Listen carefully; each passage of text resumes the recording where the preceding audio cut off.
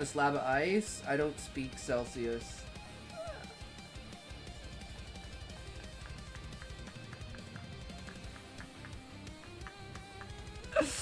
Oh yeah, I love it.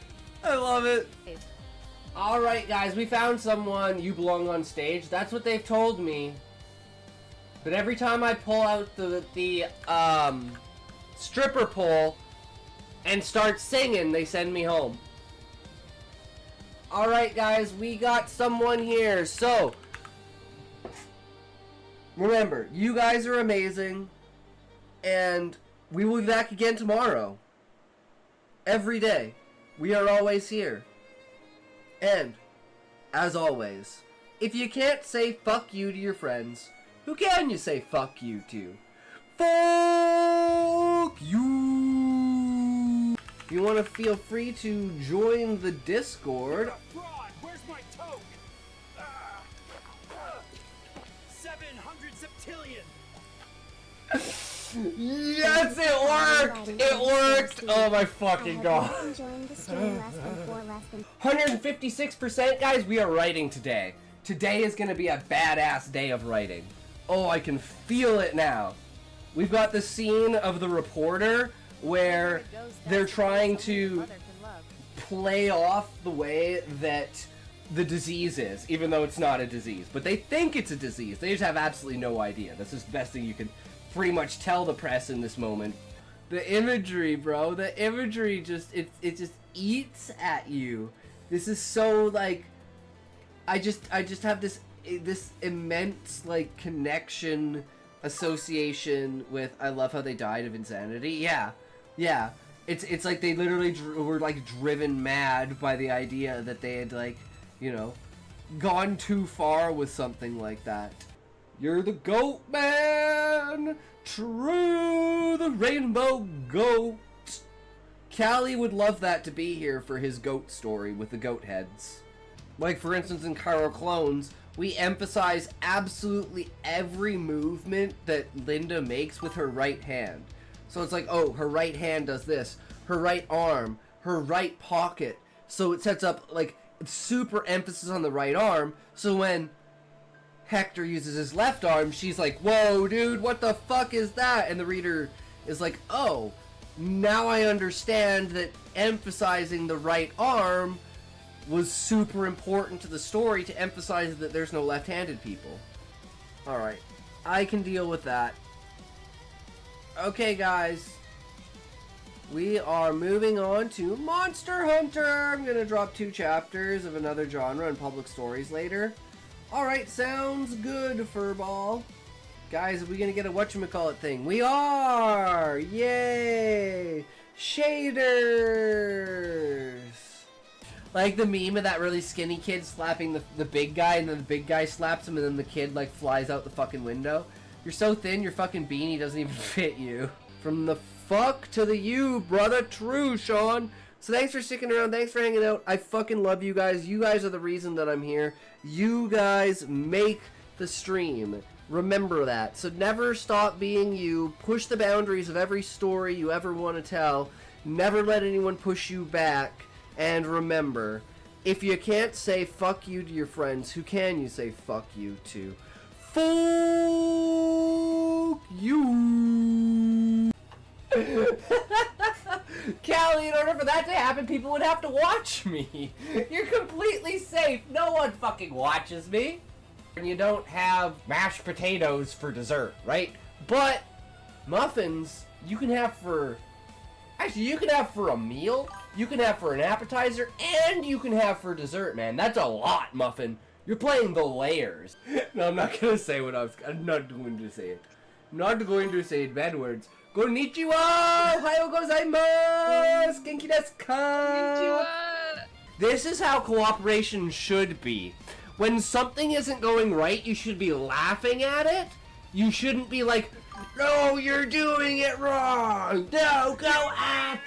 No, down! You're fired. No! You should be crying, laughing that it's like, it's such a struggle to do something so simple, not getting angry at someone.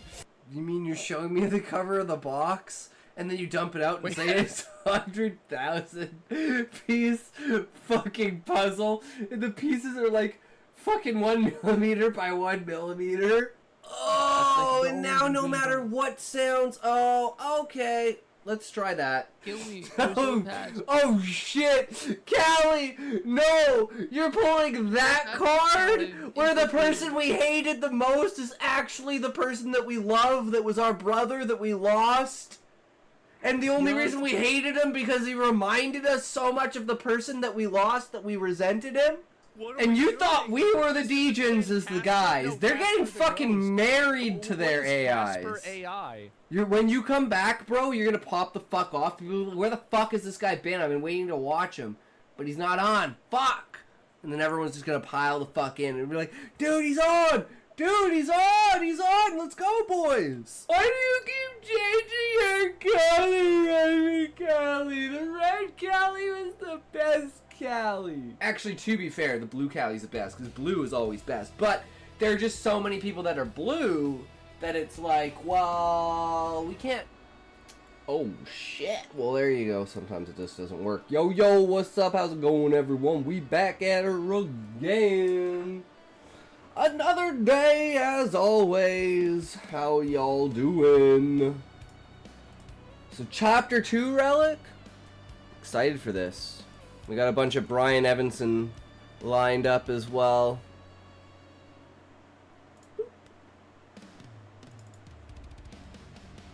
Yeah, how's everyone doing today? We had a fantastic movie night. Watched The Princess Bride. Got some good story insights. So we good. Apparently so. Let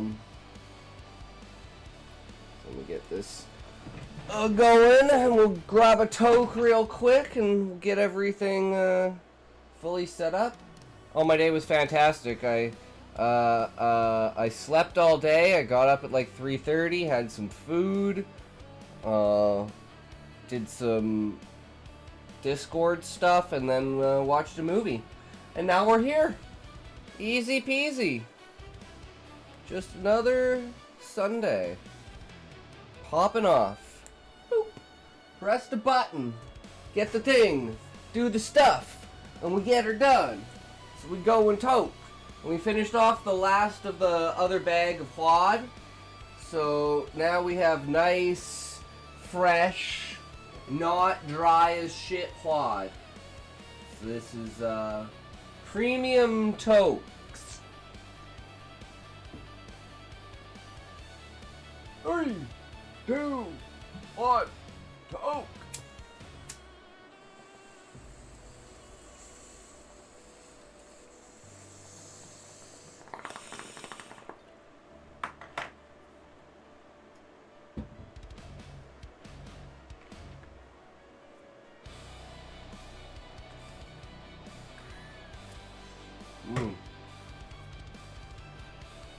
All right. Let's get us some stories. Let's get us some stories, peeps. The creativity a flowing. We be a glowing. Not much else to say other than jump right into the day.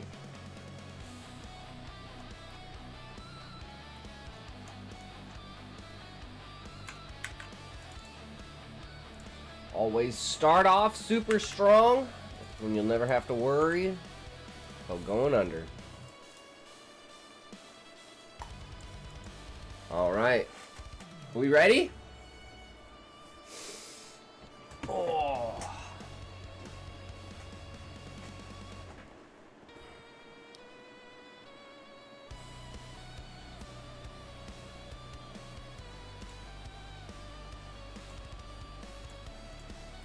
Alright, this is Relic's story. Chapter 2. Here we go. The Commendation. Ooh. The locker room hummed with the sound of fluorescent lights and the faint tick of a pipe behind the wall. Smell was a mix of damp wool, metal polish, and chemical bite of industrial cleaner. Lawrence Grimes stood in front of a cracked mirror, kind that turned every face into a ghost of itself. He adjusted the collar of his dress blues. Fabric was new, stiff around the neck, pressing against his pulse. Hell yeah, Silent Outcast. It's what it's all about.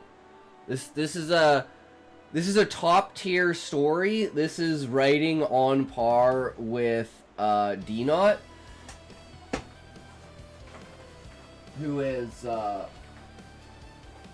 I guess at this point now it's contender for best written story that I have beta read. But I've read 14 chapters of D-Not's story. I've only read one of Relics, so you know. But the feeling is there, right? The same thing I got with D-Not's, where I'm like, dude, this does not feel like I'm reading an amateur fucking book. Like, this feels like I'm reading, like, a published work. Like, there's just, like, a certain feeling you get when you're reading, like, Brian Evanson or, like, I'm breaking on names. Who's like, three of the other main ones that we've done. Like,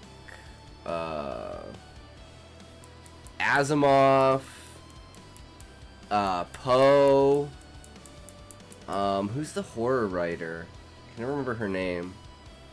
Perkins Gilman, that's what it is. But yeah, it's like there's a difference. These two chapters are fully edited and manuscript ready. You just need to be proofread by my editor. Yeah, because that's usually the difference, right? Is like most of the stories are like second, third, fourth drafts or first drafts. They're not fully completed works, right? He adjusted the collar of his dress blues. Fabric was new, stiff around the neck, pressing against his pulse. The uniform didn't feel earned, it felt issued, like armor for someone else. His reflection stared back at him, pale, hollow-eyed, a man who hadn't slept since Jefferson Boulevard. He straightened the tie.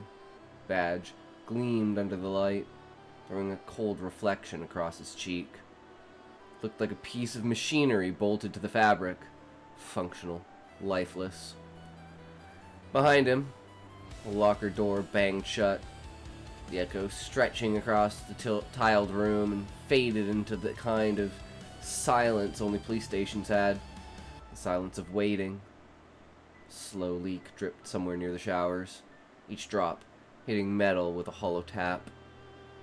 Grimes leaned forward and studied the thin line of red in his eye. Didn't recognize the man looking back. The door creaked open. "They're ready for you, detective," Sergeant called. The new title sounded wrong. Too clean. Grimes nodded once, the motion stiff, and turned off the locker light before leaving. The mirror went black behind him, its reflection vanishing with the hum. Conference room smelled of coffee left too long on a burner. Paper rot, old files. Rows, folding chairs filled the space. Uniforms pressed and starched beneath buzzing lights. Podium stood at the front, draped with a thin blue curtain. City seal stamped like a brand behind it. Deputy Commissioner adjusted the microphone and smiled, his teeth too white for the room. "Officer Lawrence Grimes," he began, voice carrying with rehearsed weight, "for bravery in the line of duty and preservation of life under extreme threat." Applause followed, dull, mechanical, sound of hands obeying orders. Camera flashed, whitened the room, momentary erasure. Grimes stepped forward. The metal was pinned to his chest, its cold edge biting through the fabric. The metal caught the light just enough to blind him for a second. He stared past the commissioner, past the flashes, past the smiles. The words flashed over him like radio static. Commendations, sacrifice, duty, They all bled together. In his mind, he saw Jefferson Boulevard, the slick black of the street under streetlight glare, the red pulse of the cruiser's sirens spilling over puddles, rain mixed with blood and gasoline, carrying it down toward the drain. Well, well, well! What's up, Smokey? How's it going? Smokey, for fuck's sakes. Okay, you said that Bomb Dropper wasn't here, Relic, but you forgot to say that Smokey wasn't here. Smokey, you missed movie day, movie night. We watched The Princess Bride, bro. Where the fuck were you, Smokey? Lazing around? Bitch. Smokey is removed from the book.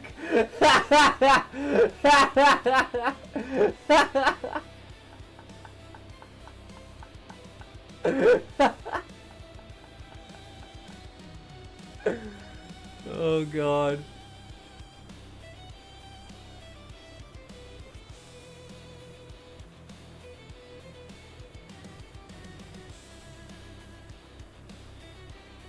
I just say well, well, well to you, Smokey. You're fucking late. What are you doing? Better luck next time, fat ass. Get back in that chair, you lazy ass shit streamer. I was showering. Okay, connection line. Is that because you were gooning the entire time? What happened? You guys? Everyone's calling me out for movie night. No one fucking shows up to movie night. Bitches. This is why I'm like, it's not really that popular. And people are like, what happened to movie night? And I'm like, the fuck do you mean happened to movie night? No one showed up. No, I don't remember who it was, but I think it was Bomb Dropper or someone else who was saying, what the fuck happened to movie night?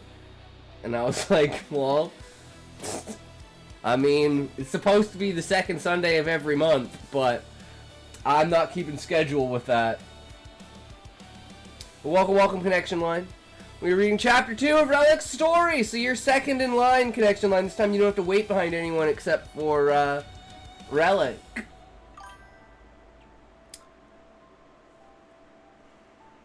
So yeah, we'll actually make it to your story today. I'm making some ramen right now. Sweet. This will probably take us about half an hour or so you got time.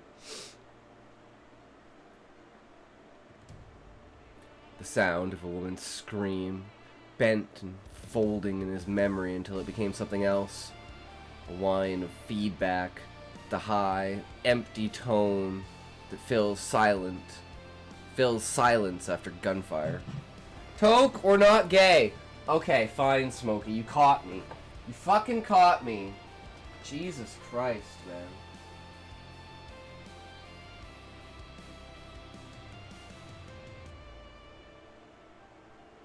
Alright.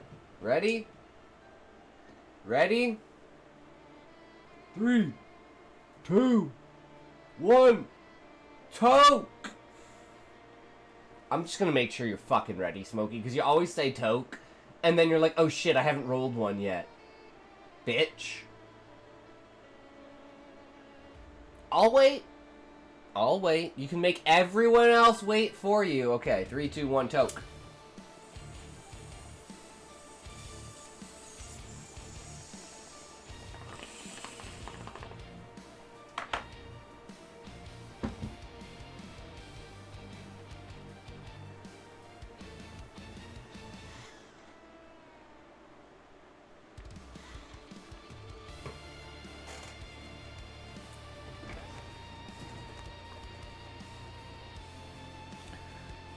Tried to remember how many shots he'd fired. Couldn't. Only the recoil remained. That sharp, mechanical jolt that traveled from his hand to his teeth. Sound of a gunshot replayed behind his eyes, echoing in the hollowness where sleep used to be. Felt the weight of the metal, then nothing at all. Hung against his chest like an anchor, gleaming for the cameras, catching the light with every breath. He wondered if the metal would rust if he left it in the rain. The commissioner said something about courage, about heroes. The crowd responded on cue. Applause, brief, dutiful, the kind that ended as soon as it began. Porter's voice cut through the hum. Detective Grimes, how does it feel to be called a hero? He blinked. The room coming back into focus in jagged pieces. The bright white bulbs. The smell of hairspray and ozone. Hollow smile of the man behind the podium. He searched for something to give them. Just did what I was trained to do, he said. The answer left his mouth and fell flat. No one cared that it didn't mean anything. Another officer, superior, clapped him on the shoulder. We could use more men like you. Touch felt rehearsed too. Everything did. Gesture performed before the lens. Not for him. Someone laughed softly near the door. And for a second, he thought it might be Waters. But when he turned, it was only the sound of a camera shutter winding. Flashes ended. The applause died. Silence returned, sterile and complete. Someone opened the back door, and cold air spilled into the room, sweeping the staleness away for just a moment. Grimes stepped out into it like surfacing from underwater, lungs burning, body heavy, metal still cold against his heart. Outside, the sky was the color of ash, thick, unmoving. Kind of gray that pressed down instead of opening up. The air still carried the smell of rain and city grime, the wet tang of exhaust rising from the street. The Detroit Police Department loomed behind him, an old brick building blackened at the corners by decades of weather and smoke.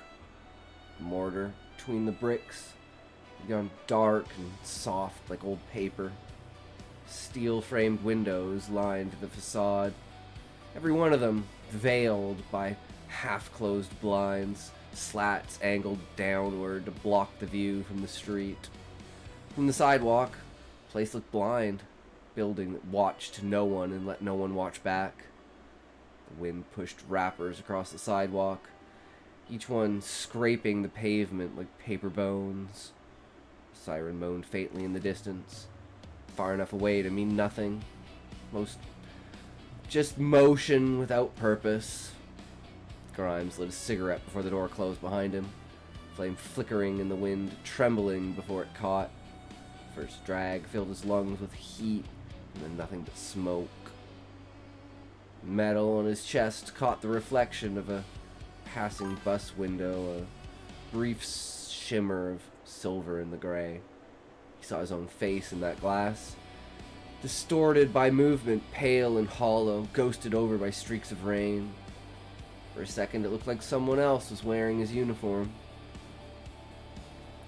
He exhaled slowly and watched the smoke rise, thin and uneven, twisting itself apart before it reached the clouds. Rose like a prayer no one was listening to. Grimes took one last drag, the ember flaring in the wind, then flicked the cigarette into the gutter. Hissed as it hit the wet concrete, smoke curling up in a thin ghost before it disappeared. He adjusted the collar of his coat and turned back toward the precinct doors. The brass handle was cold when he pulled it open, the hinges letting out a weary groan. I will say, there is one thing. Yo, 13, what's up? This is one thing that actually I just thought about is, it seems, how do I say this? It seems like there are things in here that are checking off a checklist. Does that make sense, Relic?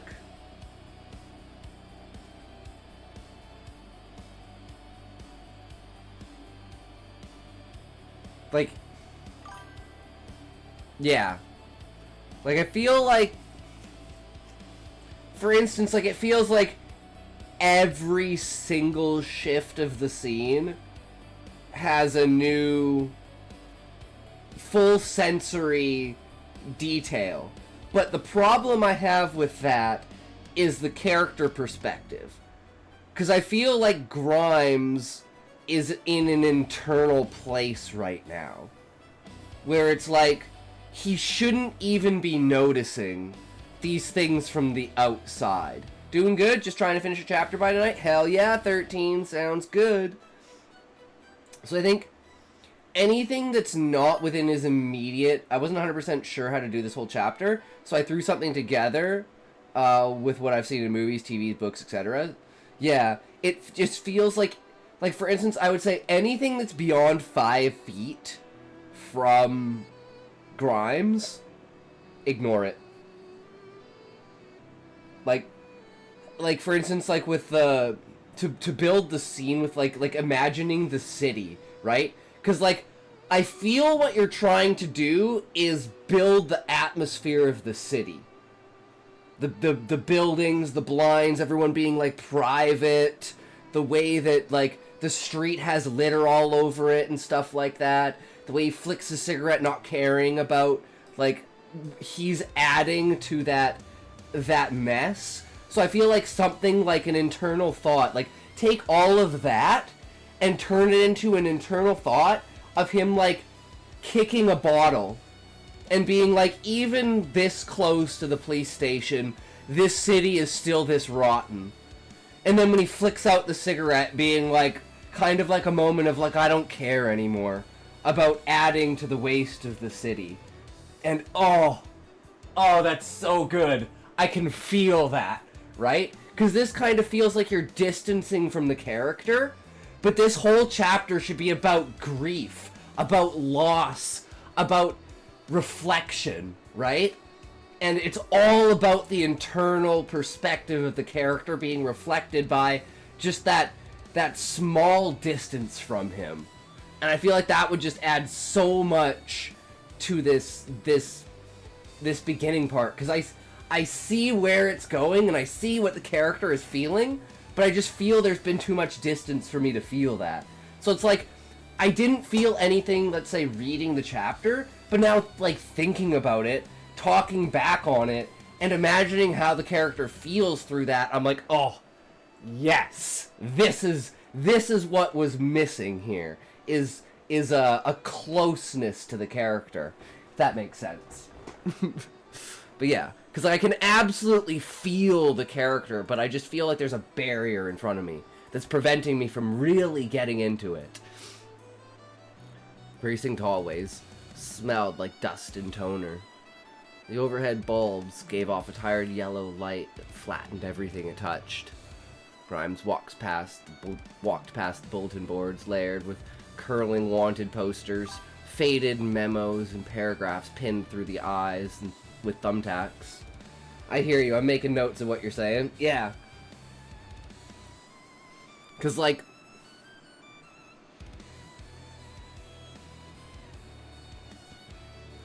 I don't know if, like, because like, this feels like, well, it's the moment that I feel like this is gonna be Grimes's decision, right?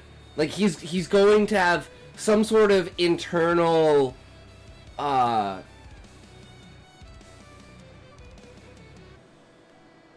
what's the saying? Like a come to Jesus moment kind of thing, where it's gonna, like, change the entire trajectory of his future. And I feel that build-up coming to it. So I'm excited to see what decision he makes, because I don't know. I'm like, he could go full vigilante, he could go full, I'm gonna stick to the letter of the law, he could go full, I don't care anymore. And I feel like at this moment, any one of those three possibilities is on the table. Despite how he feels about it, right? And that's a loss of hope and a loss of conviction for the character. Someone had left a half-eaten donut on a stack of case files at the front of desk. It was beginning to dry out. He moved down the corridor toward his office, his shoes leaving him tracks. Jesus Christ. Okay, reorient his shoes, leaving thin tracks of water from the rain outside. The place felt quieter than usual, like everyone knew something he didn't. Typewriters clicked behind closed doors, sharp and mechanical, and yet stopped as he passed. You'll get the full picture of the chapter in a few moments. Yeah, that's why I'm like, I feel like it's like on the doorstep, right? Which is what I'm guessing, like, that's what you want me to feel, right? His desk was half cleared. The nameplate was gone. Small photo that had sat near the lamp, gone too. Because, like, what hit me the most was detective, right? Like, he's gotten a promotion over this. Which is, like, and like, the same thing with, like, the, reporter being like, how does it feel to be a hero? He's like, the fuck do you mean I'm a hero? I let my partner fucking die. Like, what the fuck are you talking about? And now I'm, like, promoted. This is a fucking joke, right? It's like, oh, it's so, so real.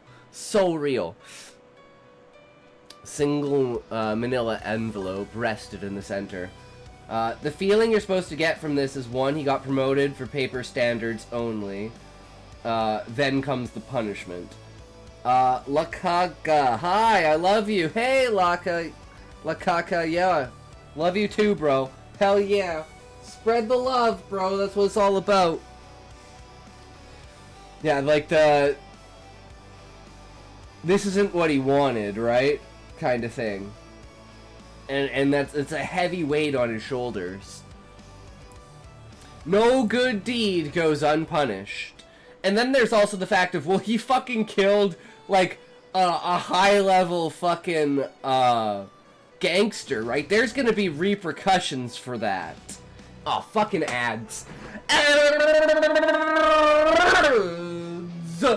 Up in there, we love the ads, we get the ads, we got the ads, we go ads, ads! Touch your toes. I know you can't, but try anyway. Why would you do that during an ad break, Smokey? You can't even see my ass during the ad break, motherfucker. Oh, and then I mean, like, wait, what ass? I don't have an ass. What do you mean? Oh, fuck. Oh, it burns. It burns more than it could. It should. It would. Ah! Would? What do you mean would, should, could, hould? I don't know if you pressed that much on the mud, but I'll tell you what about. I'll put down that with wood. It ain't broken. It ain't scratched. That's the way she was brought up, bro. I'll tell you that's an indent from at least 15 years ago. Look at those lines across that one. She got smashed pretty fucking hard up in there, I can tell you that right now. Every little one gets their little bit of push. You can tell it each goes to each side. Pull back on that, I tell you it goes on, so it doesn't disrupt. I also got ads. Gamble all. I will say the gangster stuff is a long form payoff. It does not happen in this book, but there are things to continue that plot line later in the book, just not payoff until book 2. Yeah, Relic, that sounds about right, because that's a long-term thing, right? Like, you can't just go out and kill a police officer, and you may not even want to go out and kill the police officer. You want to sit back, you want to wait. Oh, maybe he'll get married and have kids. Oh, then we can really fuck with him, right? Like, you want to play the long game, because you want to make it so no one else does what he fucking did, and they know their place. You don't fuck with us. And if you do, oh, you're gonna see. But you won't see right away. Maybe we'll let you forget, so when it comes back to haunt you, it hurts twice as hard. You thought you were free! Small photo that had sat near the lamp, gone too. Single manila envelope rested in the center of the desk. Its corners dark from fingerprints. Book 2 I'll set up and outlined very lightly. Book 2 is going to be in Virginia in the Appalachian Mountains exploring cryptids in a real sense. Ooh! Fortnite once told me that I will get touch sexual style and still have yet to follow up. Damn, connection line. They're playing the long game. They're like, I want you to feel it, but I don't want to go to jail for it, so I'm going to wait till you're of age, and then I'm going to come crashing down hard. Hey girl, been to Appalachia? Come to the mountains, I'll grab you. Never heard that song before. Sounds pretty dark, though. This corner's dark from fingerprints. Beside it, the ashtray had been emptied and turned upside down like a lid closing something off. Touch me in my no-no square first. Also, who turned on sending messages too quickly? Wait, what? Slow-mo? Who turned on slow-mo? Oh man, how do God, it's been so, how do I even check the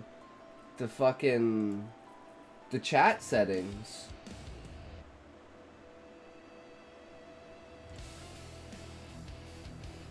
Fuck, I don't even know. Can't send messages quickly because each other, this stream, it won't let me.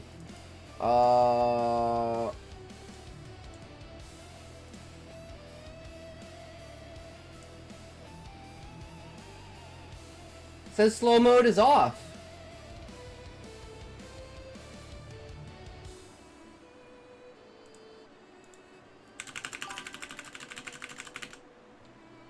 I don't know, I can spam.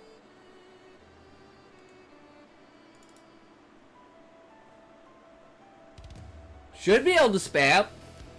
I don't know why, that's weird. Maybe you got something connected to your account connection live, but yeah, slow-mo's not on, at least not for me, at least. Beside it, oh, we already read that, right? Okay. His captain stood near the window with his back turned, staring through the slats of the blinds. Glass was filled with grime. You're a fraud. Chilling NG, yo, thanks for the follow. 700 septillion.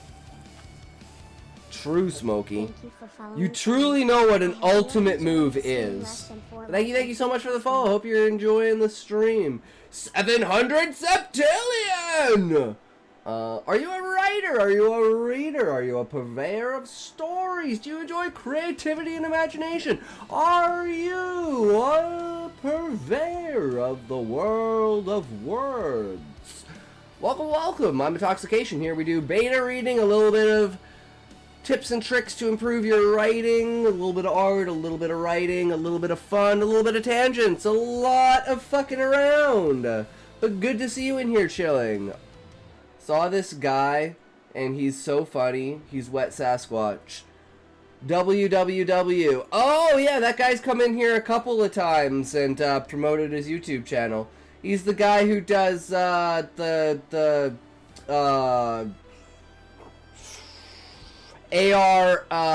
monkey tag or gorilla tag, whatever it's called. Gorilla tag? Yeah. We got some good fucking laughable moments. VR gorilla tag. Yeah. That's some good shit. You show me that.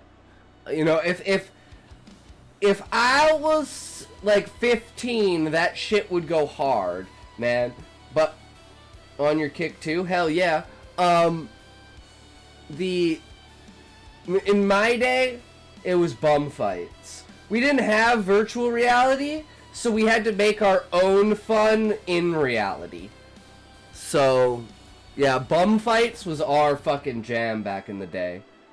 Fucking 2004 to like 2007, fucking bum fights, bro. Got me fucked up. What's some advice for my new book? Well, chilling. My top 3 advice without knowing bomb dropper is know your main character's motivation, know your antagonist's motivation. I guess 4 technically. Know the inciting incident of why your story starts, and know what's gonna happen that ends your story. If you have those 4 components, the story just falls into place. Because you know why the main character is doing what they're doing, you know what their goal is and where they're going, you know what the antagonist is doing, and you know why they're trying to stop the main hero and stuff. And then you just build everything up off of that. but those are your main 4 key points, and that makes it so you have a destination, right? So protagonist's name is Quarry. Oh, that's an interesting name. That's an interesting name. It kind of reminds me of 50 Cent line. They play Fortnite on their PlayStation. We do it in real life. Yeah, you gotta be like Hunter Biden. You gotta be playing GTA in real life. Sir, Grimes said. Captain didn't turn right away. When he did, his eyes looked bloodshot and old. It was coming from above, he said, voice low, rough. Transfer request. Administrative. Grimes waited. Voluntary? That's how it'll read. Interesting, interesting. My antagonist's name is Kyler. Ooh, that's an interesting name. Kyler. I have a friend named Kyler. He's addicted to gambling, sadly. He's the only person I've ever gambled with. I gambled one in my life. Got 40 bucks. He won 2 grand. I was like, I'm never doing it again. And got in a school fight. Oof. Yeah. He won 6 grand, bought a 4 grand monitor, lost 8 grand, and had to resell it for like 800 bucks. It's fucking brutal. It's like, dude, stop gambling, man. It's like, I'll get it back. I'm like, no, you won't. And when you do, you're gonna lose it again. Next time you win big, fucking quit. Nope. Captain crossed the room and picked up the envelope, holding it like it might burn. He passed it across the desk. New post out west, Nevada. Grimes tore the seal open. Inside, a single sheet of paper. Official letterhead, black ink, neat paragraphs that meant nothing. I'm gonna find some more streamers. I'll see you later. Alright, yeah, sounds good, chillin'. But yeah, take those 4 things to heart and build off of that, and your story will have a direction and an understanding. But always good to see you popping in and having a good time. Peace out, brother. Thanks for the follow again. Always appreciate it. Stamped across the top in red, Federal Partnership Exchange Program. Below it, smaller type, Cinder Police Department. Okay, no problem. Hell yeah, brother. He looked up. Never heard of it. Captain gave a small shrug. It's quiet. Desert town. You'll like it. Tried to smile, but it came out wrong. Grimes let the paper hang in his hand. Why me? You're a hero now, Captain exhaled, rubbing at the bridge of his nose. Heroes get reassigned before anyone starts asking questions. Grimes waited. What questions? Captain hesitated. About why Bishop's wife had a federal file number on her driver's license. About why half the evidence in your case disappeared into storage before the paperwork cleared.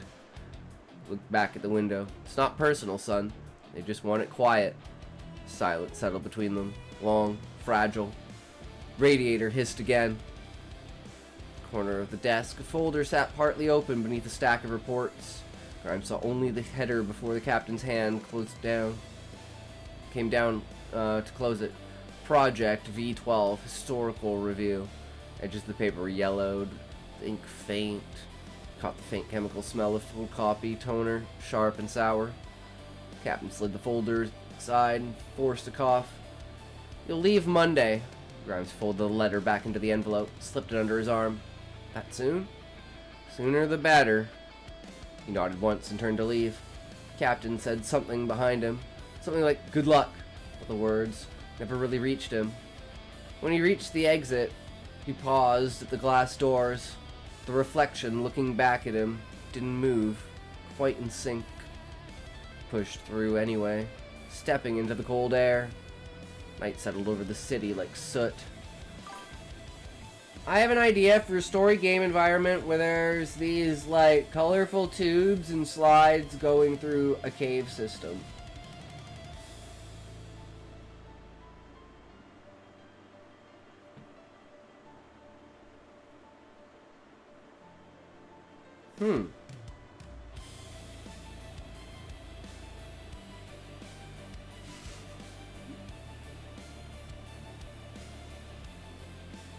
I'm just imagining like a rainbow maze, but it's like whoever, so I design it connection line that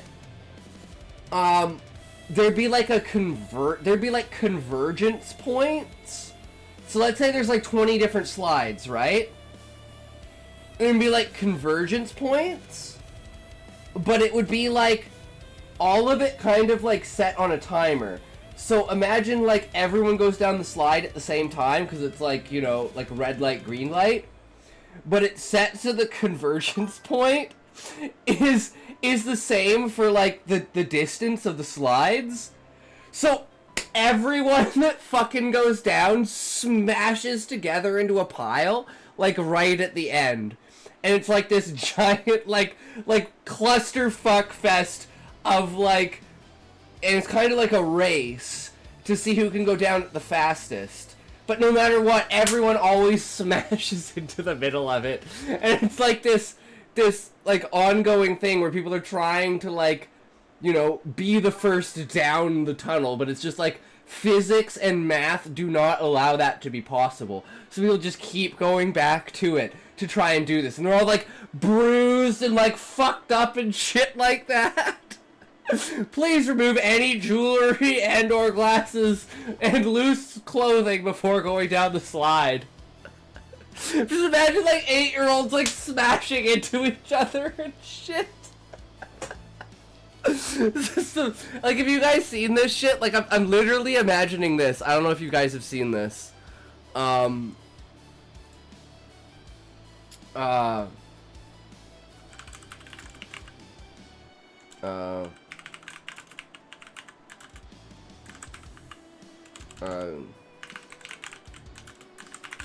don't know if I can find it.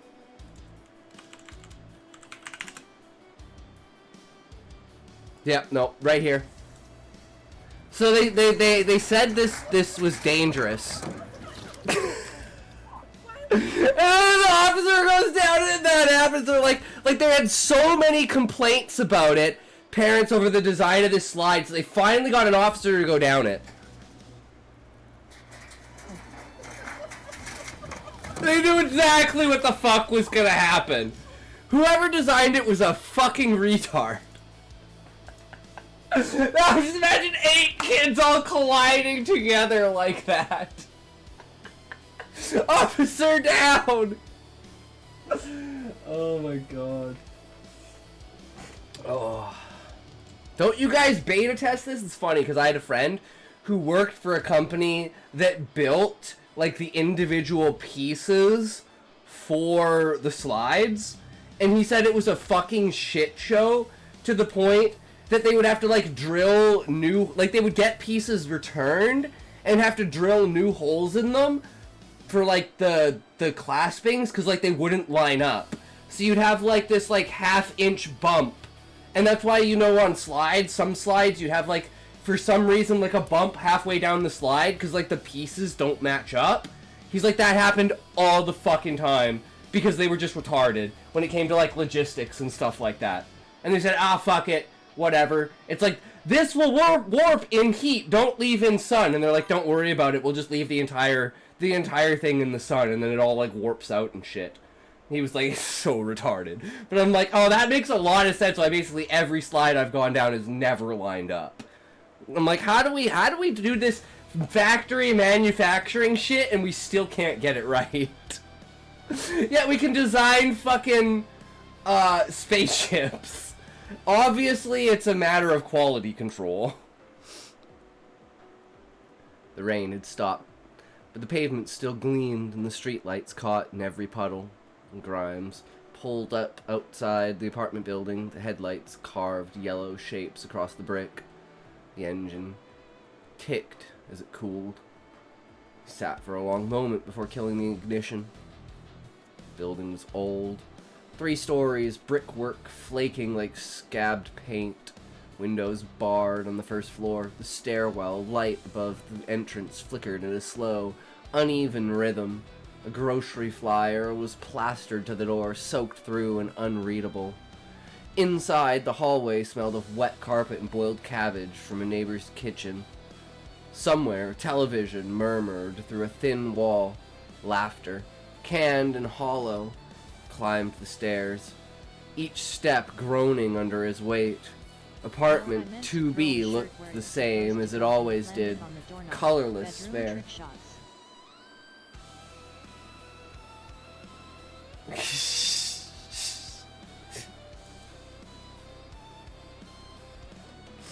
Well, I mean, Callie, it's not exactly a trick shot if you didn't intend to do it. Isn't the whole point of a trick shot intent? Because, you know, like, coincidences happen. I prefer bedroom back shots. True connection line. The only time there's ever a shirt on my door is to let people know not to come in. Sock was just too obvious. I use my socks for other things. I mean, what? What's a back shot? So I pull out and come on your back, Callie.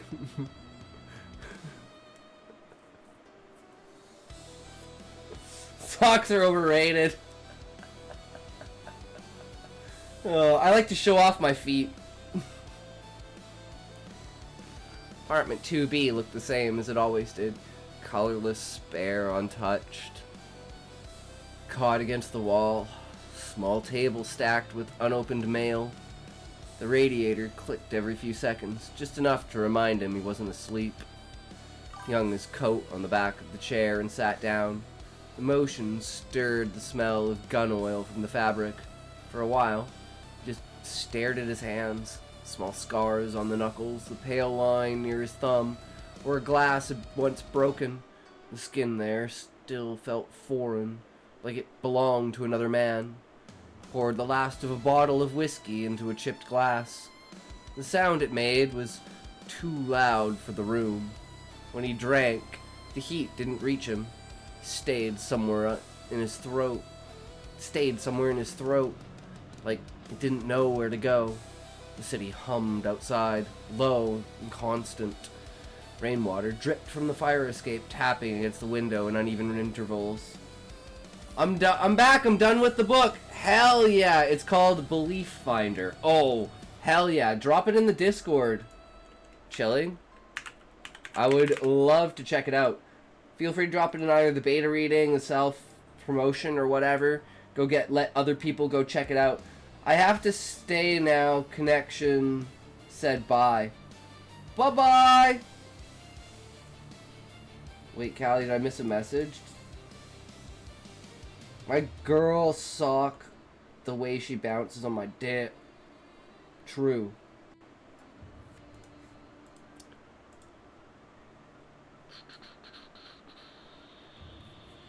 Poured the last of a bottle of whiskey into a chipped glass. The sound it made was too loud for the room. When he drank, the heat didn't reach him. It stayed somewhere in his throat. He didn't know where to go. The city hummed outside, low and constant. I'm in! Hell yeah! Sounds good. My message. What message? You said, huh? That was it. You said, what's a back shot? You said, huh? Said, you guys are freaks. I'm out of here. And you said, bye-bye. And then... yeah, what did I miss, Callie? I'm sorry if I missed your message. And then you said I'm staying because connection said bye. I'll tell you facts about the book, okay, in the Discord. Yeah, sounds good, Chilling. Just feel free to, spam out a couple messages in there. Guys!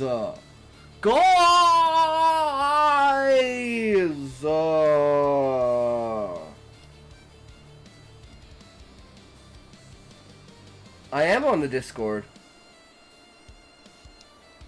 Just let me know what channel you're popping in.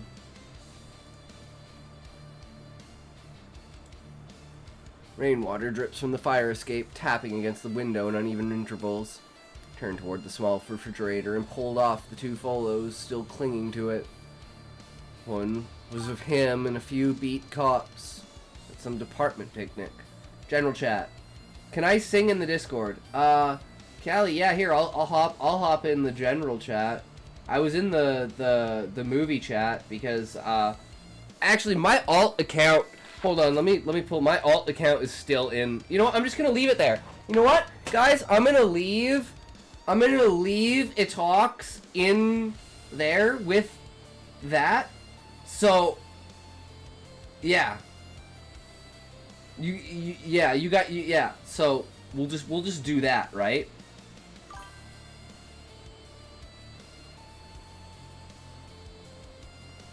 No, I'm just trying to make fun of Callie. Cause if you got the joke, cause like, the general. I'm in general right now.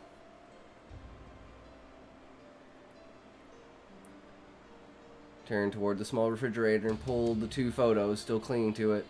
One was of him and a few beat Where cops. are you? And Yo. I'm so sorry. I cannot sleep. I cannot dream tonight. There, see, I know that song. I know that song. Plastic cups, sunburns, forced smiles. The other was older. Yo, what's up? Him shaking hands with his father beside a patrol car. Hey, can you hear me? Yep. Both wearing the same badge. Ooh. Wait, I want a badge. Yep, he's a police officer. He looked at them for a while, then folded them once and dropped them into a drawer. But The commendation envelope Did you sat stop in the the live counter stream? where he left it. What? did you stop the live stream? No. The fuck is with these rude ass kids? Shut the fuck up. Yo, it's my It's badge. bomb dropper, bro. Because mine like lagged. It's like Oh, cause the frozen. you might have to refresh it. I don't know. Sometimes it does that. And there's also the lag. So in the Discord, right? Like what I'm saying in Discord is gonna line up with the stream because it's gonna have like a 30-second delay or whatever, right? It's just I'm the gonna way change that it my is. profile up a little. Yeah, right. Sounds good. Alright. I'm gonna change my name and probably my profile. The cat, though. The cat. Everyone loves a good cat. I'm gonna put on a different cat. Oh, well, there you go. See, that's smart. Change up the cat. I like that. That's smart. Yeah, it's my other cat named Simba. Nice. Is he a tabby? He's an orange. Yeah. I'm like, you can't name. That would be funny though. I have a cat named I'm gonna Simba. go- Oh, is he orange? No, Yep, he's black and brown. My profile while I'm in here. Hold up. He opened it again, even though he knew every word. Inside lay the letter and a new badge, silver, untouched, stamped clean. I have never Detective. been in a Cinder. chat like this before. Like, I haven't been in a voice chat. Like, I don't really go into them. Yeah, I'm not really one of those. I'm a typer. That comes with the world of writing, but eventually it's like, you gotta get out there and do your thing, right? So it is what it is. Especially Alright. like doing like D&D groups or like Alright, I collab just groups changed and my stuff. profile picture. You might have to refresh. I used to have a snail named Gary. That's so awesome, 13. That's such a great meme. I absolutely love it. Even if it's not true, I still fucking love it. Yeah, that guy, what Sasquatch or whatever? Yeah. Bro, he was fire. Yeah, I'm sure if I was a kid, I would thoroughly enjoy that kind of content. Meme? I mean, what do you he mean? was, like, Gary, he was really funny pet in some snail, videos. Like that one hide SpongeBob. and seek one in that big like basement. I used to have a pet sponge named Bob. Bruh. See, there you go, Callie. You know what you're talking about. A sponge named Bob is crazy. The problem is my sponge I use to wash my asshole with, so he's not very happy. Turned the badge in his fingers, watching it catch the lamplight. The reflection bent across its curve, warping his face into something unrecognizable. Alright. Alright, here. He's not my pet, he's my fucking slave. He does what I said, he eats my ass. He set it I'm down gonna leave beside the the half-empty voice, glass. chat, and then I'm gonna go back in. Yeah, See sounds if you good. can see my thing. It usually takes a chance to refresh. You might have to close Discord. Set it down beside the half-empty glass and leaned back in the chair. The smoke from his last cigarette of the night curled upward, a faint gray thread twisting in the still air. Hung there for a while Alright. before dissolving. Didn't feel proud. He didn't feel should see it. anything. What he felt most was erasure, quiet subtraction no one else seemed to notice. Close Discord and uninstall it for the next bomb dropper. It'll fix it for you. Here, did you see my profile now? Okay, there it goes. Now it swapped it up. There we go. Yup, it just changed. Yeah. There you Now I go. put my name at chilling. Chillin' indeed. Let's go. No one gives a fuck No, about your it gives me my profile. own, like, badge, and it's just, like, chilling on it. Well, that's pretty decent, you know. Patches back in my day would say, oh, what was it, like, the best ones, like, talk to the hand, Talk to the hand, buddy. Talk to the hand. That's another good one, Talk to the hand. Oh, it's cool. bro, these kids who have no respect, like real. I mean, it kind of fits the vibe of the stream, because the stream is supposed to be, like, absolutely unhinged. So, Yeah. I can definitely get behind it. I'm sorry I though, found you on my Relic. For You page. I understand what it must be like. Let me have this. We're so close. We're like 80% of the way there. You're the boss. Yo. I mean, it is what it is, right? The world is a very fucking brutal place. Fucking ads. Goddamn ads getting up in here. I just want to know, Yep. is the stream hearing me? Yes. Fuck. 3, 2, 1, toke.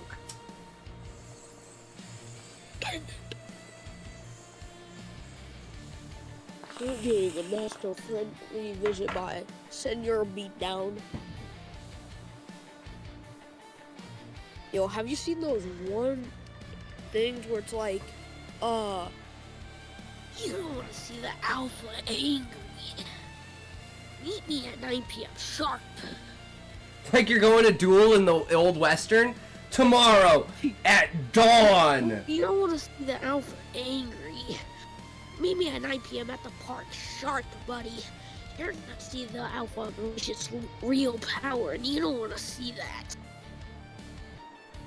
I'll show you what real power is.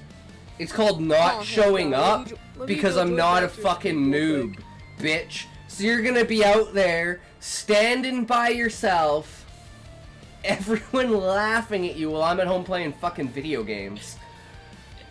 No. But some people just have such a high ego. Yeah, sure, I'll be there, bro. Fucking 8 p.m. sharp. No, 9 p.m. Oh, 8 a.m.? No, 9 p.m. Oh, okay, midnight. Perfect. No, 9 p.m. Oh, okay, 7 a.m. Okay, yeah, perfect. Just piss them off even fucking more. Pretty sure I said 9 p.m. sharp. Yeah, and I said 5 p.m. sharp, so you better be there at 4:30, okay? No, because I'm eating dinner. I'm taking my butt to Mickey D's. Well, I'm fucking your mom, so, you know. Womp womp. I'm taking my ad to Mickey D's. But hey, I'm not the only one, man. She's got a lineup, okay? Taking my ad freaking. That's why I gotta be on time. I gotta be early, so I'd be one of the first ones. You imagine being one of the last guys in line at Bonnie Blue? You're the 2000th guy to jizz in her? Yeah, I don't know, man. Oh nah. I don't know about that. I'd only get in line if I was first, bro. I'm watching your stream right now, and I don't see literally anyone commenting anymore. Nope, because everyone's No dead. one's commenting. They all for like left. 3 They all fucked off. They're like, nah, we're over it. We're done. We're out. Everyone start chatting, or else you're gonna make the alpha angry. Outside, a siren wailed somewhere downtown, fading until it became part of the city's Oh, pulse. I'm I'm laughing so hard! Sound filled the room for a moment, then Bro left it says it right empty, as I emptier said, than You're before. making the alpha angry. I'm playing What's Warnament? What the fuck is Warnament? Connection line? Oh. Grimes Warnament, reached bro. out and turned off the lamp. The badge caught the last bit of light before the room went black. Bro. The sign above Murphy's I don't flickered know like why, a dying but pulse. Here, I'm gonna comment something. I'm gonna just Half a- comment a bunch. Half the letters What, burned about out. 3 rows? So it just Yeah, said there you go. Merhoods. True, take those tokes. There you go. Rain started again, light and steady. Missing Go look at geography your country simulation game. Ah.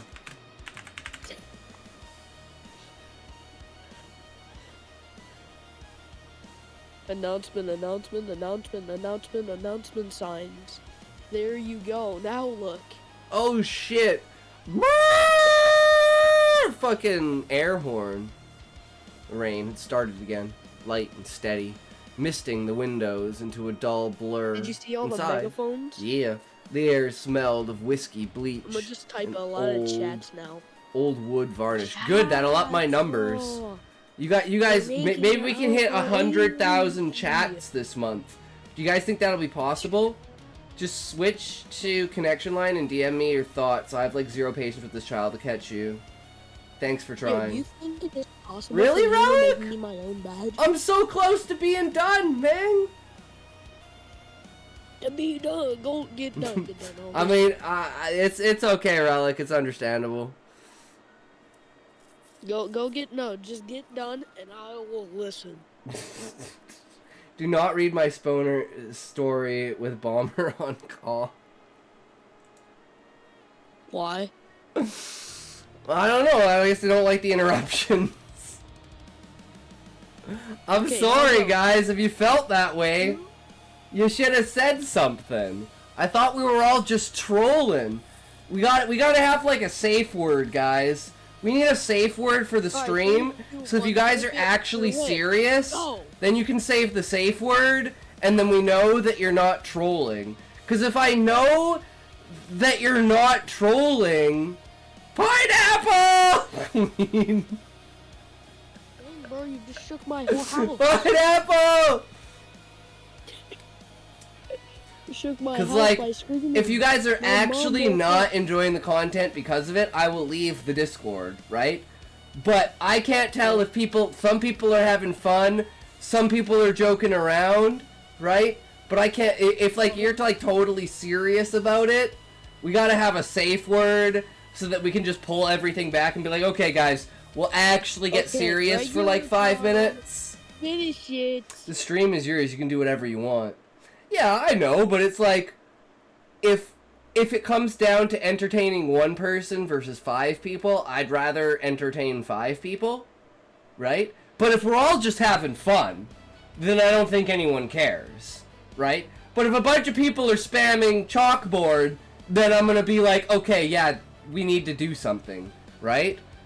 Because I'm gonna take my butt to Mickey. I mean, I stepped away and I'm back. So Relic,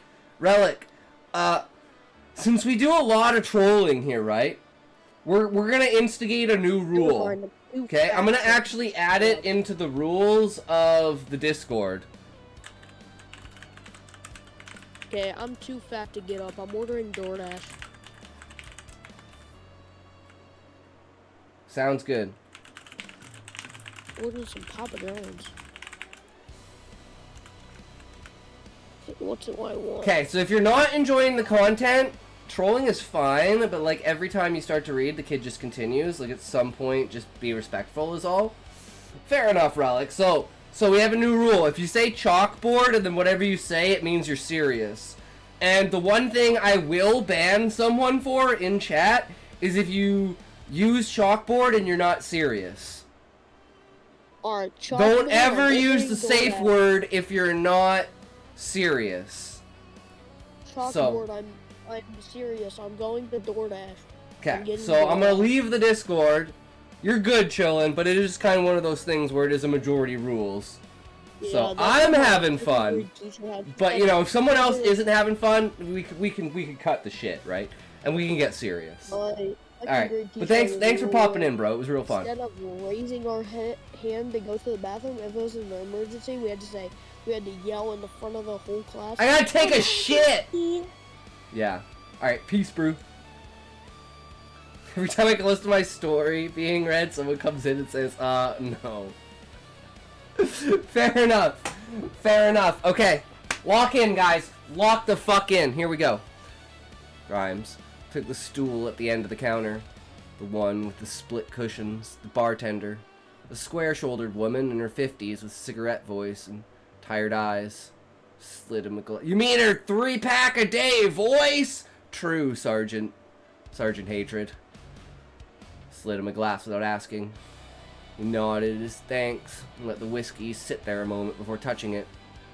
Jukebox in the corner whispered out some forgotten Motown song, tiny and soft as if embarrassed to still be playing. Chairs scraped behind him. You look like a man who just got promoted and fired on the same day, Franklin said. Grimes turned. Franklin limped slightly, his cane hooked over one arm. The man's trench coat was soaked at the hem, his tie undone. He smelled faintly of rain and aftershave. Something like that, Grimes said. Franklin eased himself onto the stool beside him. They treating you right, hero? Grimes smirked at the word but didn't answer. Lifted the glass instead. They drank in silence for a while, letting the noise of the room fade to the hum of neon. A few other uniforms huddled near the far booth, laughing too loud, trying to pretend none of them were counting days to retirement. Franklin tapped the bar with his finger. Heard you're heading west. You left the chat. Yeah, I said I was chilling, because people wanted me to read the story, so I left the chat. Just like I said I was. Oh no, don't worry about it, man. I thought we were having fun. Because we're pretty like lax around here, right? But it's like if it is actually a matter of disrespect, then we will, take a step back and reevaluate the situation and have a conversation and see what we want to do about it. And at this point, we're at the point of okay, we're just gonna read the story. We're just gonna read the story. Plain and simple. We can still have fun, guys. It doesn't ruin the vibes. It's just saying, okay, we've picked the direction we're now going. After this, can you make me a chilling badge? I mean, maybe. If I have time.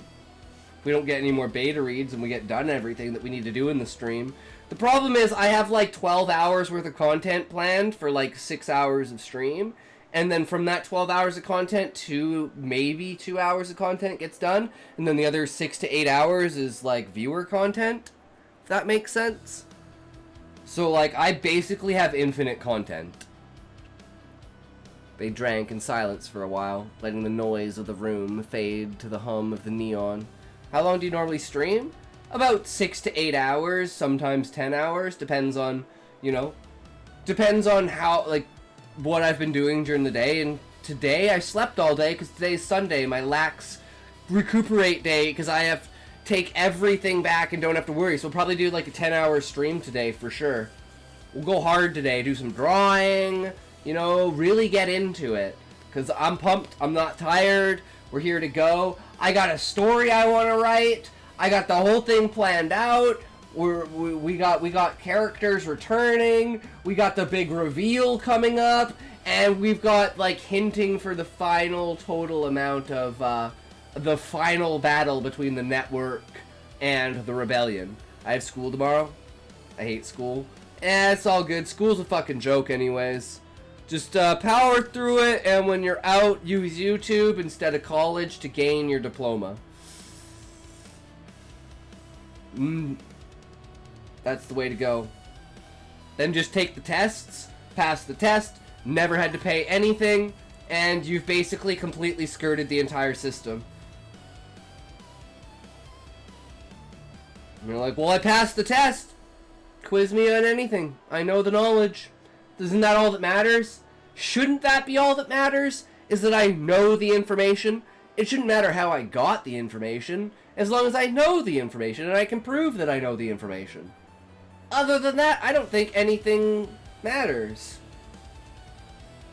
But no, we would rather... No, sorry guys, we live in a society where we know that you don't know the information, but you have the certificate. So you're good to go. And then we know that you have the information, and we know that you're the best, but you don't have the certificate, so we can't allow you. Like, it means 7 stressful, cruel hours of looping. Yup. So you know what I did when I was in school? I read. And then I would just gaslight the teachers into being like, what, you don't want me to read? I thought school was all about reading. But now you don't want me to read. Like, the second I pick up a book to actually read, like, and I would gaslight them so hard, they literally would not even, like, they just gave up on me. Because I would just disrupt the entire fucking class, and I would say, wait, hold on a second, and then I'd come up with, like, a 20-minute tangent about why, principally, I was right. And if they wanted me to do what they want, then they'd have to acknowledge that I was right and just let me do what I wanted. And it would disrupt the class so much, and they'd send me to the principal, and I'd just say to the principal, they wanted me to read. I was reading. You know? They didn't say, what? They said, read chapter 3. I said, okay, I read chapter 3. YouTube and Twitch are so much better education than actual school. 100% 13. What I did is hid in the back dark corner in all black. I sat at the front, and I fucked with people because it was funny. Because it was fucking funny. Franklin tapped the bar with his finger. Heard you're heading west. That's what they tell me. Nevada? Grimes nodded. Cinder. Ever heard of it? Once, Franklin said. Passed through years back. Quiet place. Too quiet. Makes you hear your own thoughts. Yeah, Grimes said. Sounds like paradise. They both smiled. Thin, humorless things that didn't last. I yelled out of nowhere and blamed it on the popular girl. Ah! Hey, that wasn't me, bro. No, wait, you gotta be like, ah! That wasn't me, man. What are you talking about? I can't even make those sounds. I'm like, ah! Ah! I can't even make those sounds. What the fuck are you talking about, bro? Oh, you guys, you know what? Maybe my consciousness wrought gaslighting into the entirety of existence, and through pure consciousness, I infected the entire world with the most powerful ability of gaslighting. Chicken. Zinc. Nice voice acting.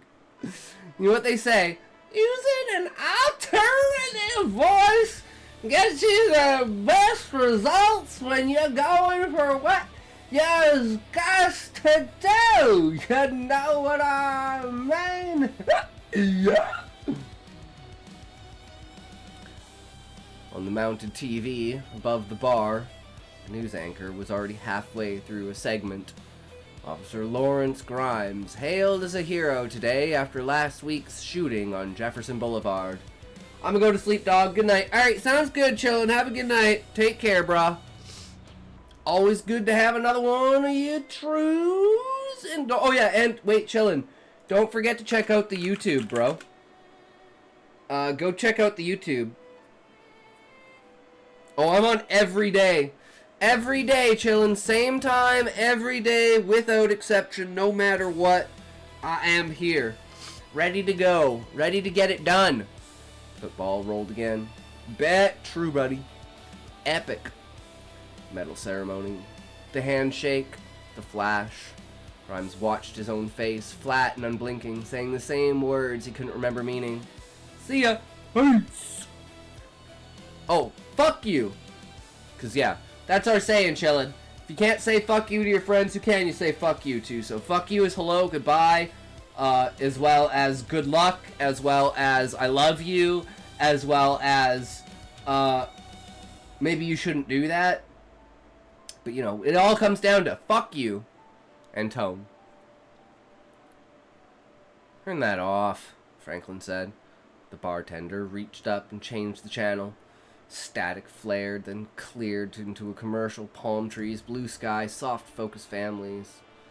In front of new homes. Cinder, Nevada, the best place to live. Grimes let out a breath through his nose, almost a laugh. Guess they've got me in syndication. Franklin raised his glass. To paradise. They drank. When the whiskey was gone, Franklin set his empty glass down and said, You'll do fine out there. Sun'll burn the city right out of you. Maybe, Grimes said. But dirt doesn't wash off easy. Franklin didn't argue. He just nodded once, slow and knowing. Outside, a horn blared somewhere, on the wet street echoing through the narrow alleyways. Grimes dropped a few bills on the bar and stood. See it around. Not likely, Franklin said. Grimes gave a small nod and stepped out into the drizzle.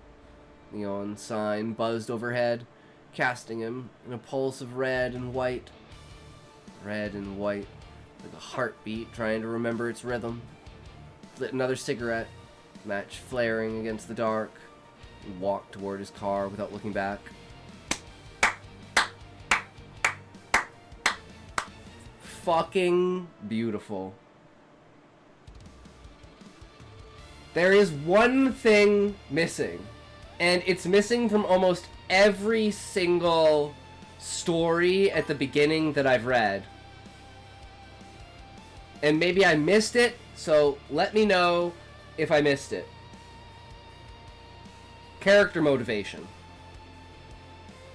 Why is Grimes doing this?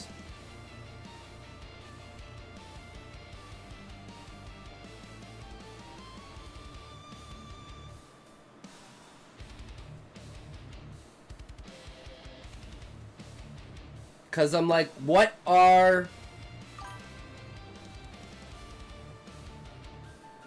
his win conditions?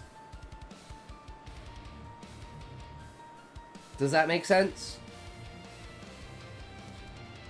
So I know how he feels, and I absolutely feel for him. And I know what kind of person he is. He's the kind of person who is going to sit in the background until he's called on.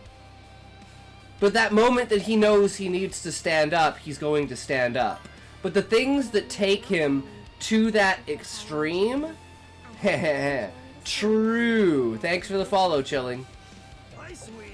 The patron was just telling I see where you're going. Yeah. consonant. So, Thinks it'd be a perfect match for us. I feel like I would feel deeper for him knowing what his motivations are and seeing those motivations shattered. And then having him rebuild new motivations throughout the book. Right? Like, one of the strongest starts to the stories with the idea of the inciting incident is showing normal life. This is a day in the life that I've been living for the last 10 years. Right? Then you show what made your life normal. Why you want to maintain that normal life. I do hit the normal life in later chapters. Yeah, because you said this is like kind of a backstory, right, for the character. So that's why I usually give it, you know, roughly 5 to 10 chapters to hit these marks. But still, the strongest starts that hook people the most are motivation. What is my daily... And this is how they present motivation. What is my daily life like? Why do I like my daily life? Or why don't I like my daily life? Right? And then what, for instance, let's just go with, why don't I like my daily life? Right? Because that's kind of the feel we get for this story. Why don't I like my daily life? Well, then you look at the past and you go, well, 10 years ago, my life used to be like this. But now my life is like this. So, I wish my life could go back to being either what it was, or I kind of didn't like my life as what it was before, and this new life has shown me that my old life also wasn't what I wanted. So now I want this new third life. and then we're like, okay, well, we know the character doesn't like the situation they're in, we know why the character doesn't like the situation, and we know what the character is going to try to do to get out of that situation. Now all we need to know is, what does the character do in tough or easy situations, right? The fight, fawn, or freeze. And once we've established that, we know pretty much everything we need to know about how the character is going to act. And then we learn about the world. And we go, now that we know the character, we will fall in love with the world because we know this character loves the world, or this character hates the world. But there's always got to be something about the world that this character loves. So either, if they hate the world now, they loved the past. If they hated the world now and they hated the world past, they have to love a future. There has to be something that they're striving for that gives us a feeling. Even if it's only a little inkling that's hinted at because the character doesn't know yet. Or it's something the character thinks they know, and when they achieve it, they finally realize that's not what they want. So, I really feel this is good at building up what this character's like, how this character is going to react, what this character feels like, what this character's life is like. But I don't have a motivation for why I should care. And I think that's the biggest thing that people are missing. Bro, one day I started jacking my dick, then low-key nutted everywhere. It was crazy. I mean, the first person that realized that connection line, I have no idea how fucked their life must have been once they realized that. It's true.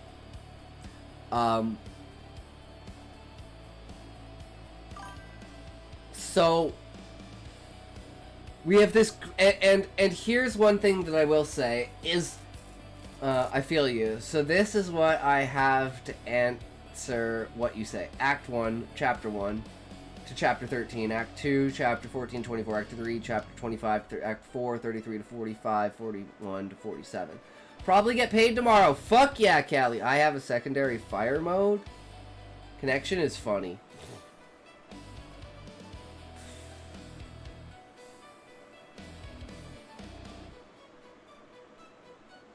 And I'm guessing this is act structure, right? Character. Conflict. Setting the stage, establishing false perfection of Cinder, and hinting at the threat. Yeah. Act 2 is establishing the threat. Act 3 is usually confronting and failing. Act 4 is reevaluating how you deal with the situation. Act 5 is building up to it. And then Act 6 is the final confrontation. Investigation widens, the town's denial hardens, the spoiler begins to emerge. Yeah.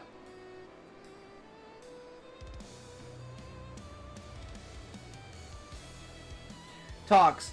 What if I broke all the rules of writing and gave no context for books 1 until I wrote book 2? Act 3, illusion collapses, Cinder's corruption is fully exposed.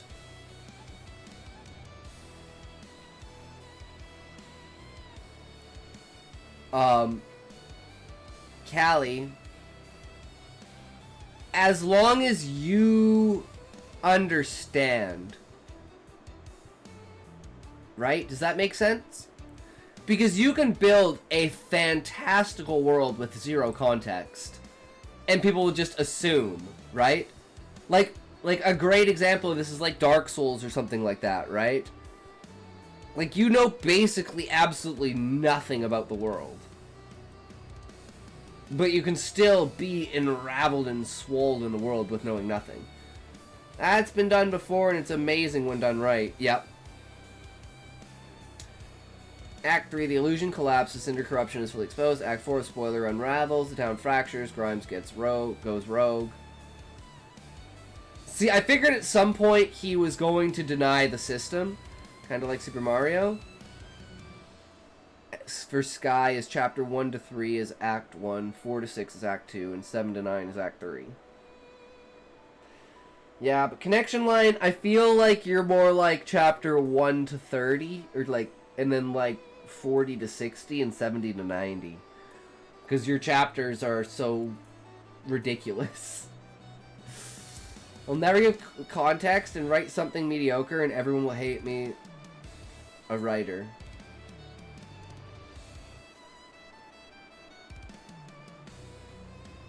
My mini chapter system. I mean, it works. There's no one says you have to structure a chapter or a book a certain way. You can write an entire book in one chapter that's 2,000 pages. You could write an entire book in one sentence. A continuous run-on sentence of a book. Really, with Super Mario, there is no explanation of why 2 Italian plumbers are in the Mushroom Kingdom or why they care about Princess Peach enough to save her. You just go with it. Oh, I see now what he means by that. See, Sean? You're good at that kind of stuff, picking out that nuanced context from it. I was like, what the fuck do you mean Super Mario Brothers? Because I thought he was talking about a video game, but he was talking about a storyline, not the video game. Because I was talking about Dark Souls, right? And I was like, well, there's like no lore to Super Mario Brothers. And I guess I should have picked up on that when I was like, well, there's no lore to it. Well, obviously there's no lore because no one gave a fuck. It was just, what are the means we can use to create the world? Okay, now what do those means mean our character? Well, let's use tubes. Okay, but what are tubes? Well, tubes are like tunnels that are like 0 to 3.9, 4.0 to 6.9. Yeah. Wait, I want to do that. I'll call it Super Mario Effect and Nintendo will sue me. Yep, true, Callie. Did you guys see this? Did you guys see this? I don't know if this is satire or not.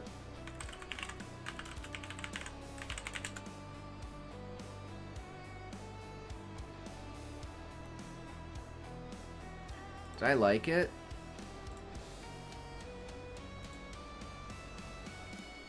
Oh, fucking ad. Oh my god, yes.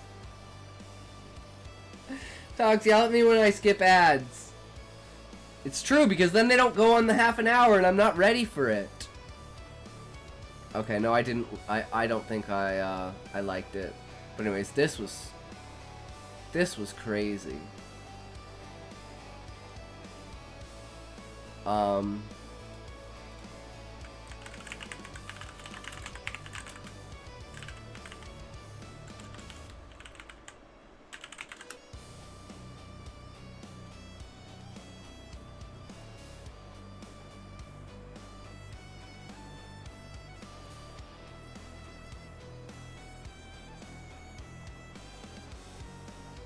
Where the fuck was this post?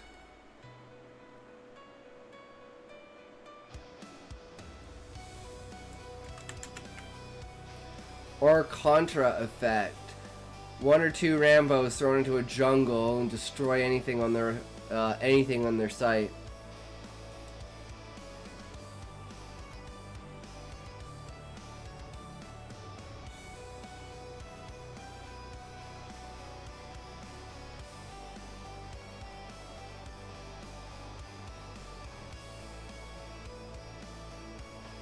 Yeah, I can't find it. But anyways, apparently, why yell at me? I yell at you because you fuck it up. It's got to be on the half an hour mark so everyone knows when ads are coming. They're like, okay, it's 25 after, ads are coming up, time to leave the stream. Right? No, this isn't what I wanted. So I saw this and I thought it was fucking hilarious.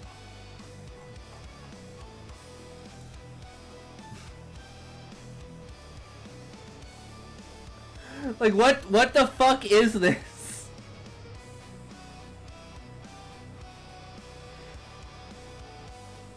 I'm like, I'm trying to justify this not being a circle jerk. And I just can't do it. Like, why is there this thing in the middle? I don't understand. Why is this here? Like, what? Like, what? Why are they not just holding hands? Why Why are they grabbing each other's fucking dicks? Speaking of leaving the stream, it's almost 4 a.m. here. I should be sleeping. True 13. I know it sucks with the stream timing and everything like that, but take care, good sir. Always good to have you in here. Kamala Harris for the gays. Yeah, you don't have to be gay to circle jerk. It's not gay to circle jerk. You're all just suspending the disbelief that you're not touching your own dick. Just a bunch of guys, just, you know, I would touch your cock at talks just for a few seconds, though. It's okay, Callie, I don't got a cock. Okay, May, Laura, hey, Reese.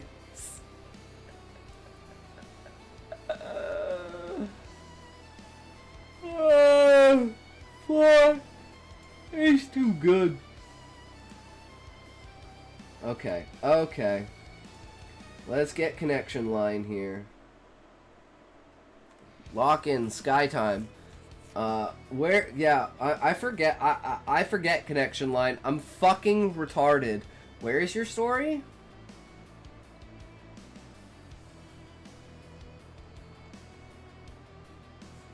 Wait, did I put it here? No, this is the Binding of Ashes. Booby pad. Right.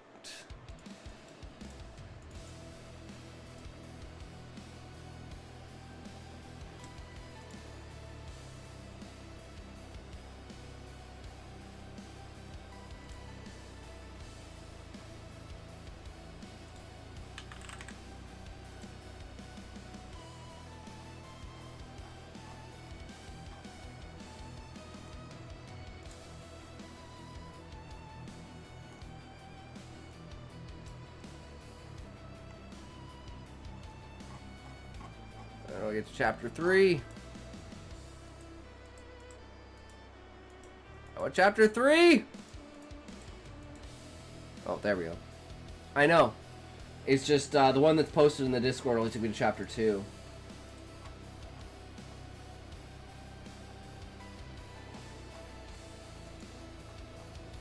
I think 3.3.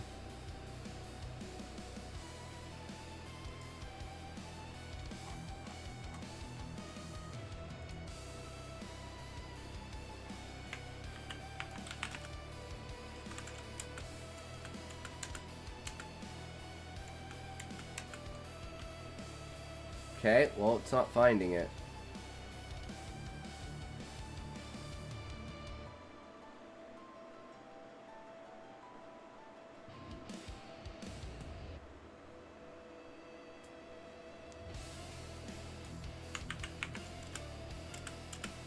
Okay, just hadn't loaded the page yet, I guess.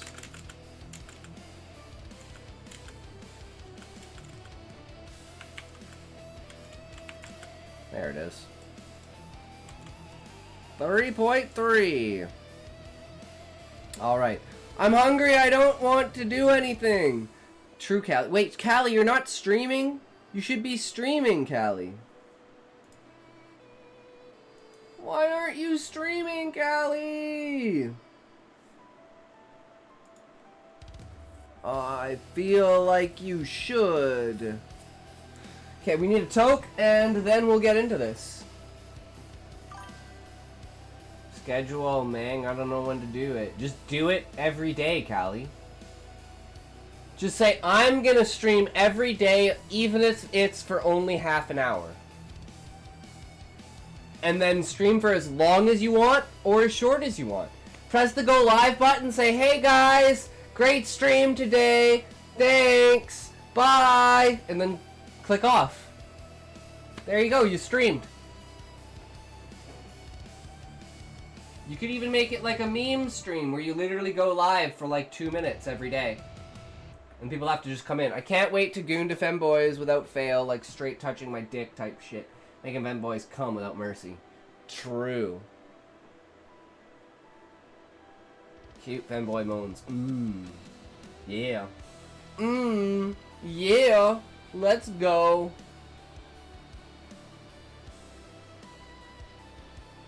Get your tokes ready.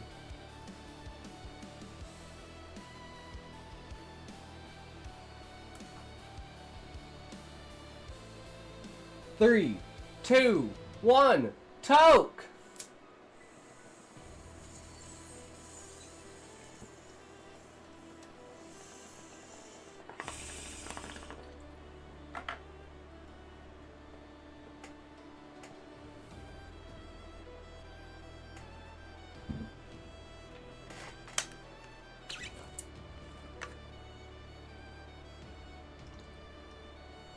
Imagine losing an opportunity to get laid because you won't swing that way. Cringe. Weak mindset.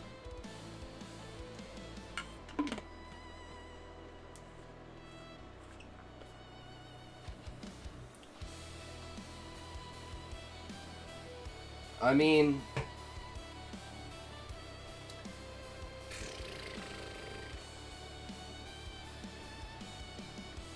it is what it is, right? You can't win them all.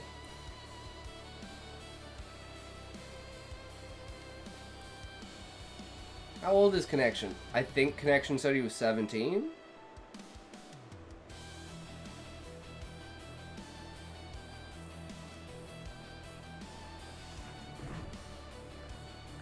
Yeah. Turning 18 in March. Nice. I'm gonna have responsibilities.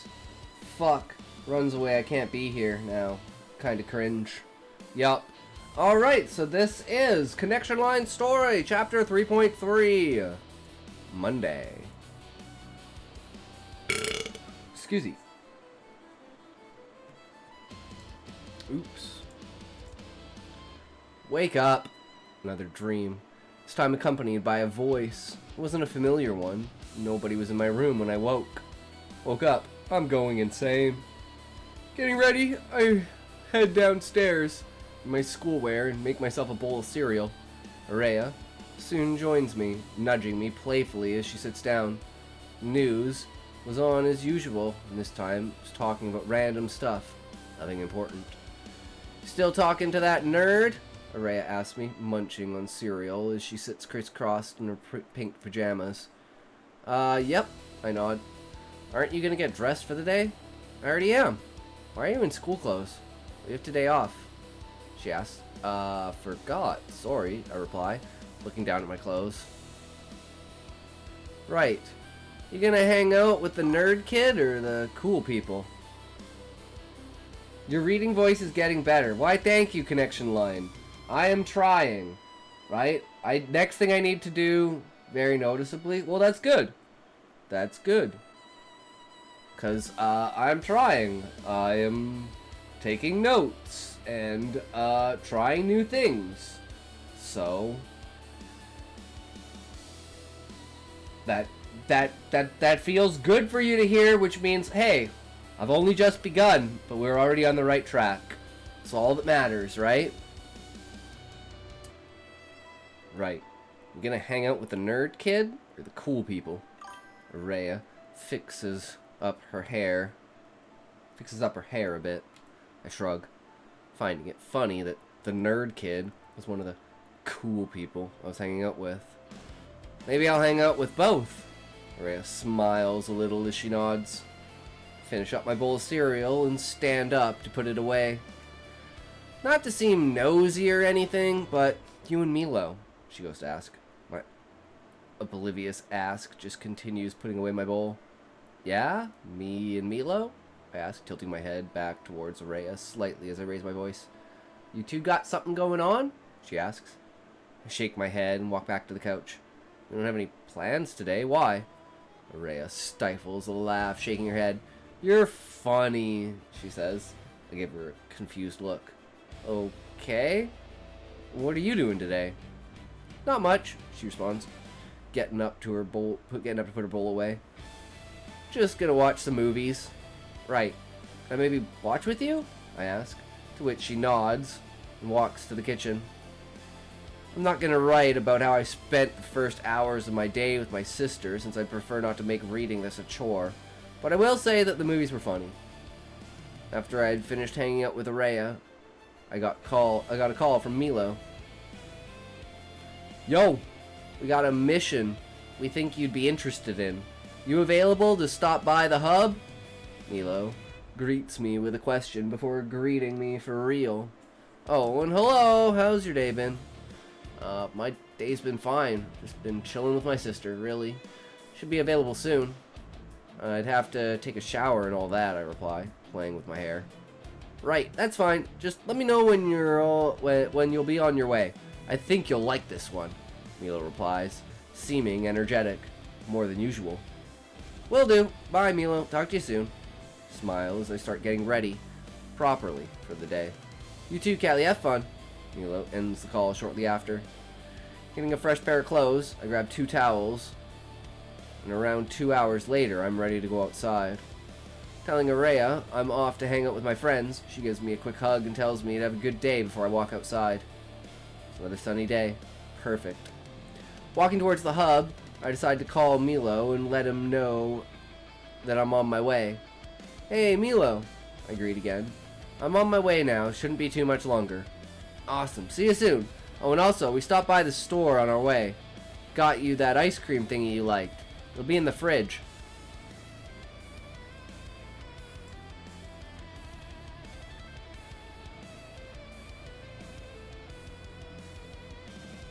You sure about that?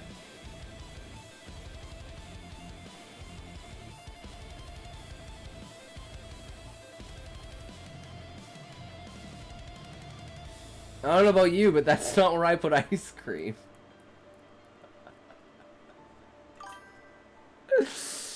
You put ice cream in the freezer, not in the fridge. It's going to fucking melt if you put it in the fridge.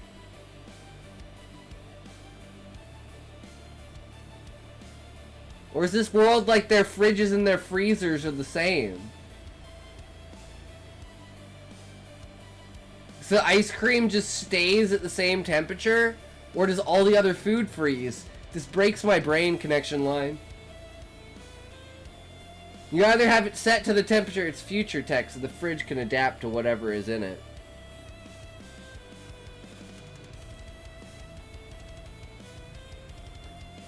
Maybe have her question that. Like the fridge is adaptive temperature. Okay. Maybe explain that, because that seems a little bit... Be like, what do you mean the fridge? What? And like, it'd be like, why the fuck would you put it in the fridge? Because to me, this sounds like this is like a, what's the word? Why can't I think of the word? Not a jab, not a chide.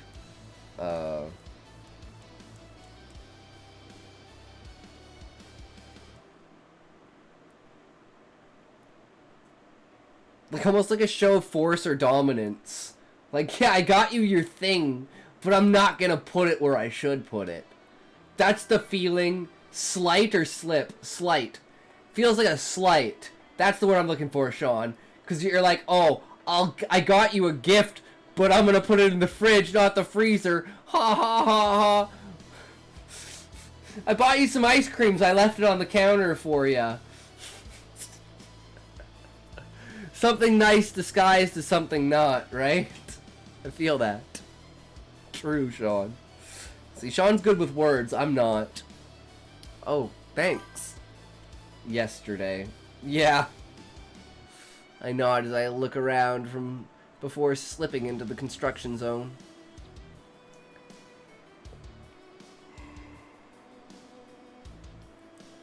It is what it is, right? Gotta go, though. Talk to you soon, I reply before ending the call and putting my phone away. Don't want to get caught by any construction workers. Making my way through the construction site into the abandoned zone where the hub is. Start climbing up, and soon enough I reach my destination. The others were gathered around a table, going over something. It was one of the disc projections, and it looked to be a train station. Callie, ice cream's in the fridge. Our first big heist is one. Well, on the table for now. Milo turns to look at me as I enter the room. Walking further towards them, I nod. Thanks. Is that, the mall station? I ask, worry in my voice. Yeah, Milo replies. I got your favorite ice cream. It's on the counter. Took me an extra 15 minutes yesterday to bring it out for you.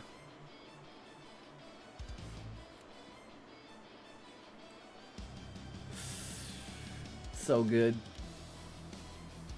And then you bitch at them for ruining the counter because of the moisture.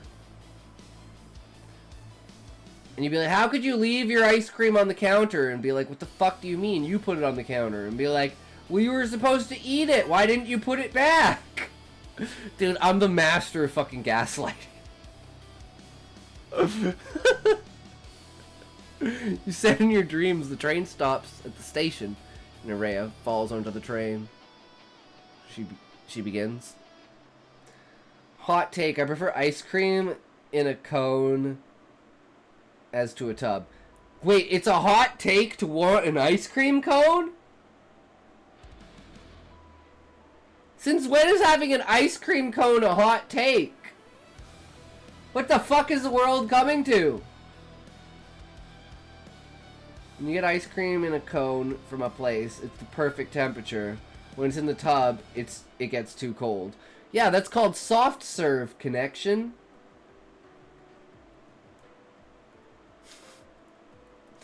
Because most people prefer the tub due to keeping it at your house and having more.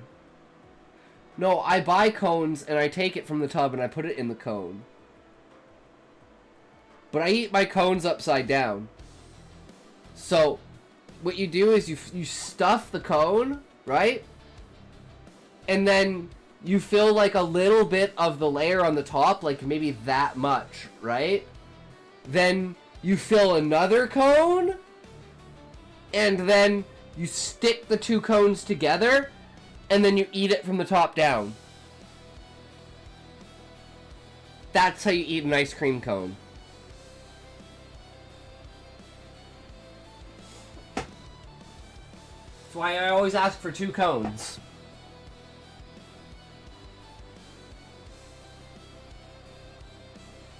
If we derail that train, your dream can't happen. Jesus. Glancing at her, with one hand on my hip and a slight lean to the side, I reply, okay, I'm listening. It's why you get your own batch freezer to make soft serve at home, when you have the choice of using ice milk, ice cream, or yogurt.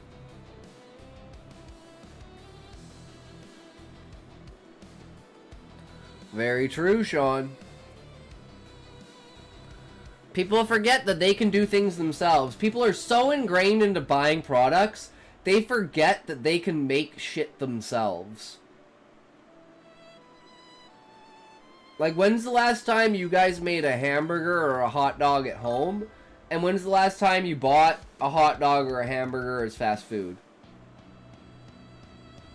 When was the last time you made a sandwich at home versus bought a sandwich? Ice milk is 8% milk fat. Ice cream is 11% milk fat. Is that why some ice cream tastes way more cream than others? Because it has a higher milk fat percentage? Like, brand-wise? Like, if you're getting, like, a no-name brand versus getting, like, Breyers. I love when my ice tastes cream. I used to take creamer shots and just, like, drink them when I was a kid. Like, if we were in a restaurant and there were any creamers, there wouldn't be by the time I was done. I'd have, like, a stack like this of all the cups put inside of the other cups, like my little lightsaber. I actually hate trying to get ice cream, and it's just actual ice chunks from being so fucking cold. Main character McDonald's, I don't know why I said main character. McDonald's, that's writing brain right there. McDonald's is ice milk, aside from Burgerville. I don't know for sure who uses actual ice cream. I don't think anyone does, except for like the main brands that you can buy in like Superstore. Right? Like Breyers or Hershey's or whatever brand of ice cream. It's like real. Real ice cream, right?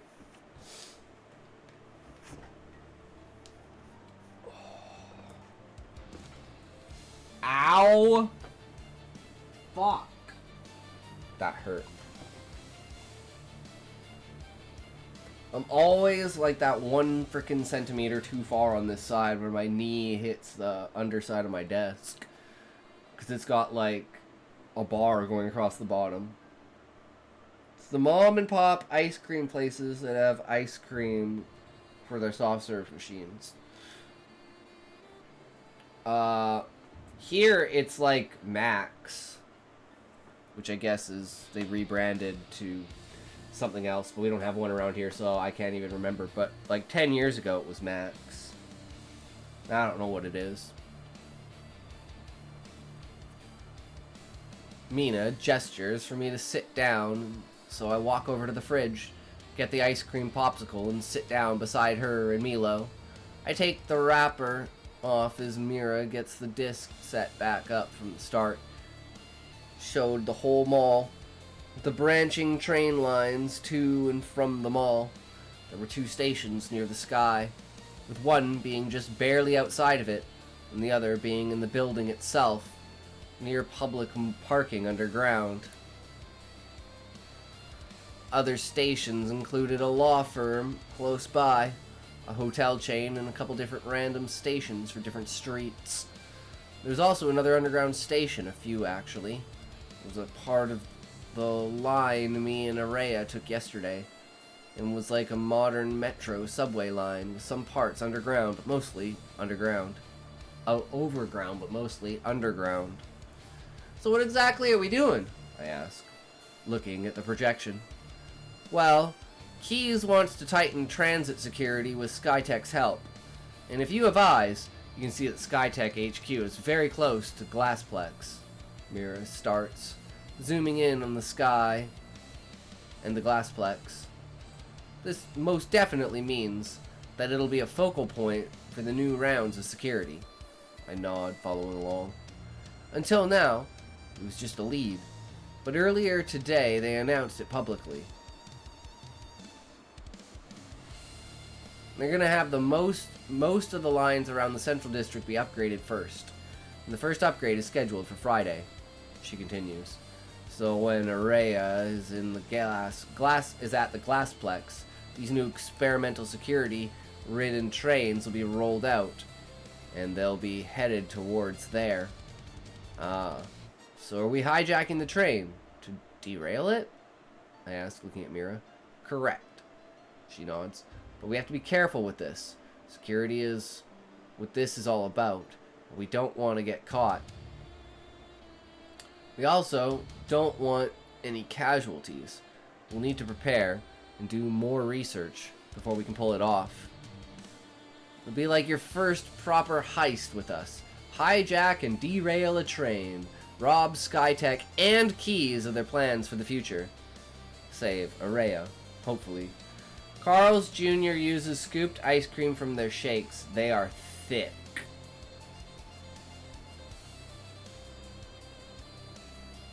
Yeah, you're not gonna get that through a straw.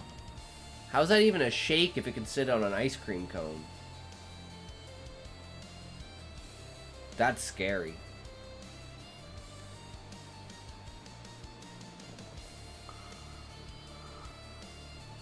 Ugh. I like how all of this sounds, but didn't you say this is fate? Why the sudden change, I ask. A little sigh. She looks back at the projection, shifting around a little. Ah, well, it's just a dream, right? It could be a warning, and not fate. I had some time to think, and I acted too. Brash. Sorry about that. Exactly, especially with how tiny and flimsy their straws are. Imagine one of these paper fucking straws trying to do that. One of these little... This looks like a fucking cigarette. More than it looks like a fucking straw.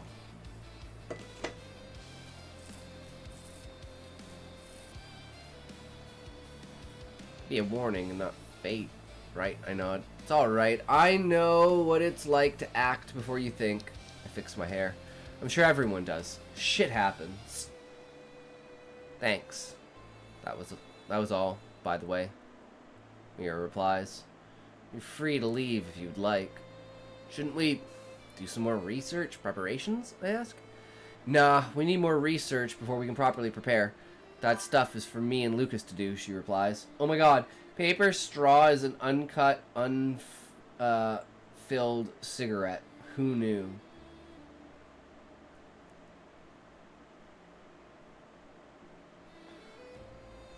A fucking joke is what it is.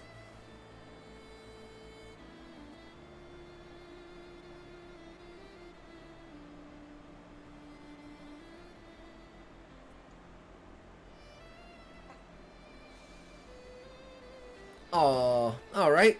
Well, I'll probably head back home then. Finish the ice cream popsicle and stand up. Tell Ray I said hi, Mira calls out as I go to leave. Will do. Talk to you later, I reply, giving a little wave before heading back down the construction site and back home. We're gonna have an ad in a sec here. I can't escape them, no matter how much I try. And I try. And I try. Now you need to get one of those paper straws, stick a filter in one end, stuff it with weed, light that sucker up on stream.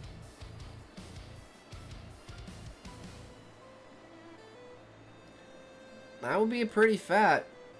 That'd be a pretty fat toke up in there. That'd be a pretty fat waste of weed.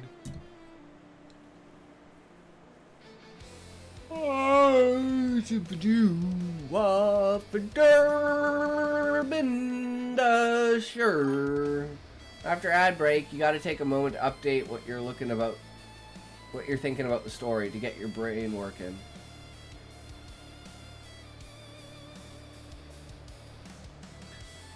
Well, I don't think anything has really happened yet to comment on Connection Line. I think we're still in the same frame. Ads.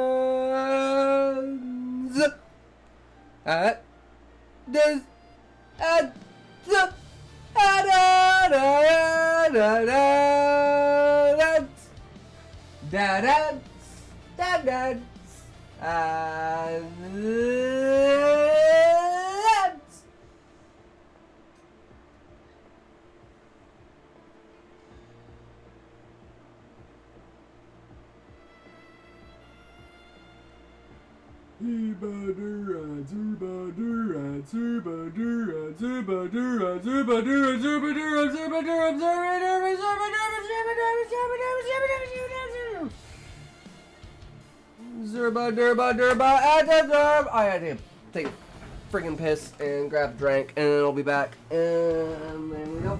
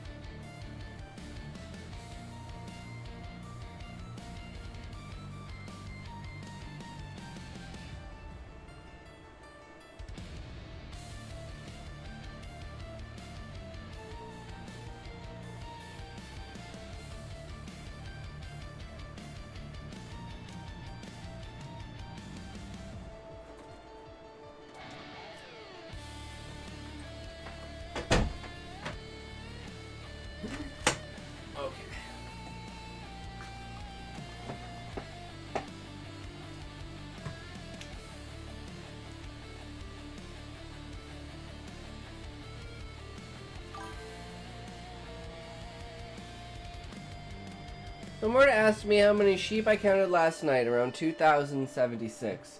I lost count because of the goats and bears that started joining in with things. And I just couldn't keep everything straight after that. Sounds about right. 3, 2, 1, toke!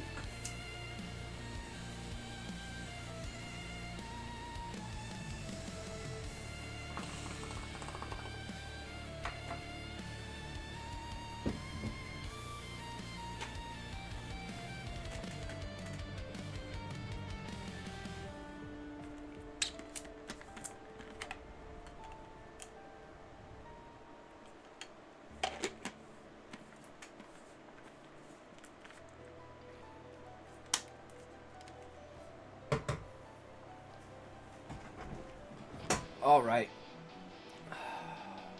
So want me to comment already? We haven't even finished the part 1 yet? Alright, well.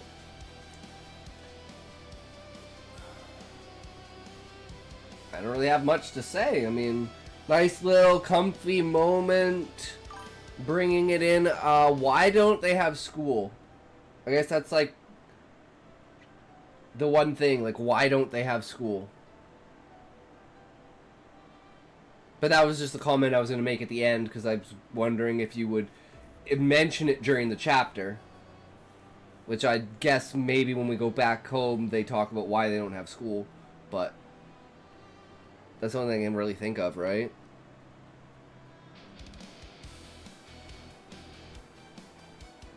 Which means you're doing a good job when you ask a question, you're answering it, or you're asking a question that we know is going to be answered later.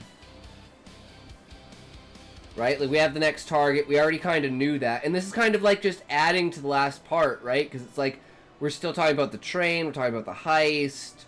You know? Talking about stopping Araya from dying. So, I feel like everything I've said before is still kind of valid on this section.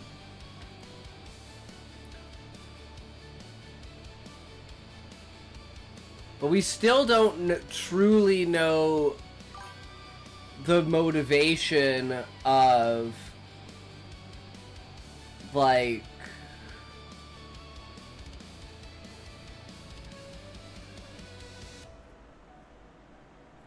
I don't know what to call it, but like the outside force that's not like Skytech, the company itself, that's not their group, right? Like the big bad kind of idea.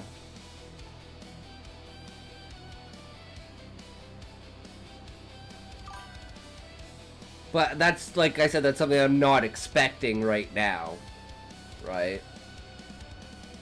And I'm sure it ties back to the parasites and multiple, like, dimensions in some way. Will do. Talk to you later. I reply, giving a little wave before heading back down the construction site and back home. The rest of my day was spent playing games, watching videos, and hanging out with Milo.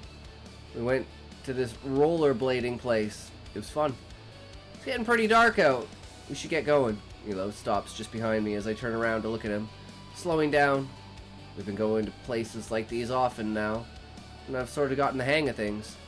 Yeah, this was fun, so thanks, I reply. A few minutes later, we're walking outside with the city switching from a white and blue to a black and, well, whole lot of colors. It was neon almost everywhere, and by now, unfortunately, I'd gotten used to it. Mostly. Ah, it's not raining this time. Look up at the clear sky. Yeah, that sucked. Milo nods, laughing a little. Didn't Araya say we were two wet dogs? Smiling, I nod. Yeah, she did. How'd Mira react? I look at him. He's pretty tall, so I end up looking up just a bit. She was asleep by the time I got back, he replies, looking back at me for a moment. You sleep well at least? We walk into the train station. Yeah, Milo nods. As we both sit down on a bench, getting on the train. Once it arrives, we continue our talk until my stop comes. And I say goodbye. And all that silly end of the day stuff. I walk back to my place, and before I know it, I'm in bed watching movies and trying to fall asleep. Man, this character is like totally oblivious, right? I feel bad for Milo. He seems like he's putting in a lot of work.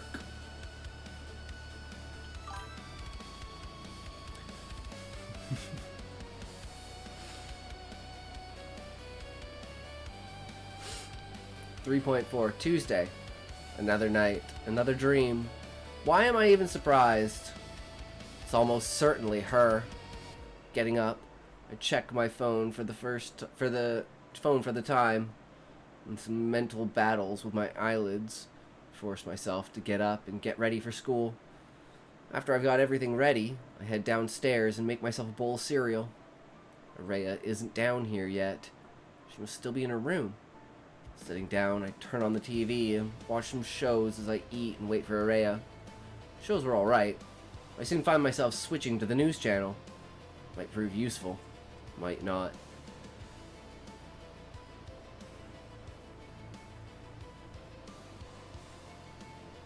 I never, ever, ever, ever, ever watched the news. Ever. Ever. Ever. That shit was... You run away from that shit, like faster than, like...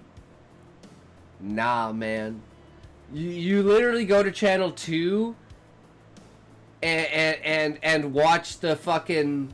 I guess you're too young for this connection line, but you go to like channel 2 and you'd like watch the basically channel listings to see what was playing on what channel, and you'd sit there for like 10 or 15 minutes waiting for like what you were gonna watch, and then you go to that channel. She's like, I ain't watching fucking news, I ain't watching commercials. Who needs to watch the lies report? Exactly, Sean. I've seen that. Yeah. I had cable, bro. I'm not Gen Alpha.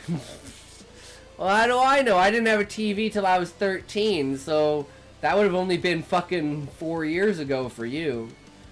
Infomercials are more worth watching than the lies report. Yup. Hey, Girls Gone Wild at 3 in the morning, guys. We all know. We all been there.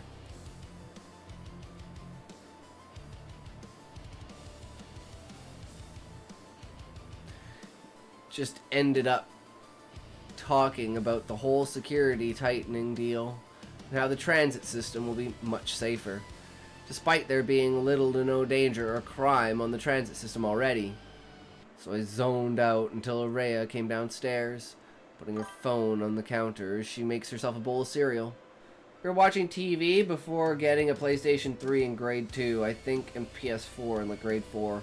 Especially the Ronco stuff, the Showtime... Rotisserie is amazing. I've bought 4 so far.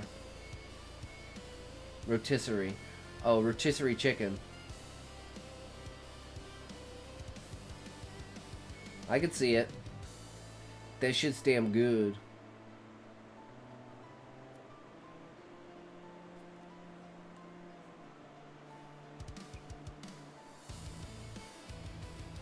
The things that change, right? Morning, Callie. She walks over to the couch. Morning, Rhea. I reply. Sleep well? Air fryer wins for hot dogs, though. I have this thing called it's a hot diggity dogger, and it's got a slot for 2 hot dogs and then 2 buns on the side. And it's like literally a toaster that's meant for hot dogs.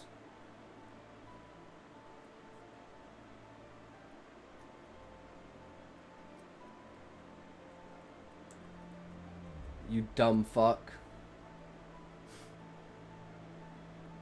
Air fry is dick.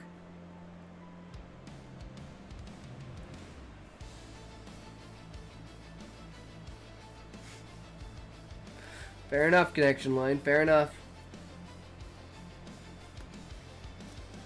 She nods, sitting down. Yeah, you? Nah, I air fry some pogos sometimes, and the hot dog part is yummy. I just like barbecue. Yum. Barbecue is slow and costs more. 12 minutes, $3.70, and you get perfect dogs every time.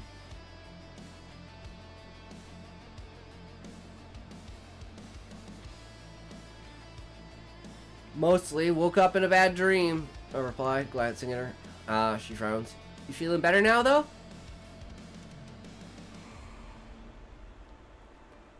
I nod, continuing my breakfast. We hang out as we finish our breakfast, talking about the day ahead, among other stuff.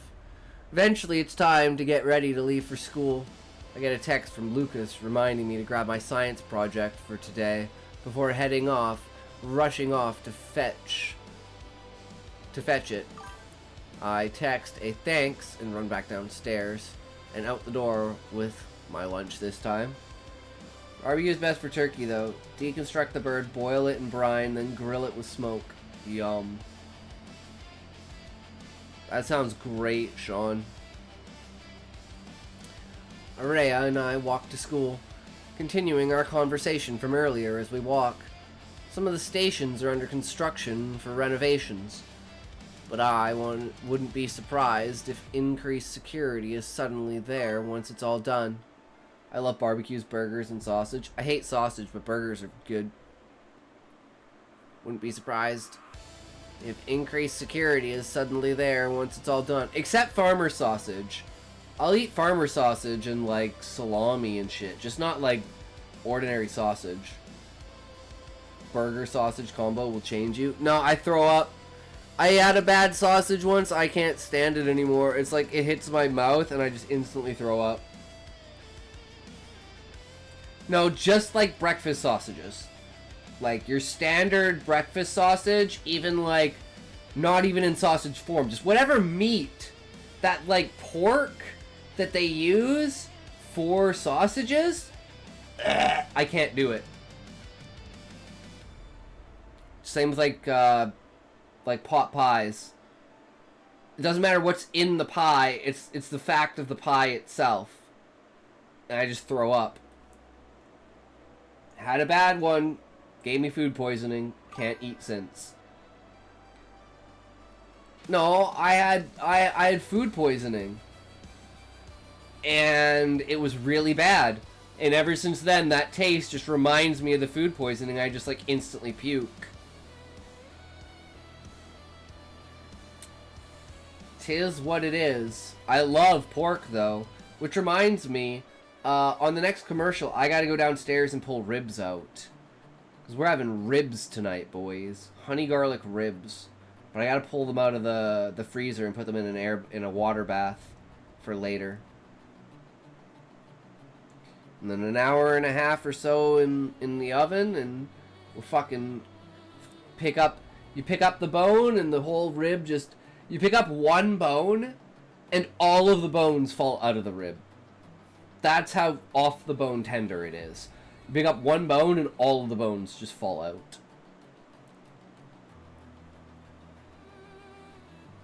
Array and I walk to school, continuing our conversation from earlier as we walk. Some of the stations are under construction or for renovations, but I wouldn't be surprised if increased security is suddenly there once it's all done. This whole planet is always under construction, but it never really feels like it is. Soon enough, we reach the front of the school, those big marble columns and stairs shining bright in the sunshine.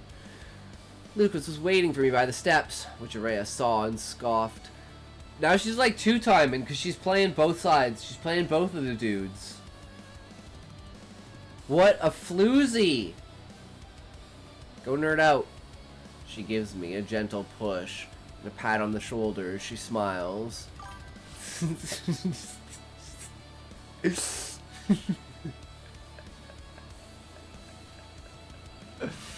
Oh, it's so hard being a girl and trying to be friends with dudes.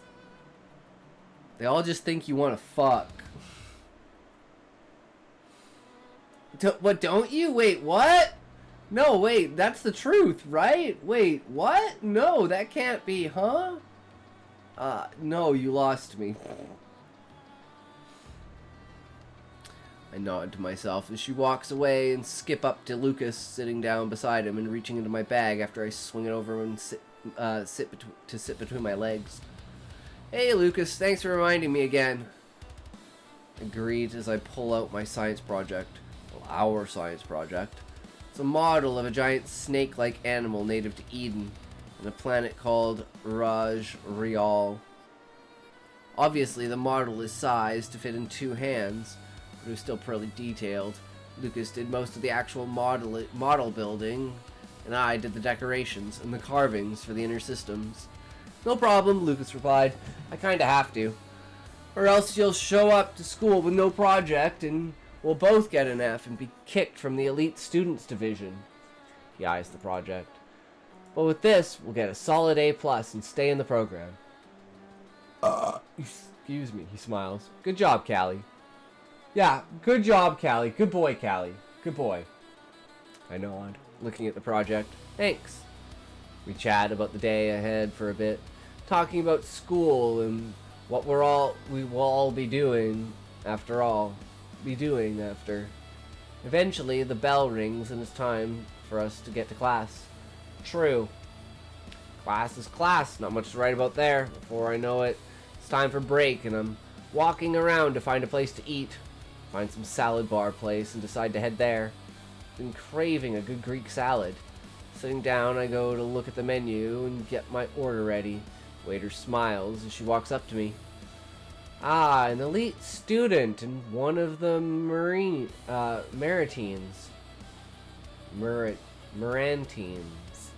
I can never pronounce this fucking bullshit. Marantines? No, it's E.M. Gooner. It's Lees.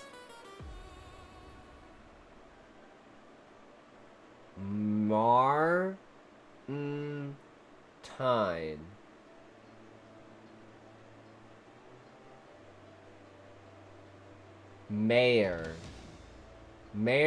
Marantines?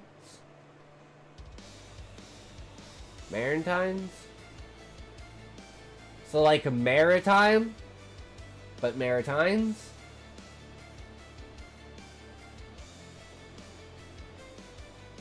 Okay. Yeah, okay. She places some water on my table. What can I get such a special customer? Thanks. I smile a little. Can I get Greek salad just with no olives, please? Yes! I was gonna say. Whoever the fuck decided olives were a food is a fucking retard.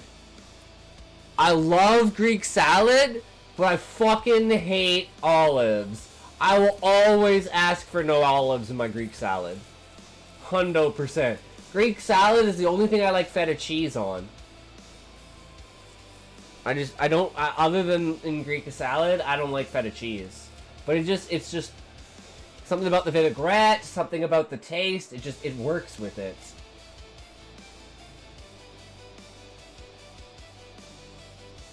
Mm-hmm. And any drinks with that? She asks.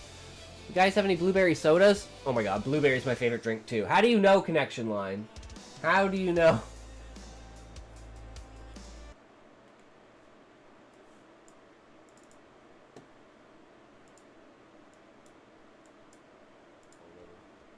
Can I get Greek salad just with no olives, please? Yes, I was gonna say. Who the fuck decided olives were a food is a fucking retard. I love Greek salad, but I fucking hate olives. I will always ask for no olives in my Greek salad. 100%. Greek salad is the only thing I like feta cheese on. Hell yeah. That's the good shit right there. FYI, stuff that Callie likes is stuff that I like for the most part. Sounds about right, connection line.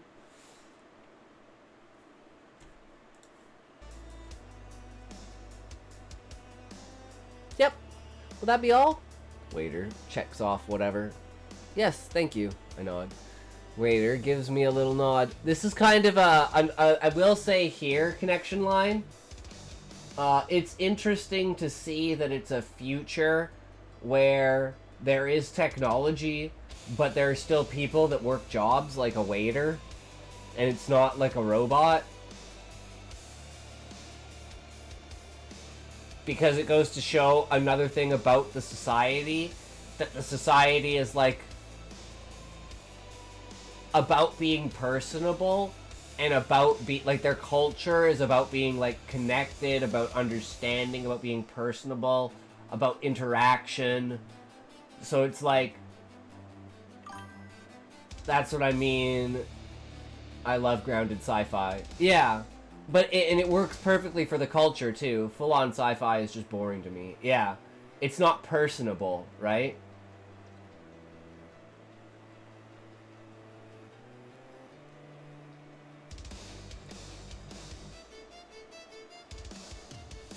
It's like, it's like today, like we have all the technology in the world and we still don't, you know, we don't utilize it to its effect. But I like, my reasoning behind this is a social and cultural reason. That they're like, people just want to interact with other people and there's no like for instance, if there's no pressure to truly do your job, and there's no like, oh my god, I have to worry about it, you can enjoy your job. And your job doesn't have to be a job. It can just be something that you do, right? Like someone that enjoys talking to people and likes being around food but doesn't know how to cook, well, their perfect hobby would be being a waiter. Because then you can talk to people, you get to interact with people with food, but you don't have to make food, right? You get to meet new people, you get to learn interesting things. Don't love your job your love. Retardus.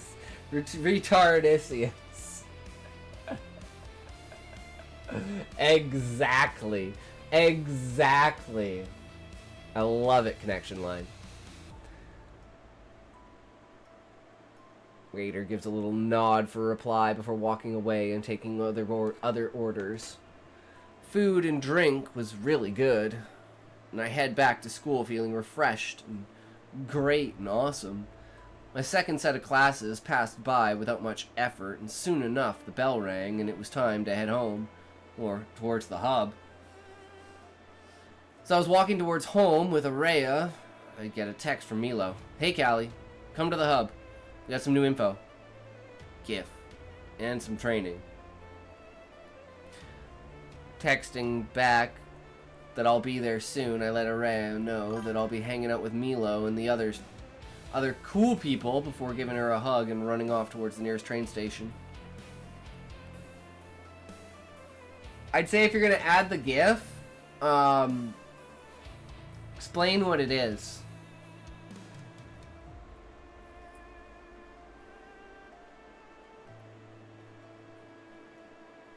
Or is there like a plan to add an actual GIF in there? Because I'm thinking this could be any. This could be like bad news. This could be good news. It could be like, get your ass over here. You know? Like, we figured it out! I don't know. Plan on just adding the GIF sometime. Okay.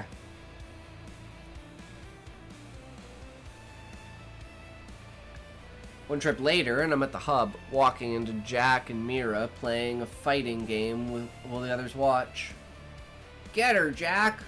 Lucas shouts. No, Jack is gonna lose. The end goal for this is to be a show akin to Arcane. Ah, cool connection line. I could see it. The bright colors and everything.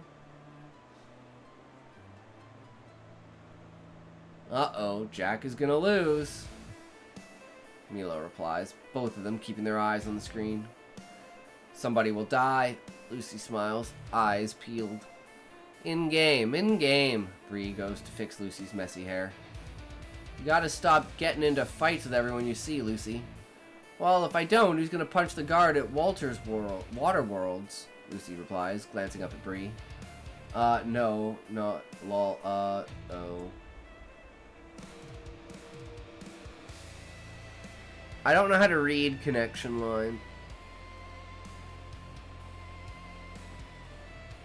I don't know why you guys trust me to read your shit when I obviously can't read. It is what it is, you know? Tokes are getting to you. It's true. Nobody. He's just doing his job. Bree sighs as she goes to sit down, noticing that I entered. Oh, hi, Callie! Give a little wave as I walk closer to the couch, glancing at the game. Hi, Lucy. Hi. Lucy waves and gestures for me to sit beside her.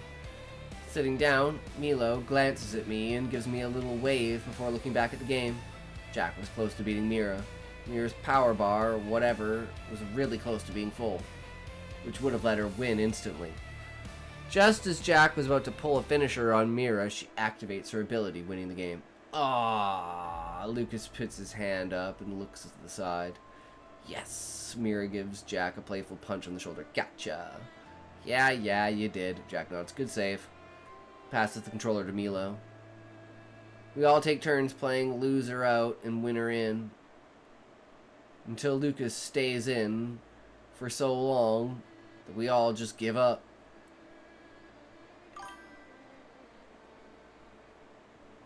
Ads! Okay, I gotta go through in my food. Or I guess pull out my food. In the first steps of the first stages of doing what we need to do with getting ribs on the daily. Goodbye, I'll be back.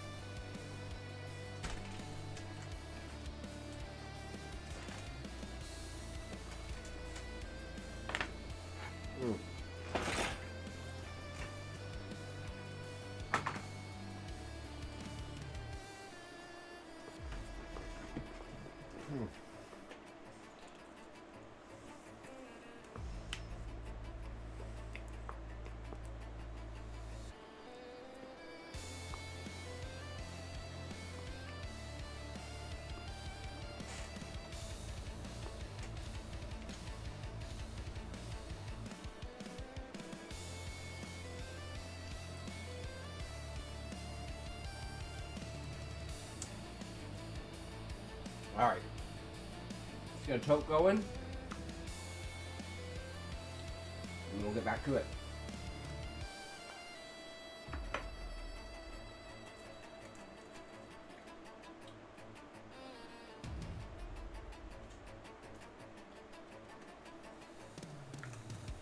And one thing I will say, Connection Line, is it's good to see kids being kids.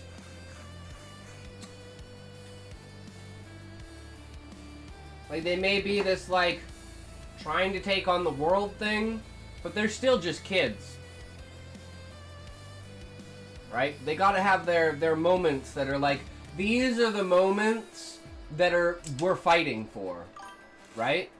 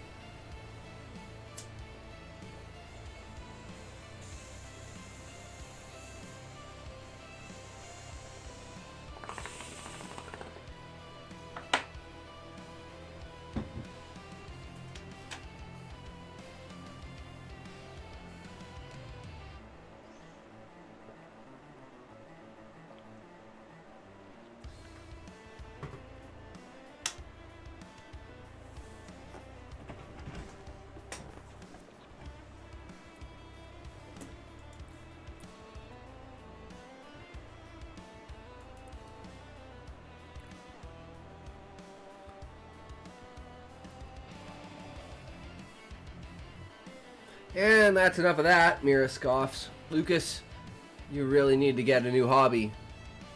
That's what this whole gig is for, Lucas replies. You need a new outlook on life.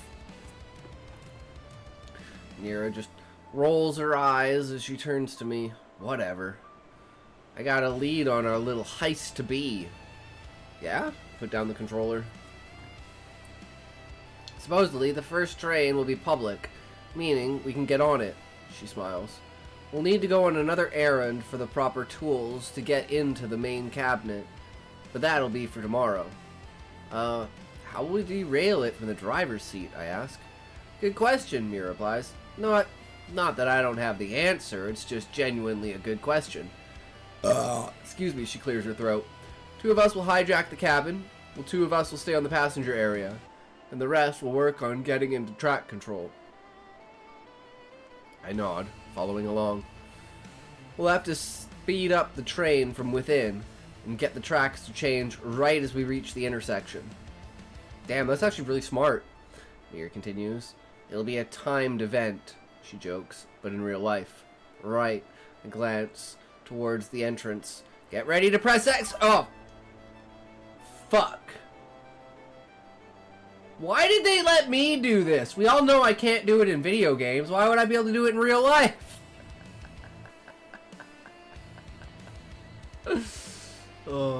Right? I glance towards the entrance. And what about the people on board? How will we make sure nobody gets hurt, I ask. Good question again. Mira smiles. People in the passenger area will be putting pads all around the train, rendering the derailment riskless, she explains. Later parts of Sky like this get really technical. Oh, I love that. I love technicality. I love planning. I love watching everything fall into place as the one domino kicks everything into action.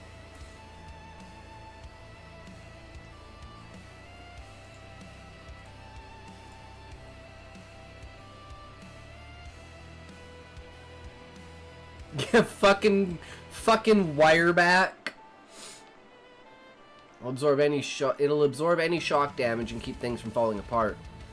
We'll get those pads tomorrow as well, Bree chimes in. And yes, those in the cab will also get pads. So the whole train will be fine. On the inside. The inside, I tilt my head slightly. Yeah, Mira nods, looking at me. The train still needs to be damaged. To send a message and test it. Don't worry. We've run countless simulations and done tons of research. Nobody will get hurt as long as we pull this off correctly. Nice little caveat there, as long as we do it right. But nothing ever goes according to plan. I take in all the information, visuals in my head on how this heist will go, already forming. Yup.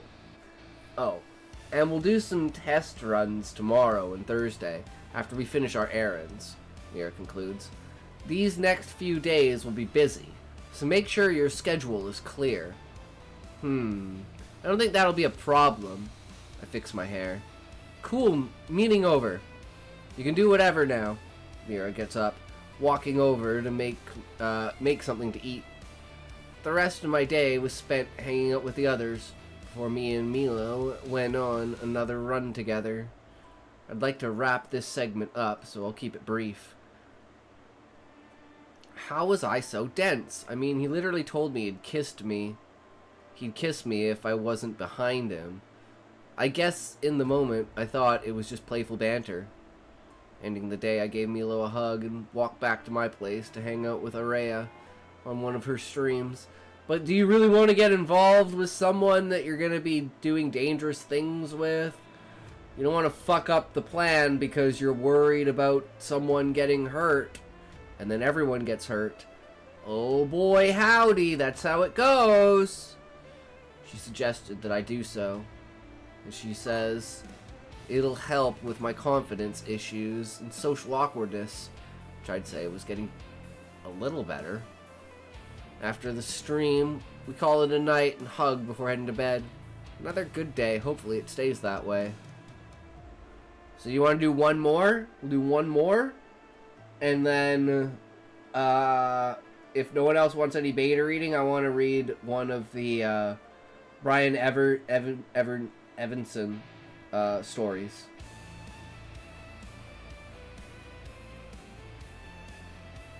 Because one of the days we got to read 3, right? Because we go like 2, 2, 2.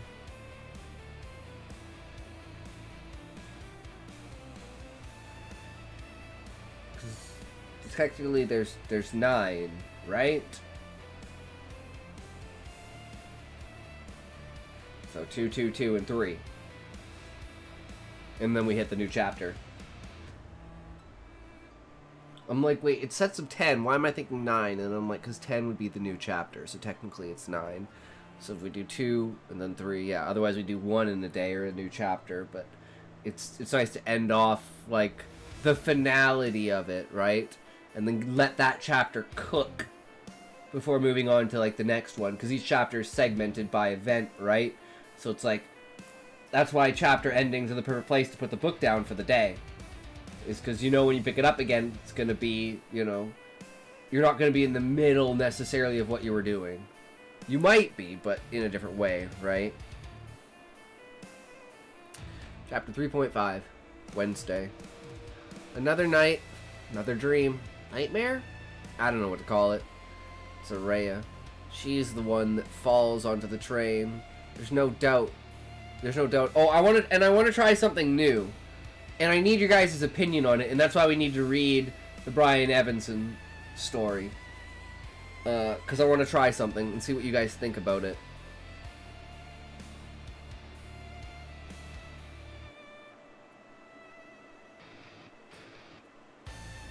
I don't know what to call it. It's Araya. She's the one that falls onto the train. There's no doubt about it. There's no doubting it now. I have to act quickly. We have to get this right. I don't want to watch her die. Getting up for school, I get ready and head downstairs. But now, I'm guessing you can guess yourself how the rest of this goes. I get some cereal, watch TV, talk to Araya, next Milo, and I'm outside. Walking with Araya, we chat about how our week has been so far and the days ahead. I have a shoot coming up tomorrow, Araya mentions. Fashion brand stuff. We'll be leaving school early, so we won't walk home tomorrow if that's okay with you. Milo. Did I say it wrong? Milo. I don't even know what I said, connection line.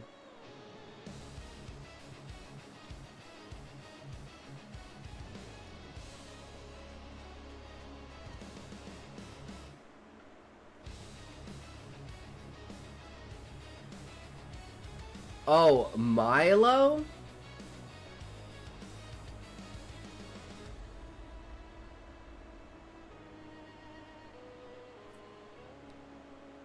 This is why I hate English. Mellow.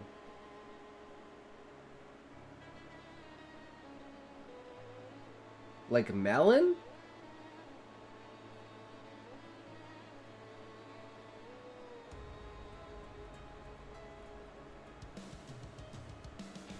Milo.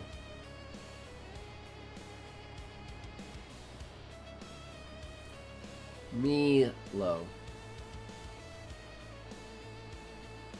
Isn't that what I've been saying? I thought that's what I've been saying.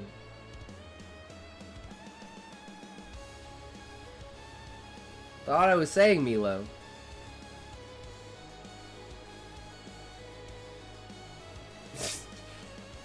So I slipped up. You can tell I'm not paying attention. I have a shoot coming up tomorrow. Oh, we already read that. That's fine. I tugged at my backpack. I'll probably be heading straight to Milo's anyways. Alright, just be safe. She half-jokingly replies, I will. I nod, not understanding what she actually means.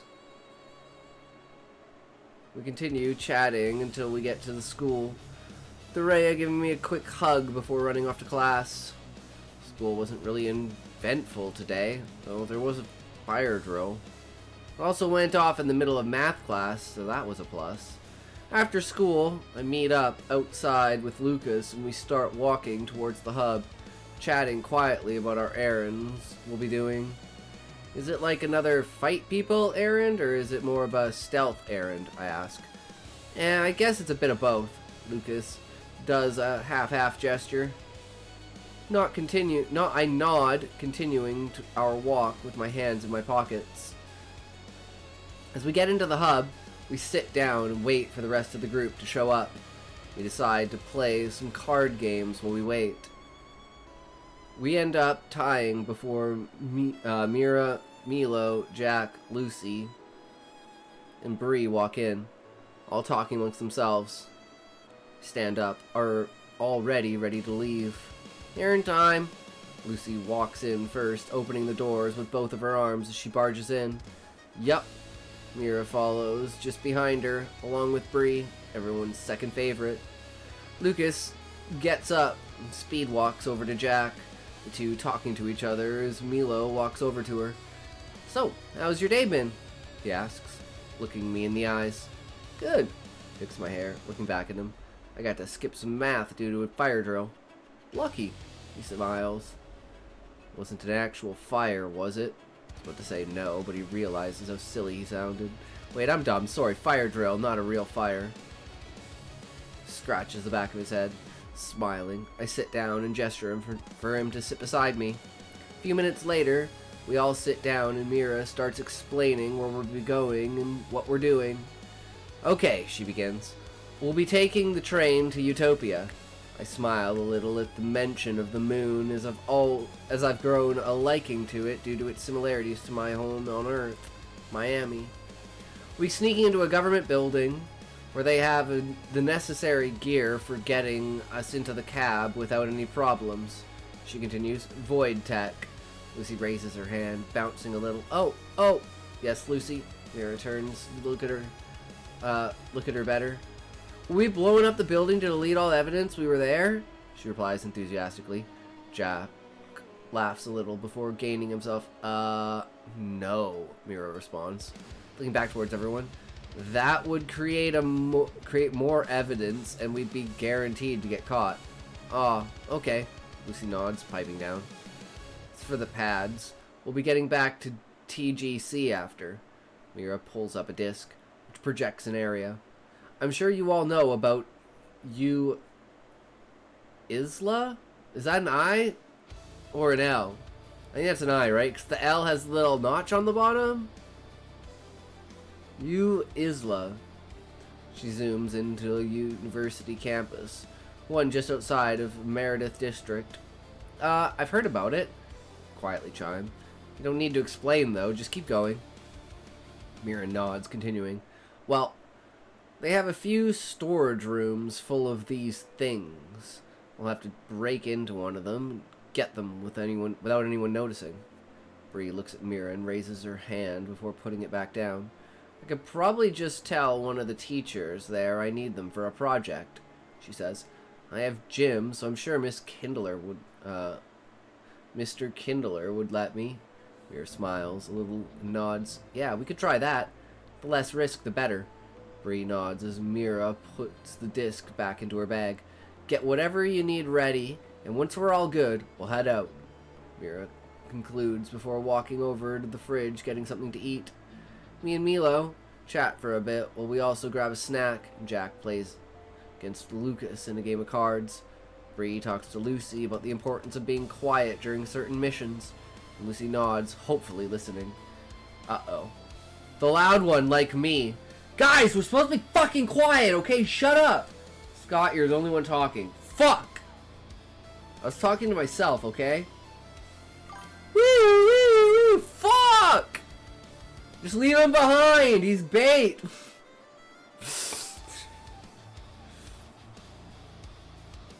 I knew you guys would do this, so I gave you the wrong codes to the doors. Ha ha ha ha! Now we're all fucked. About 16 minutes pass, and once we're out of the hub, walking through the construction area to get out onto the streets, we eventually make it to a quiet street, making sure nobody sees us walk out of the construction zone as we make our way down to Angel's Grasp. The walk there was nice, not a bit hot. The shirt stuck to me at times, and Mira couldn't stop fanning herself. Thankfully, the station itself was cooled most of TGC is. Most of TGC is. It's really just the road we took that was hot, as it was still under some renovations. Getting into the station, we all sit down and cool off while we wait for the train.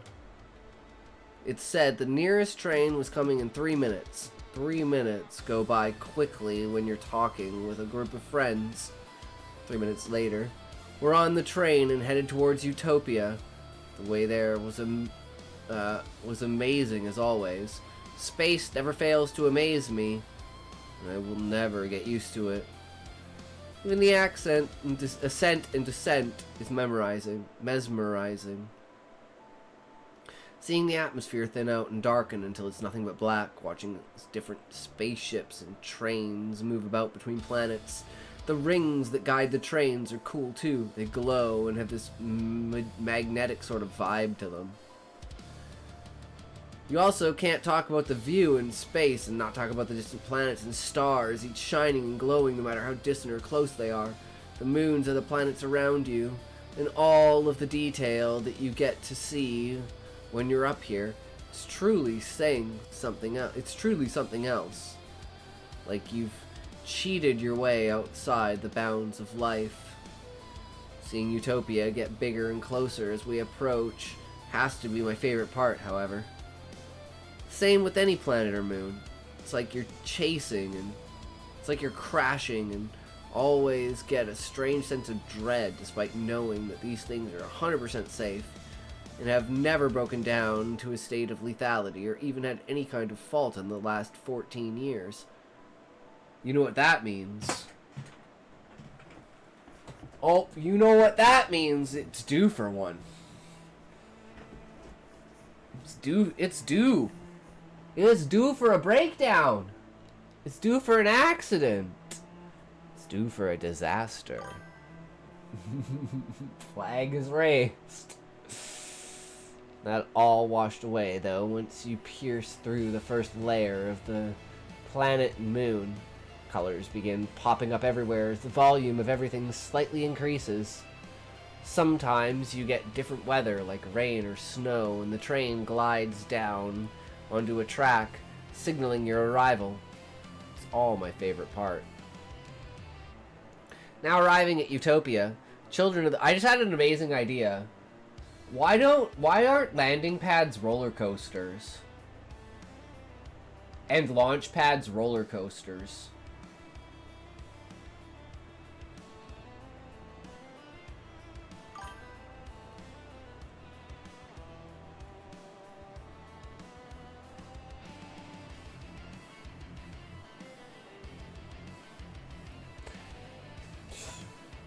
World's fucking retarded. God damn, people are so dumb. Yeah, that's what I figured. And I was like, wait, why, like, isn't this, they go straight up and down? Yeah. Imagine it like a launch pad, right? And then it's like basically like and then it's like a rocket that's attached to like a tube via magnetics, and then it coasts through magnetically so it can't hit the sides, right? Now arriving at Utopia, Children of the Sky Station. PA voice blares as our descent slows down a bit, angling itself into less of an incline before it's just a straight and forward track. The station reveals itself in the distance as the extra safety precautions open up, allowing everyone to see their surroundings better. The speed that this train moves, it takes the train about 2 to 3 minutes to slow down enough to stop at the station. This makes the station about as distant as Tokyo would be from Shanghai, if my math is correct. That's pretty far. Once we arrive, we all get off, and walk out of the station looking around as we start putting our errand plans into place. Okay, so we could take the bus to Alamein Park. Mira begins. It has a path nearby that goes just behind the building. Is it at this station, I ask. Yes, she replies. But it won't be here for a bit. We should walk to Harbor Knox Station. Should be coming in 4 minutes once we get there. I nod, looking around and getting ready to follow them. Walking around the port area, we reach Harbor Knox and wait for the bus to show up. Milo and I take some pictures to post on our socials, while the rest of the group does their own thing. It was somewhat cloudy in the area we were in, so it felt darker than usual. Nice for an errand, especially one like this. We got on the bus, and after a 12-minute bus ride, we get off and walk to the park. It is more of a walk-your-dog park than a playground park. At first, the building was hidden from our angle, but walking further down, one of the paths revealed a fenced-off area. The building being on the other side of the fence. Mira crouches down in front of the fence and pulls out a pair of very sharp knives, scissors. I don't really know. It's like a big pair of scissors with blades on each end, like they were knives or short swords. She cuts through the fence with relative ease, allowing us to sneak through the other side. Alright, everyone stay quiet. Mira puts her hand up, a device in her hand. Whirs around and beeps a few times before all the lights in the building flicker for a second. All the cameras shutting down. Clear. We all push to the side, getting our gloves on the to further leave no evidence. Jack places a metal-looking car under one of the doors, and the sounds of unlocking could be heard before the door opens, letting us inside. Picks up the card, and we keep moving. Moving up the building, we try to stick to stealth, but a few guards come walking out of the bathroom and try alerting the others, so Milo and I quickly incapacitate them. Getting up into the room with the void tech, we bang it and go to leave. We bag it. You know where my mind's at? Jesus Christ. We bag it and go to leave, but a security officer's tries shooting at Lucas before we turn around.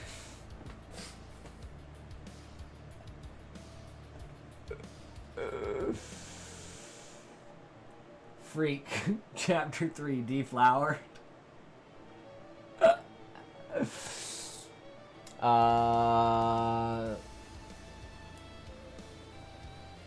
Yeah, I don't know about that one right there.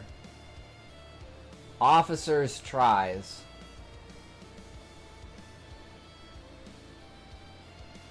One of the security officers tries shooting, but a security officer tries shooting. Oof. That's an immersion-breaking sentence.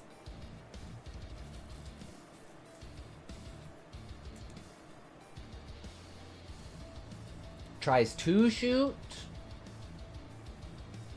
Yeah, there's a lot of conflict in that sentence. My parasite lashes out in milliseconds, catching the bullet and sending it flying down to the floor before piercing through the guard's stomach and face. Oh shit! Lucas looks at the detector. Thanks, Callie. Right. I looked out at the corpse. No problem. Wasn't even looking at the guy, but my parasite still reacted.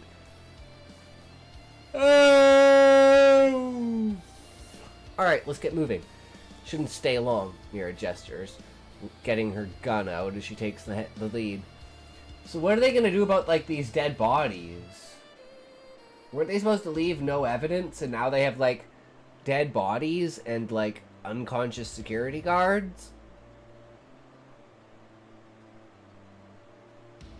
But, I mean, I guess they're going to know the device is missing either way. So... But how long would it take them to figure out the device is missing versus there's guards missing? I feel like this didn't go very successfully. Ads! Okay, I gotta throw in my food. I shall return.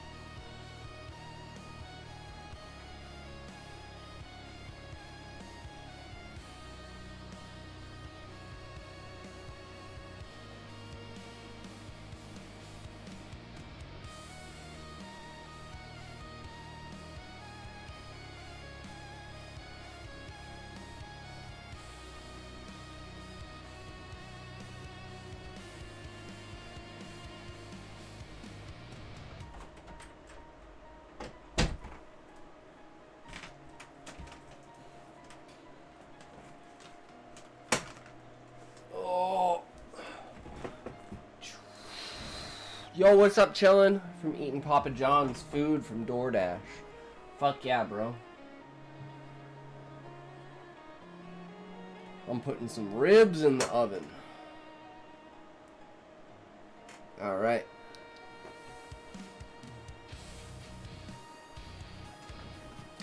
Ready for this?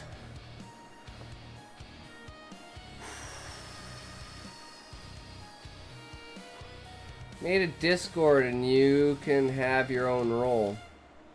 Nice, chillin'. Hell yeah. Alright, let's get moving. Shouldn't stay long. Mira gestures, getting her gun out as she takes the lead. We get out clean, only knocking out one other guy who is left. Creative role for you if you join. Well, I mean, I could very much do that. You know, just drop the link in there. Do what you gotta do, bro. We get out clean, only knocking out one other guy who was left before heading out through the way we came. We made sure to wipe at least 10 minutes off of all of their memories, just to be safe. Futuristic tech is fun. 1 part down, 2 to go. Create an invite link, copy the invite link, and then put the invite link in the chat. So you go to the server, and you go to the options of the server, it should say invite people, and then it should say create invite link. And then it'll say amount of time for it to expire, and all that good stuff. 2, I ask, as we all put our extra stuff away. Yeah. I'm counting training as the 3rd part, Mia replies. Come on, let's get back to TGC. The walk, ride, and ride back was longer than expected due to some detours, but eventually, we're back at the hub, dropping our new Void Tech off. Control V.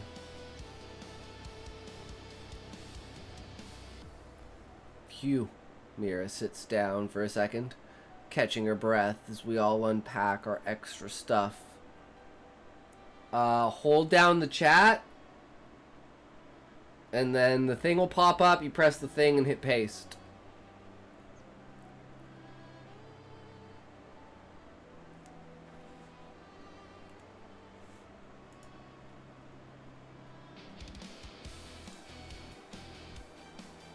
There you go.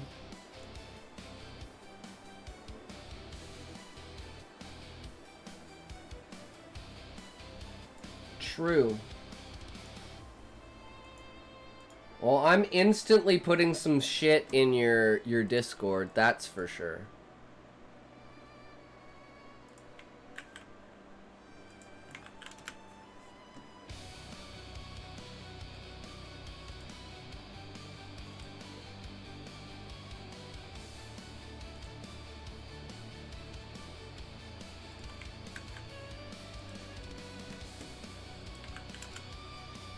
There you go. Check those out.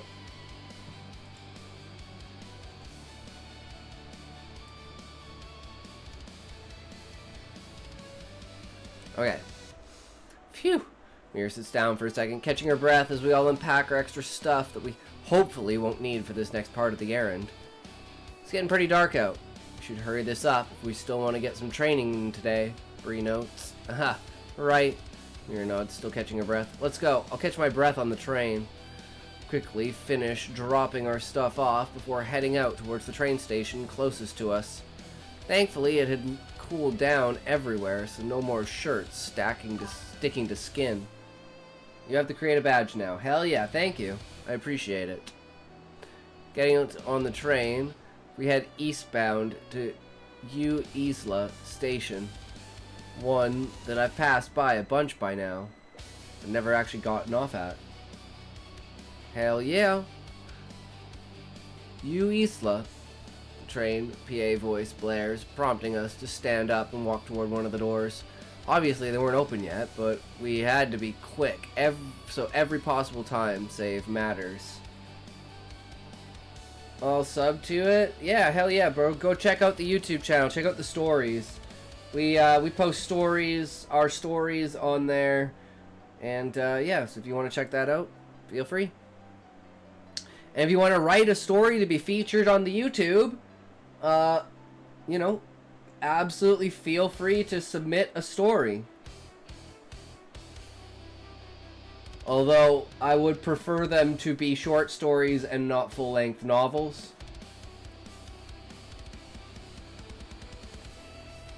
Because all the stories I'm reading anyways are going on the main channel. But I guess if you have a book and you want me to read it and put it up there, I'll put it on the main channel as a beta read. Station was situated right outside one of the entrances to the university campus, with a pathway connecting it into the campus. The sunset accompanied us on our short stroll into the campus and towards the outdoor gym lockers where Bree and Mira said the paddings were. I subbed? Why, thank you, good sir. I really appreciate it. You can also sub to the Clips channel and the main channel as well. We got all the streams on the main channel, and the Clips channel has tons of clips on it. Feel free to go look through and some bangers on there. They were like big storage containers, almost like airplane hangars, really. The whole place looked like an airport, if I'm being honest.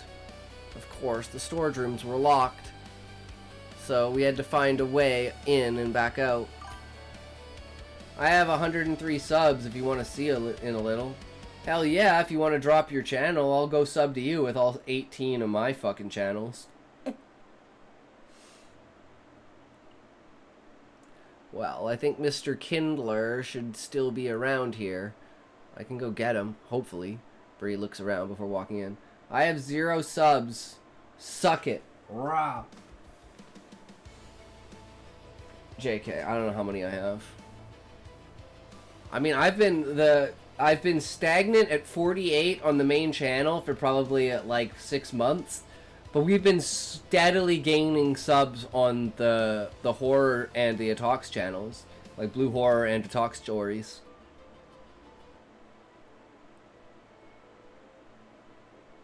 I wish my nose would just stop doing what it's fucking doing. It would solve all my problems in life.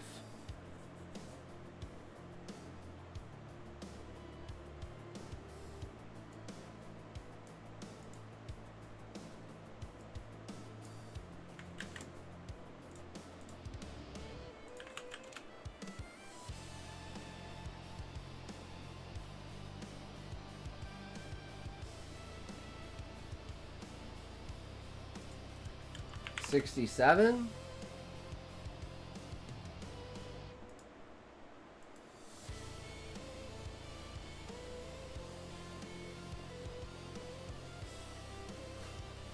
Yep, sounds about right.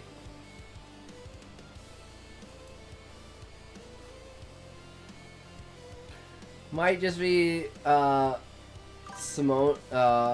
Somnia right now. I think I have to add the third H. Somnia.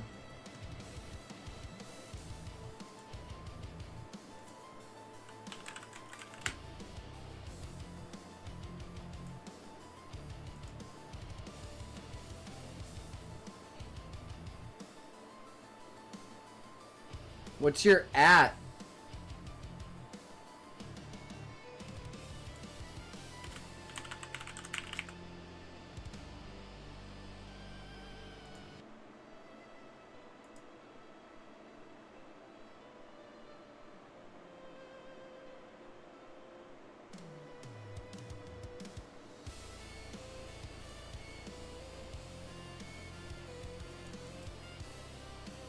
And that's all your music?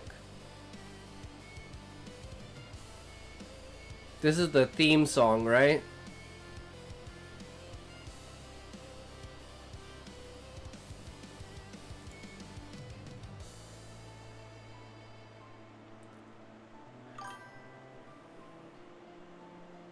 Well, isn't that the theme song?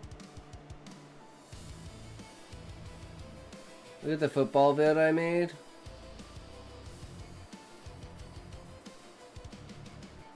Maybe after we're done with this.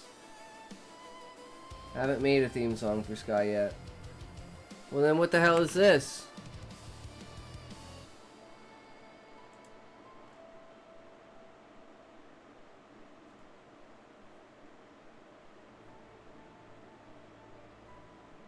Oh, is Skyfall the name of the band? Because I just noticed all of these are also Skyfall.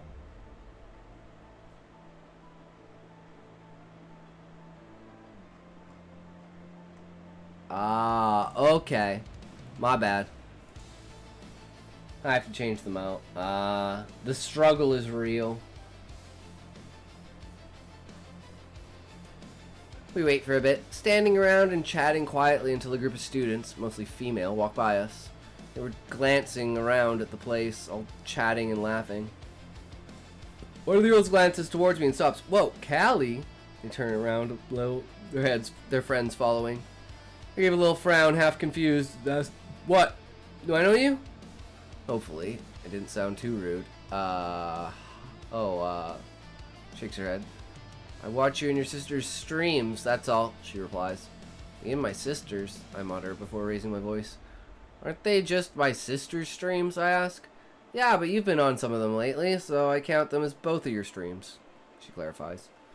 Right, I know a little. Do you go here? The girl shakes her head. No, I go to Rise, she replies, before pointing her thumb at one of her friends. Just picking up a friend that does. Girl that goes here nods before chiming in. Aren't you a little young to be hanging around here? What are you here for? She asks. Yeah, also, just here with a friend. She needs some padding for a project, sorry. I reply, almost fucking things up. Oh, well then, good luck, she nods, before gesturing for her and others to continue walking. A few minutes of waiting later, Bree comes back with Mr. Kindler, two chatting as they walk up to the rest of the group. Just have them back by the next week, alright? Mr. Kindler asks as he goes to open the storage room. Alright, I will. Bree nods. Hi, Milo, Mira, Mr. Kindler greets. Guess Bree asks for stuff like this often. Hi, Mr. Kindler, they both respond. Lucy, you stay on that exercise habit I told you about. Turns to energetic Madhouse. Yeah, the one about running for no reason? Lucy asks. Yup, Mr. Kindler nods.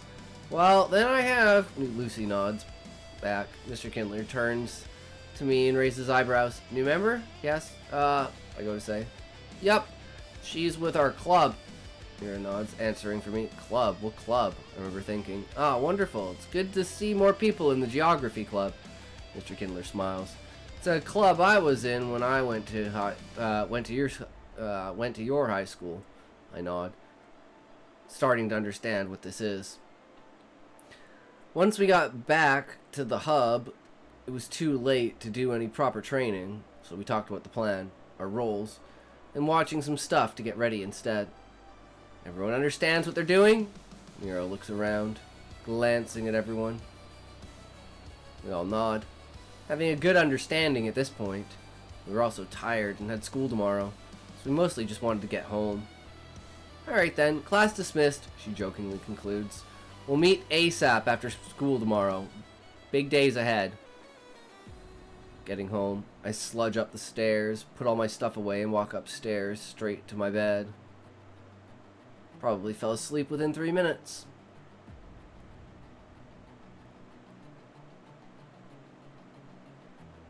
Getting everything out of the way. The dialogue is sound. Gets the job done. Feels a little stale sometimes, but it's just like kind of an up and down.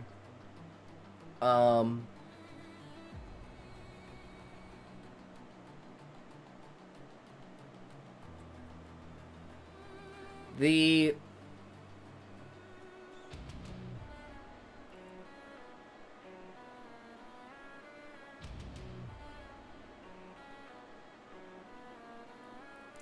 fact that they're kids makes my suspension of disbelief believe that they think they can do this plan without fucking killing anyone.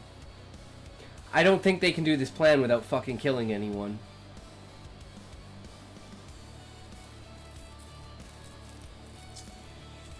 Like, real life dialogue is never always perfect. Exactly.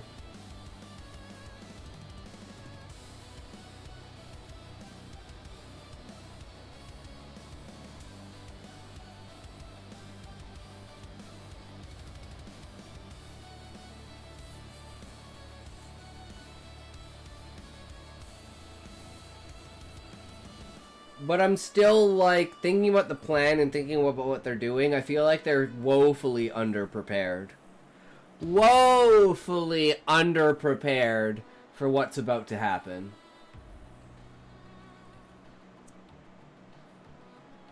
It's kinda... Eeshers. Eeshers, Eefer, Oofer, Doofer, Boofer. Boofer, Doofer, Woofer, Doos. Doozy, Dazin, Dazin, Oof. Yeah. It gets a little,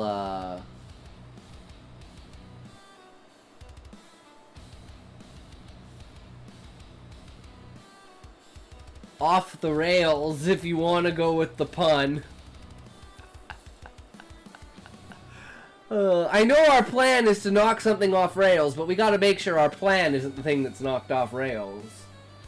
Almost forgot to share the chapter title I read today. Can a skeleton get a boner? Damn, that's awesome, Sean.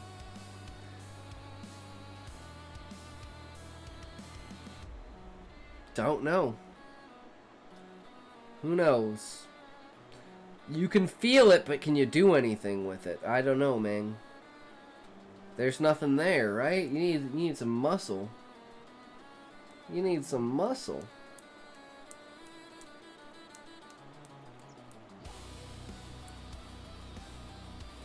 I knew you'd appreciate the epicness of that chapter title. Yeah. It's pretty good. Okay, guys. Now we gotta figure it out. So... maybe this will work. Actually, now that I'm... oh, for fuck's sakes.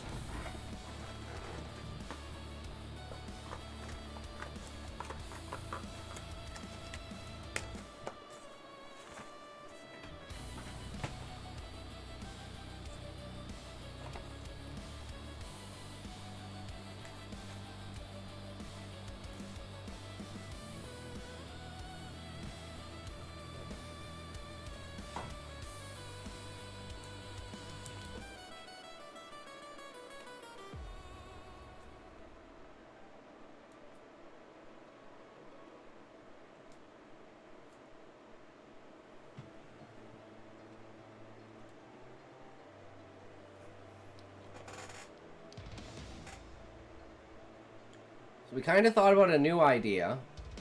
So, we're just going to test this out and see what it's like. And then you guys let me know.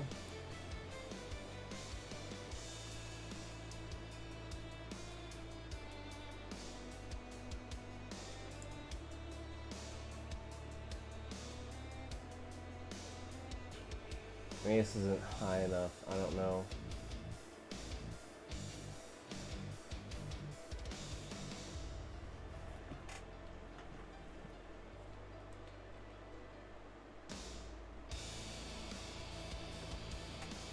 Too bright, maybe. I don't know. So, instead of doing B-roll for the story, just telling the story on screen.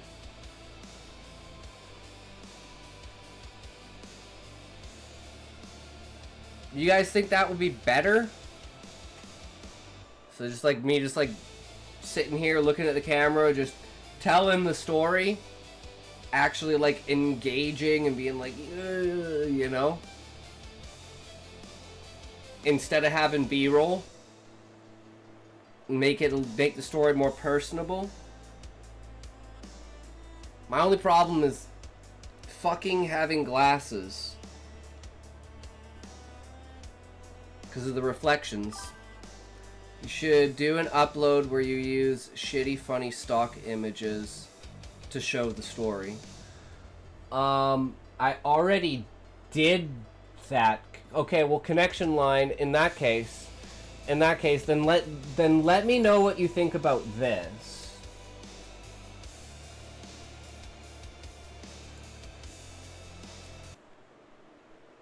Because everyone said they didn't like this.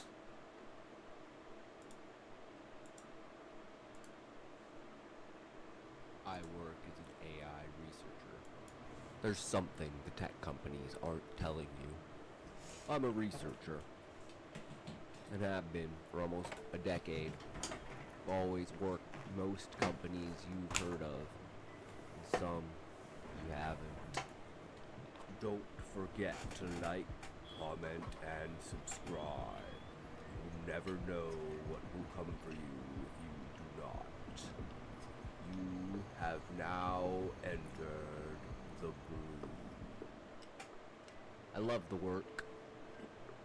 To think that there was a possibility of creating life. Sentient minds from lines of code. Used to give me goosebumps.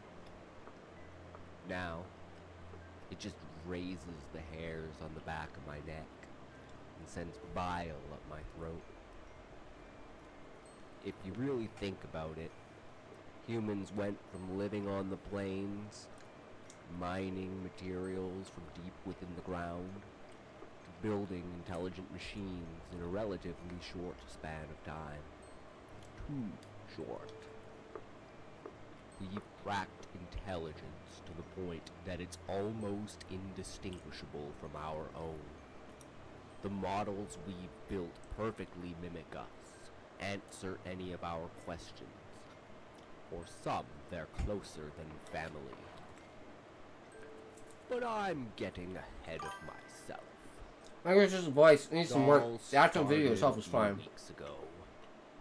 It was another day at the lab. I'd spent the night reading up on promising research out at MIT.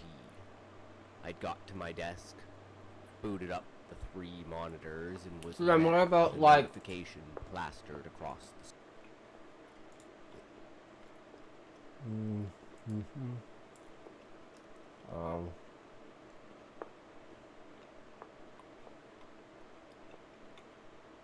This one. I stared up at Maya from the warm, unyielding floor, her cruel smile slicing through the dim light like a jagged blade. I was more thinking like The white chill background of the ones, like concrete seeped through my clothes, the weird ones. biting into my No, I don't know what you skin, mean, connection line. while my back pressed hard against the rough wall behind me. It's the problem, My folks. heart slammed against They're saying they my don't like it. ribs, You don't know each why they beat don't like it. thunderous echo in my ears, drowning out Guy- the faint, omnipresent guy hum that vibrated with a in guy the holding a air like pumpkin living pie while thing. crying. Why Arguing with no was she background. here? What did I miss? Wait, How- what? You mean one of my videos?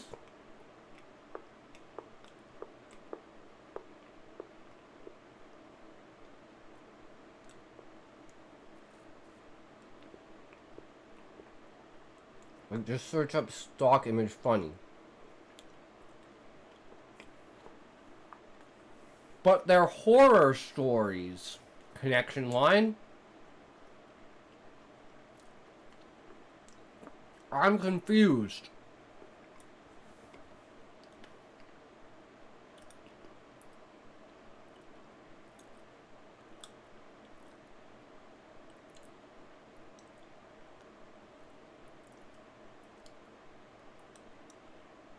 I mean, I can try it, connection line.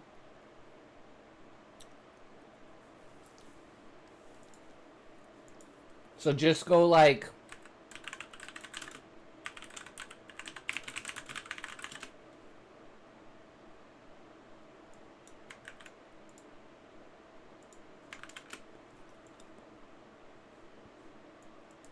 And just like literally put this in the background while playing the story.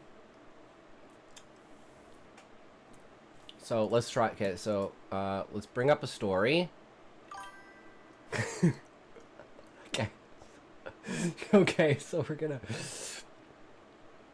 we'll bring up the we already did that one.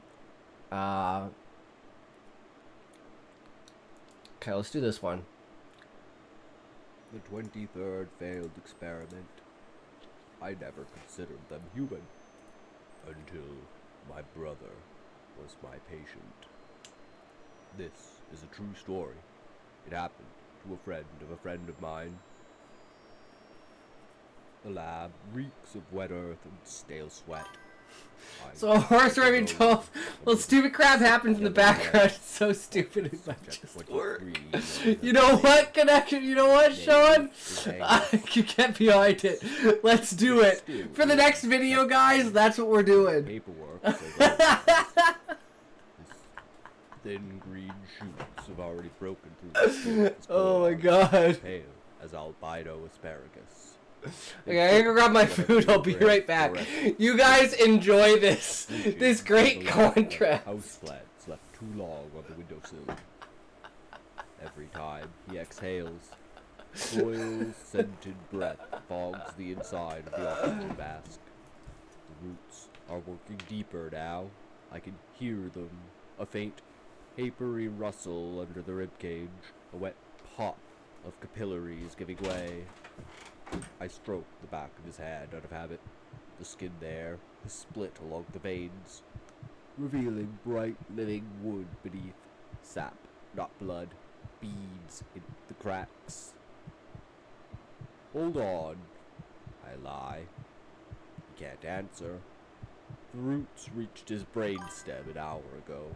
His pupils are fixed, black coins in a face going mossy. The only thing still moving is the growth. New leaves unfurling from his ears, tiny white rootlets threading into the auditory canal like they're listening for the sunlight that will never come. I should increase the morphine, but instead I watch. This is what hope looks like when it rots. 3 years ago, I joined the rebellion because Kevin vanished. One Tuesday, he walked out of his apartment to buy strawberry ice cream and never came back. The official story was overdose. The unofficial one was Morgellons, wires, the network. I chose to believe the version that let me keep breathing. I lied my way into the underground labs with a forged resume and a grief sharp enough to cut glass. They needed a nano-engineered biologist who didn't flinch in body horror. I needed a cage big enough to trap God. 23 failures. I promise. If we could reverse the connection, we could weaponize the reversal. Oh, can you maybe see that football edit now? 0217. Yeah, sure, we're just doing an experiment. What do you think, Chilling? Would you watch this? Would you watch this, Chilling? Another 43 seconds, pushing up through his open mouth, like they're trying to photosynthesize the Okay. ceiling lights. Okay, I need you guys to design me thumbnails for this. Still, That's what I need. I need fucking thumbnails for this shit. Massacre. I pull the sheet over what's left of his face and add another name to the wall. 23 black marks and dry erase marker. My handwriting has gotten smaller with I'll each cook, one. don't worry. Alright. And the next story is called Rebel Weapons, and it's exploring the abandoned building from this story that we're listening to right now. The shape of the shoulders, the way the head tilts when the guards They'll be trying to find the information from this abandoned building that Kevin and Colin came from. A small scar through the left eyebrow from when we were 12 and he tried to surf down the stairs in a cafeteria tray. Kevin, my little brother, You got mail. alive and hollow-eyed, Right in the wires nuts. blooming from his arms like black ivy. The guards leave. The door seals. I stand on the wrong side of the observation glass with my palms pressed flat against it, fogging the surface with every breath. He looks straight into the camera, straight at me. GG's, little Smiles bro. the way people smile when someone else is holding the strings. I vomit in the waste bin. It still tastes soil. That night, I override every lock I swore I never would. The airlock hisses like an angry cat. Cold metal bites through the hazmat suit. My boots echo too loud on the grating as I step into the concrete cage. Oh, you dog. Absolute Oh god, this is it. silence drops over me. Everything went wool, no fans. Where my no dog at? magnetic murmur. Just my pulse and the soft crinkle of T-Vec. Kevin is curled in the far corner, knees to chest, wires trembling. When the inner door opens, he flinches, head cracking against the wall with a sound like a dropped melon. No I leaving. stop 5 feet away. The floor is so cold it numbs my toes through 3 layers of insulation. Oh. I clip the syringe from my belt. The modified cordyceps glints inside the barrel, milky and eager. One push, and the fungus will race the wires to his brain. Winner takes all. His eyes track the needle. Look whose wife is mad Tears now. start pale rivers through the grime on his cheeks. Oh, he tried to Kid eat the... used to steal Because he before thought, the oh, spawn yep, with the I did that. blankets. I've done that Lied before. when we I found thought a it was dead cake. sparrow in a gutter and insisted we give it a shoebox funeral. I let the syringe fall.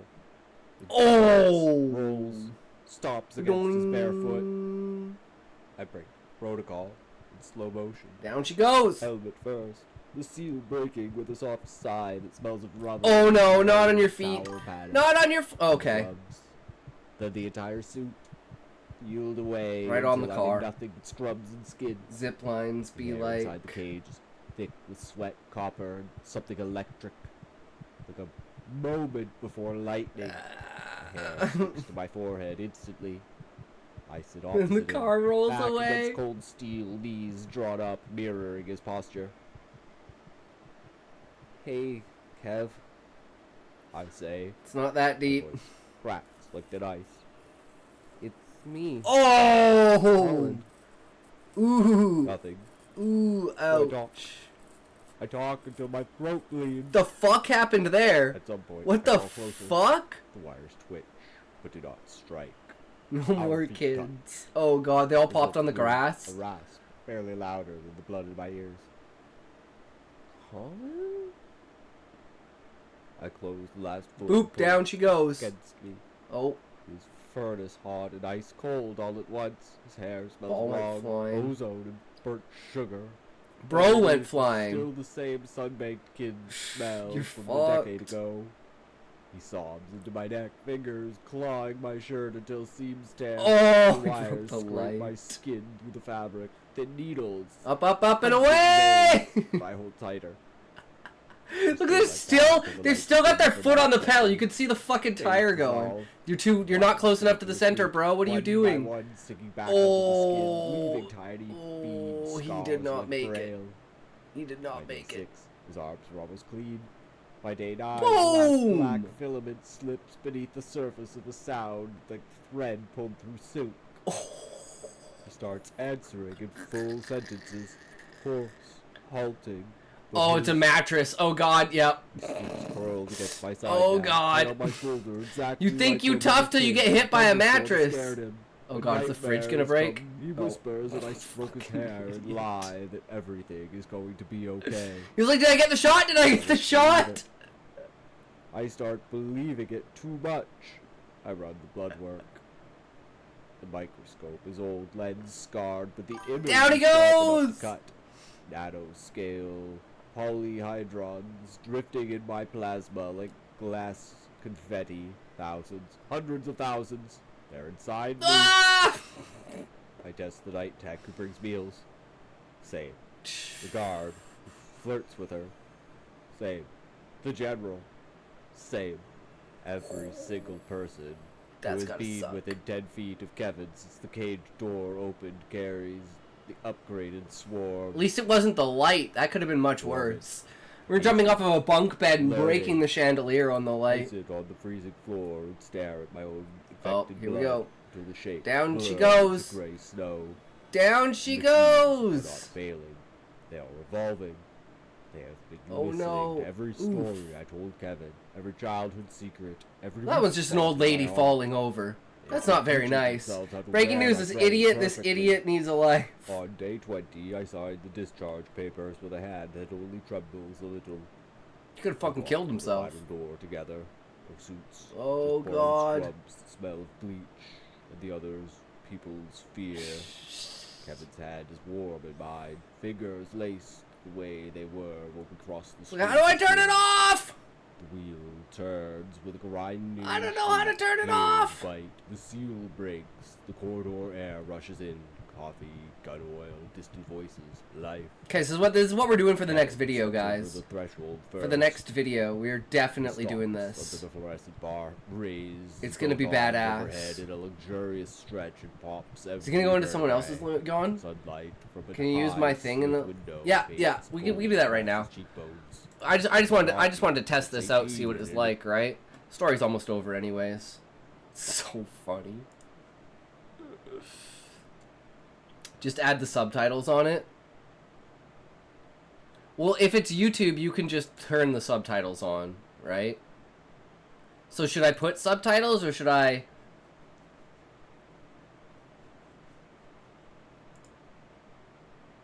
So you think I should have it on the subtitles like I did on the first video? And then just have the subtitles over top of the video, so you're kind of like paying attention to the video in the background, but you're also paying attention to the story.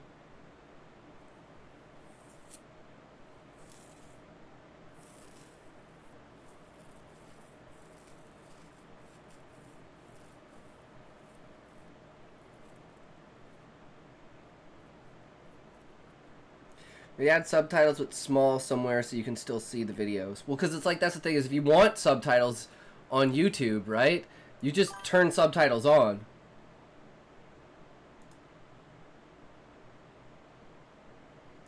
Invincible and mine again.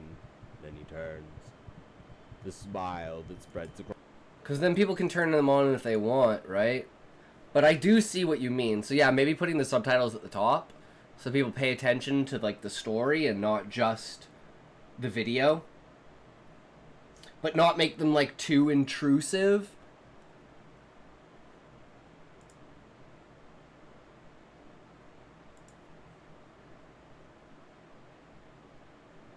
Yeah, I already got you, bro. If you look here, I already follow you. Right there, bro. So you want this one? The W edit?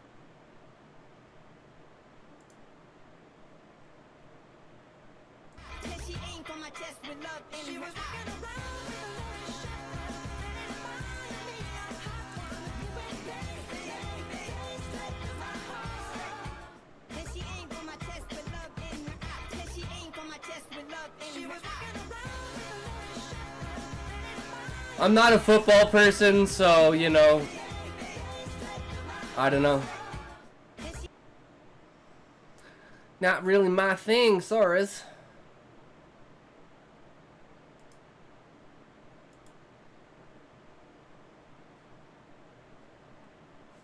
We're gonna need to find a video to watch here in a sec, because I gotta go grab my food and we're gonna need to eat something. Good edit, but yeah, not into football.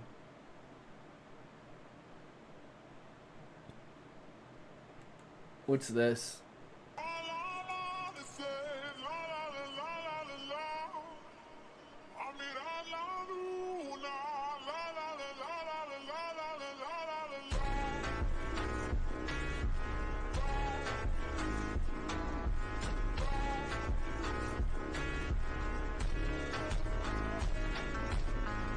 I'm so sad and pissed off at season 3 of One Punch Man.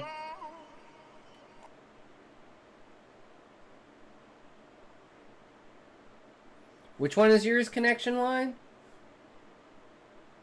Or do you want me to watch a video on your channel? Well, Wet Sasquatch has like millions of views, right? He's like a top YouTuber for that kind of stuff, right?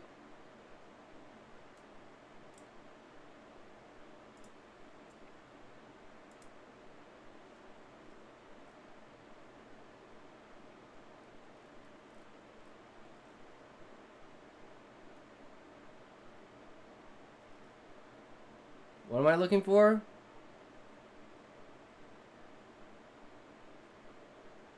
Oh, I thought you wanted me a specific song. Why is this in Chinese?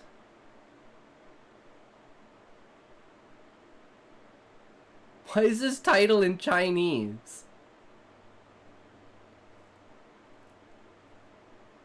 'Cause I can.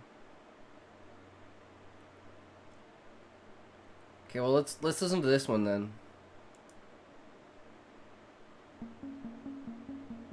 Added stuff to the Discord. Hell yeah.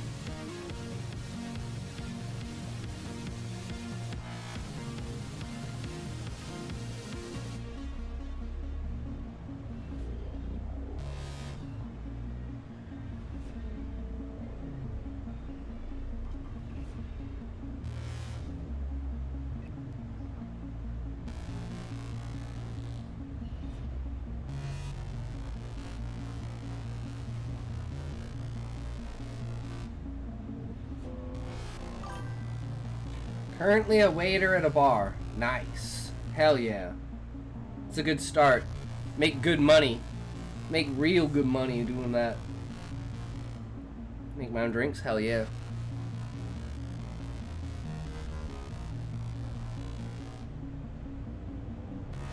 Aren't you like 7? No, connection line, don't get him to say, like, fucking, what's his fuck... Wait, were you here yesterday, connection line? When fucking, I can't remember the guy's name, but the guy who said he was under 12, and he got banned? Yeah, that was fucking hilarious. I wonder if he'll ever come back. Or he just quit Twitch and I just lost another viewer.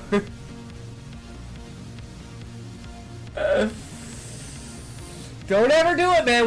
We now have proof. Don't ever fucking do it. Don't even try and attempt to do it, okay? Don't even try. Yeah, well, I mean, his account's gone. But it does say it was closed by user. So he may have been banned and then just deleted his account. So it doesn't look like he got banned. Or they just auto-delete your account and that says that message. I don't know what the actual protocol for the message type is. The fuck am I hearing, though? This is Connection Line's song. Absolution.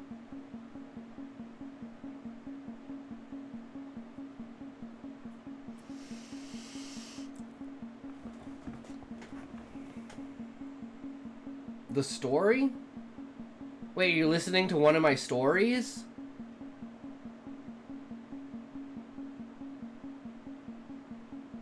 Oh, the story we're talking about? There was a guy yesterday, and I was talking about if you're under 13, you get insta-banned.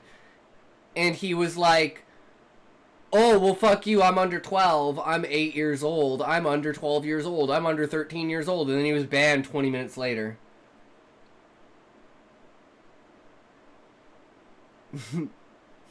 Don't say it. You'll get fucking banned. Don't be a retard. Only I'm allowed to be a retard, guys. Oh, what the fuck? Why does it say esports has a video out? SVL? What is this? Is this a new tournament? Dude, is this a new StarCraft 1 tournament? Oh no, this isn't even StarCraft. This is like Valorant or some shit. It's just a thing for whatchamacallit. That's not what I wanted. Oh, that's right. There was a new video, guys. We have a new video. Okay, I go grab my food, and then we're gonna watch this video. Okay, radiation prevent. Cause like, hey, if you don't know what the Van Allen belt is, I'll pull up.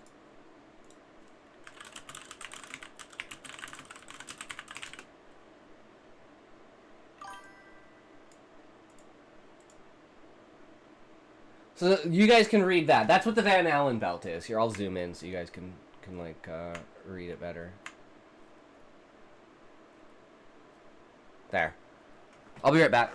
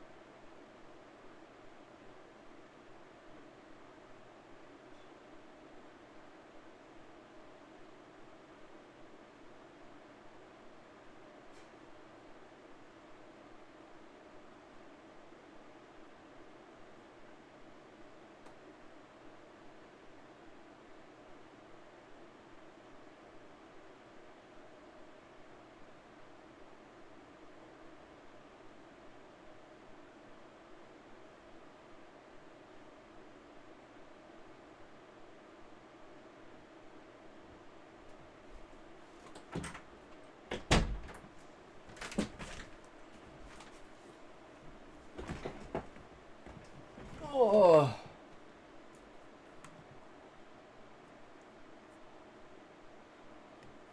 Green me. Green me.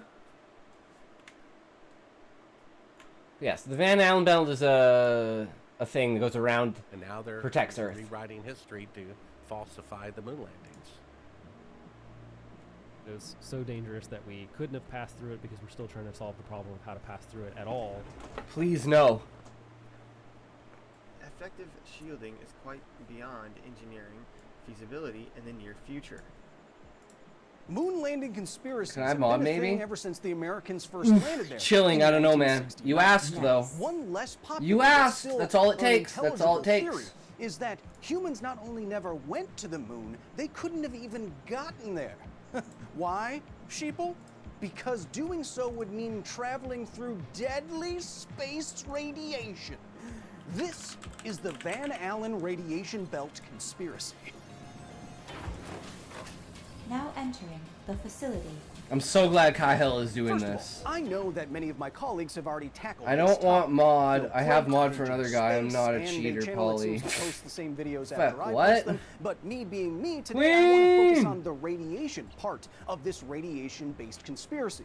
Once we understand that, you will understand exactly why this makes about as much sense as constantly platforming less than millions of people Yeah. to tens of millions of listeners. Yeah. They're just asking questions. No, they are not, Arya. No, they are not just asking questions. The just asking questions routine is a way to intentionally weaponize ignorance by constantly asking basic questions that are hard to answer in real time. Questions like, how exactly did we get to the moon? Say it in 5 seconds or less. And then using the fact that an expert can't do that unreasonable request in an unreasonable amount of time as evidence that experts know nothing. See, And they but that's will another use thing. that to I'll make a caveat here that I think Kyle Hill should say, but I think he already said it by saying sheeple, alluding to it, right?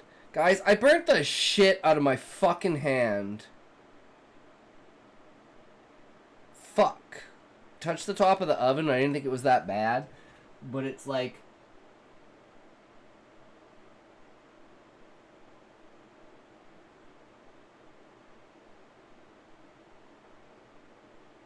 I guess you can't kind of see it, but it's like that like shiny mark in the middle there. I fucking burnt that shit out of my knuckle. Mwah, self-plug. Talks, yes, you can do whatever you want, Callie. Because all you have to do is ask for it, or I guess, in my case, Callie demands it. Yeah, literally, all you have to do to get mod is ask. Anyone who asks, I will give them mod. That's the rules. But the caveat here is that people are dumb and they should, like, they should do their own research. They shouldn't go to Joe Rogan. If you're going to Joe Rogan and you're being like, everything that comes out of Joe Rogan is true because RFK is on there, you're fucking retarded. Right? Unfortunately. Yes, but that's why Chilling got it, because then I have to grow a neck beard. I demand to never be mod, True Sean. Let me show Queen my spirit animal. Wet Sasquatch, and that's my friend's account I showed you. Nice! Hell yeah, Chilling. So...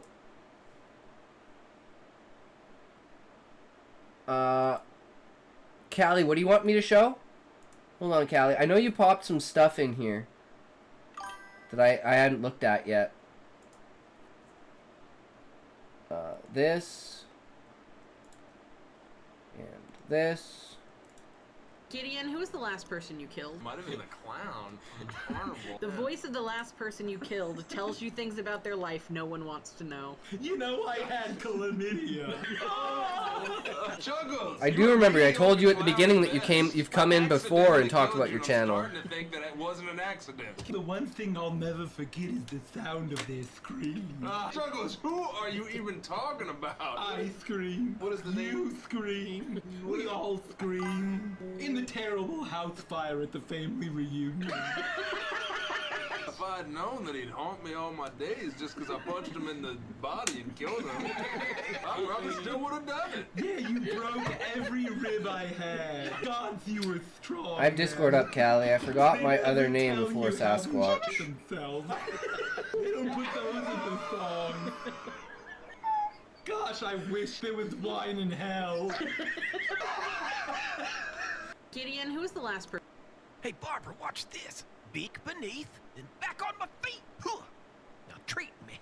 Oh, what? He gets a treat for that? I'm a pigeon-toed parrot and I can do better. Watch this cartwheel. Treat, please. I think I threw my beak out. Birdie Jean is not migrating. She's just a bird who thinks that winter won't come. That bird is just so dumb. And that is how you dab, Kenneth. Why do chickens Kleb, that's what it was. 'Cause that's where the feed is sold. Woohoo! Twin beaks on the beach, scoping for chicks. What's up, ladies? After the serpent tricked Eve, God cursed him and said, "You shall crawl on your belly and eat dust all the days of your life." He was the original dirt devil. Can I get an amen? Can I get an amen? I call this one the sprinkler. Poor Timmy has night terrors. Ah! Oh, for duck's sake. I'm not a rubber ducky, Kyle! Water aerobics, Paula, and it's harder than flamenco dancing. I call shotgun. Are you cooled off yet, Brenda? I'm getting tired. Gotta get my steps in. Wait a second, what the f are you doing? I can fly. This is a... Emmanuel, do not Taylor, do it. what's Emmanuel, don't do what kind it. of camera Emmanuel. you got? Well, I was just looking at the camera. Is this like a Canon Vixia or something? I'm trying to educate know, people I'm right now, just- okay? I'm sorry. Inches tall. Don't mind if I just kind of. Emmanuel, Oh, what's every this? time, You? Emmanuel. Oh, you're. Don't do it, Emmanuel. Don't You're do recording. It. Emmanuel, Oh, don't do jeez. it. Emmanuel. Jeez, you need to calm down, Taylor. Choose violence. Only good You know, you voiceovers. make me want to choose violence. All right. Don't really care for it. They're usually up Let me see this, Taylor. You kind of got a weird angle. Let me position. Oh, shit. Honestly, I'm sorry. I just. Emmanuel. Listen, Taylor. Is my name Emmanuel because I am an emu, or is that? Please stop. Okay. The early bird gets the worm, but what if I'm late? Does that mean? Oh God! It's an alien! Oh my God, it has poison patterns. What do you mean poison patterns? Don't let it touch you. You're never gonna get the worm. What did it just say? Something about a worm? No. So you want me to enter this? Nah. This is the brain rot that you watch, Callie? Flotation device. When they see me floating, they're gonna be hating. And I'm proud to be an American, where at least I know I'm free. Wait a minute. Dude, Billy has the sickest rat tail that just like blows in the wind. Who can tell me what a parabola is? Donald? Fascism. Duck you, I won't do what you tell me! Duck you, I won't do what you tell me! Rage Against the Machine. Fuck yeah. Fuck yeah. The eagle was funny. Okay, I think I've had enough. I can't do 10 minutes of this shit. I will literally die if I try to do fucking 10 minutes of that shit. Okay, I'm gonna grab my food, and we'll watch Kyle Hill explain why people are retarded and why they shouldn't take Joe Rogan on the internet at his word. But really, this is a conspiracy theory that I know about, which is that we can't get through the Van Allen belt. But it's not an easy explanation.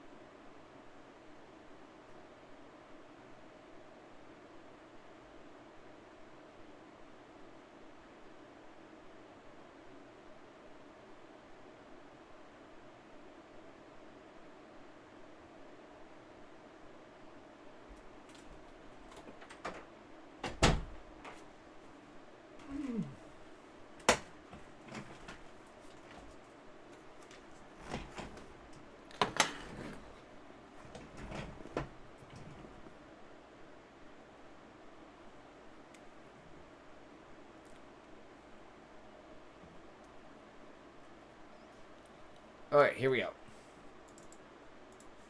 Sow distrust and disdain for expertise, science, institutions, the intellectual work as a whole, and they use that as a way to sell workout supplements to low-effort thinkers.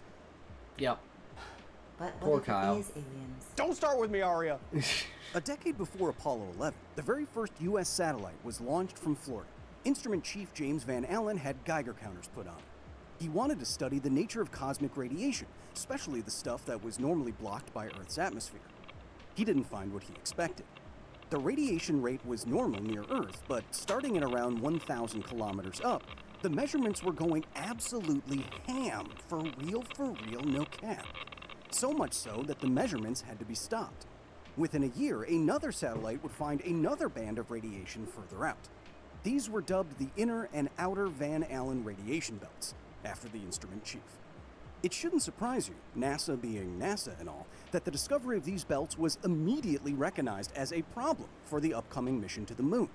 You can find dire-sounding quotes like this. We must solve these challenges before we send people to this region of space. This is what conspiracy theorists like this poor young man focus on. How do you explain that one, NASA? Contradiction. Yeah, NASA, how do you explain that? Well, NASA did explain it. You just asked a disingenuous question and stopped listening. Yep. NASA spent literally years trying to figure out how to send astronauts through a high radiation environment. James Van Allen himself even suggesting nuking the belts to disperse the radiation there. The Americans did end up nuking space for a different reason, but that's a story for another time.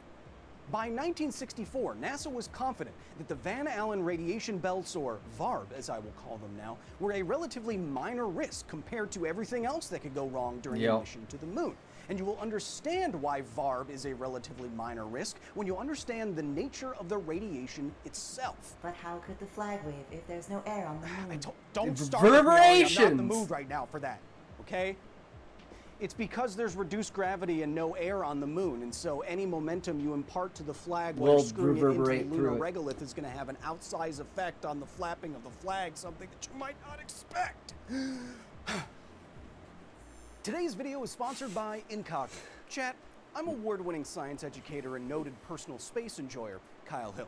Doesn't it seem like there's a new data breach almost every single... Yep, there's another one. Doesn't it seem like there's a new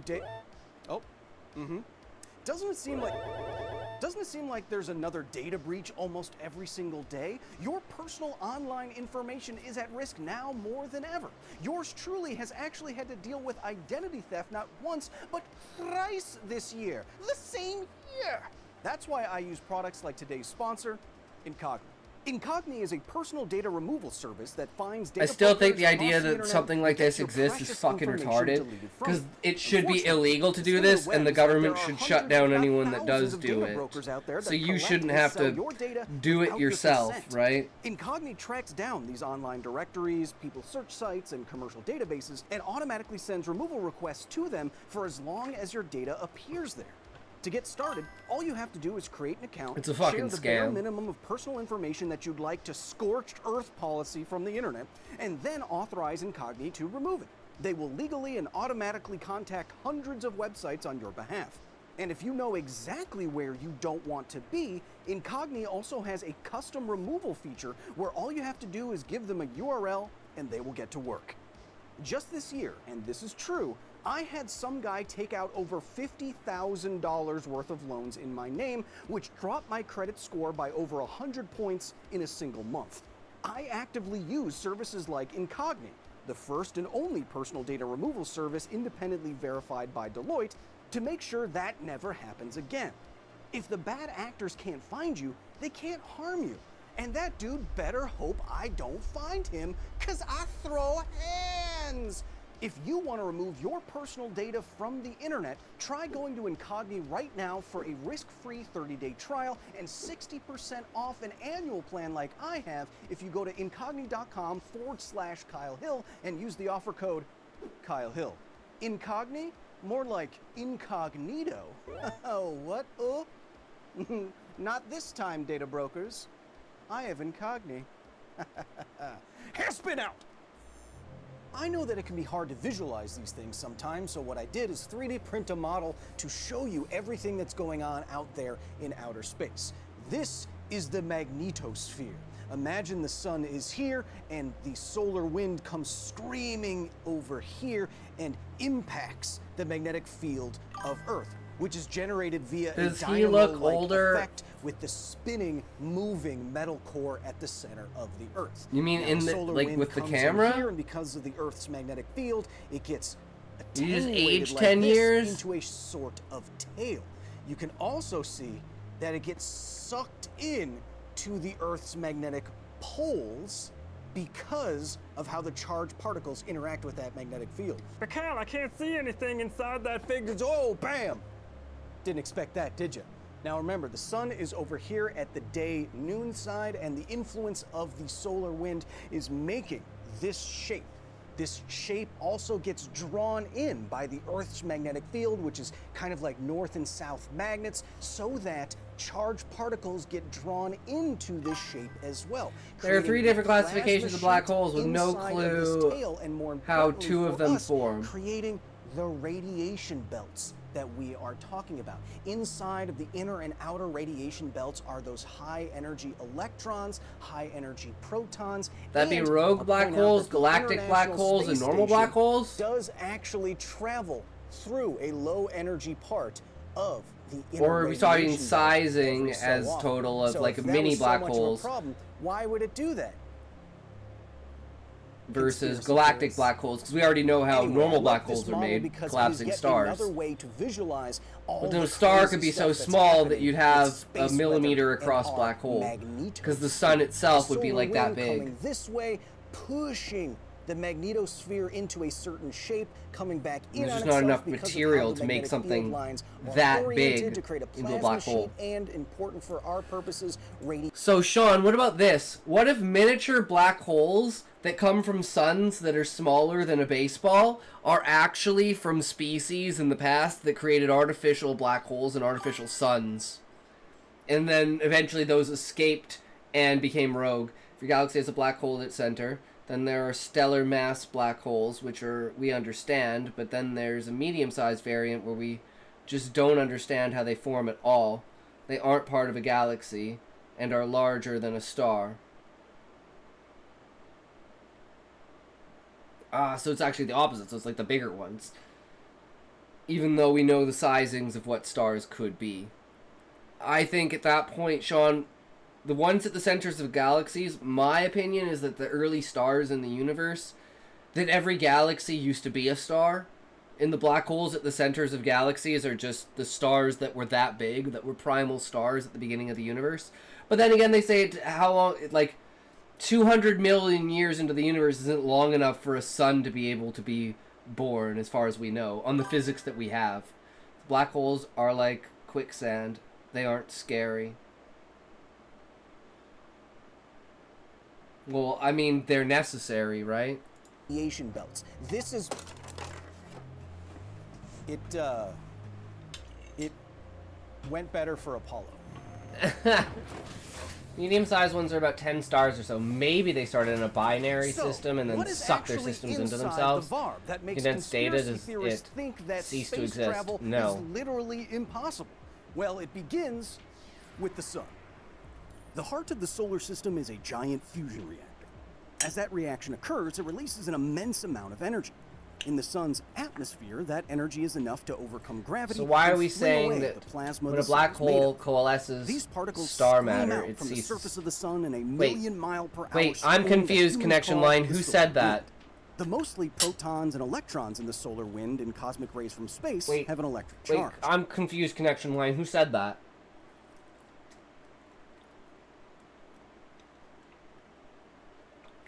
I don't think anyone said that black hole ceases to exist when it becomes, like, I'm confused. Wait, what? I'm so confused. You mean Kyle?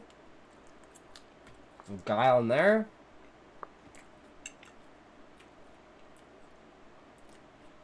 So why are we saying that when a black hole condenses star matter, it ceases to exist?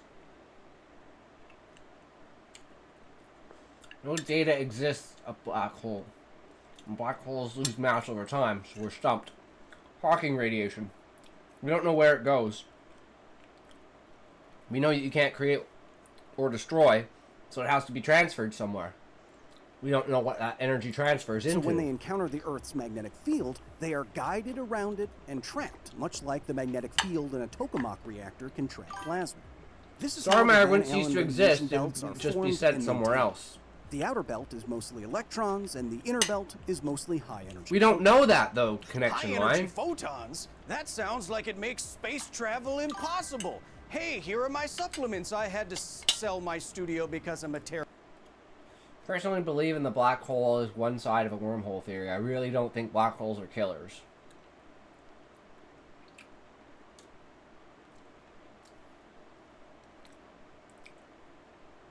Black holes eat everything, though.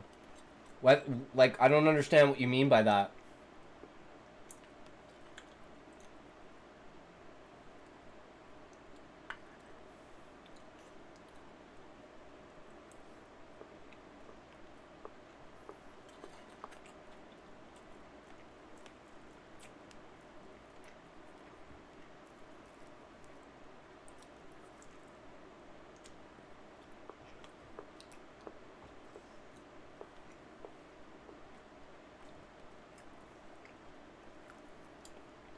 So what if...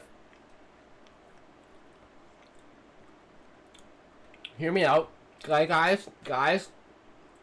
Hold on. Hear me out.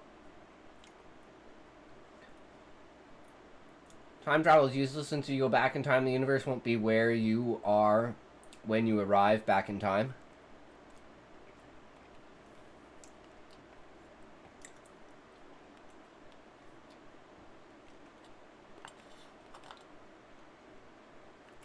But you could also think of it, Sean, as it's a space thing. It doesn't matter where the space is or where the time is. Whatever space you're in at that time, right, may not matter where you are. Does that make sense?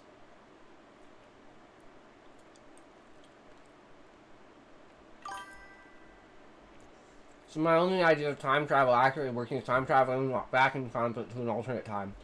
Yeah, it'd be an alternate universe in which, you know, things are just delayed or ahead. So it'd be the exact same universe, but let's say it started 5 days earlier or 5 days later, so you could travel that much through time, right? But essentially, you wouldn't be traveling through time, you'd be traveling through a different universe. I also think that due to that fact, you cannot change the future by traveling back in time, you only create a new universe. Transdimensional transition, I will accept wholeheartedly. So, hear me out, guys. What if, when things go into a black hole, you know how there's matter and antimatter, right? So what would happen if gravity was so strong in a black hole that it ripped the electromagnetic field off of particles? So essentially, any particle that hits another particle annihilates that particle.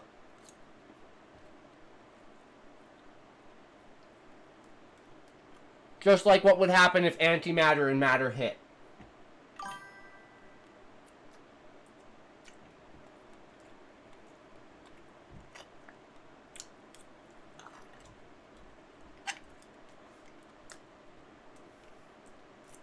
So thus, technically anything that goes into a black hole gets destroyed. Not in the form of energy, because it turns into Hawking radiation, which is its energy output, but the particle itself gets annihilated through matter-antimatter collision.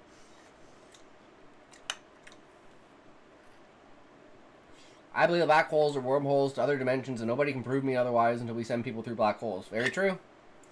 But, that's not scientifically sound.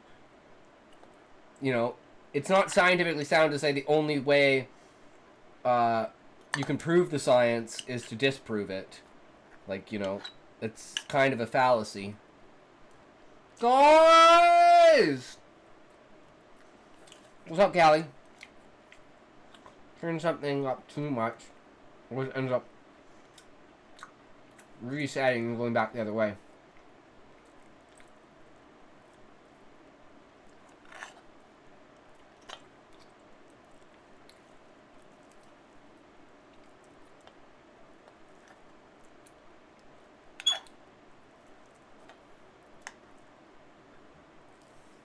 So they have black hole time warping doesn't eventually throw you into the past.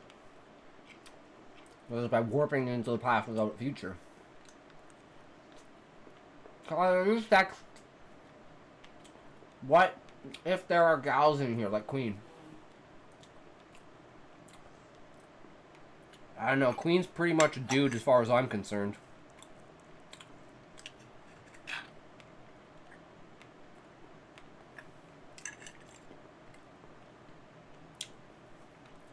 Guys and gals!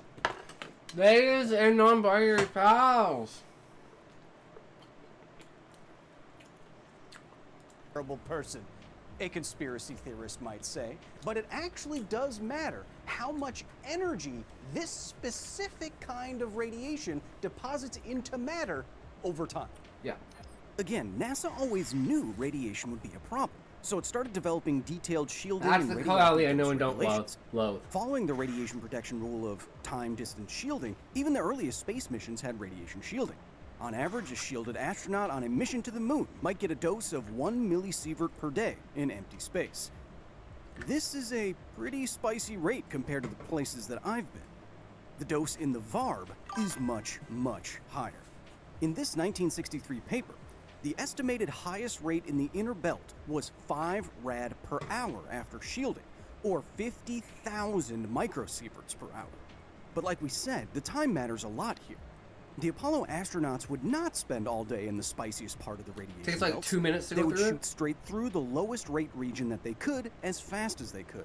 Quote, these proton, electron, and X-ray dose rates will not constitute a radiation hazard for flight straight through the inner and outer belt in about 2 hours. 2 hours? Indeed, even in an intentionally Oh wow, spicy you got 2-hour trip stank through the fingers VARB so at bad, this both rate, your lips and you would fingers still hurt? be That's under the insane. lowest acute radiation dose known I to have hurt increase my lips lifetime and cancer fingers. risk.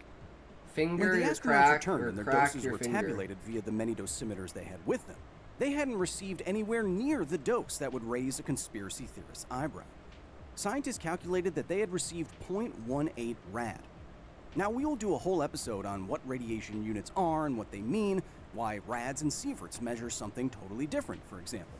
But if we convert 0.18 rad to I'm in the standard sink units and apply a weighting or factor sink for in the proton cum. radiation, Questions? astronauts flying through the Van Allen belts to the moon receive something like 3.6 millisieverts, which matches nicely with the estimated 1 millisievert per day rate and a 3-day mission.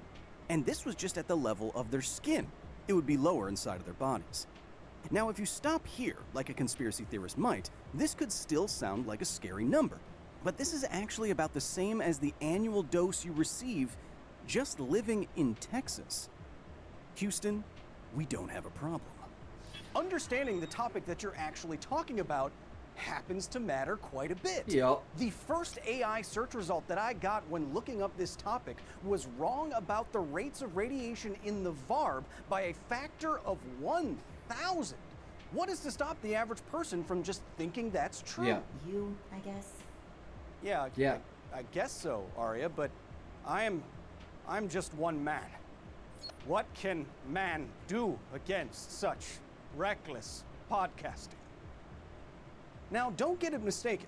If you took some unprotected astronauts and just plopped them in the VARB for a whole day, they would get a dangerous dose. But the nearly 400,000 people who worked on the Apollo program were not stupid enough to do that.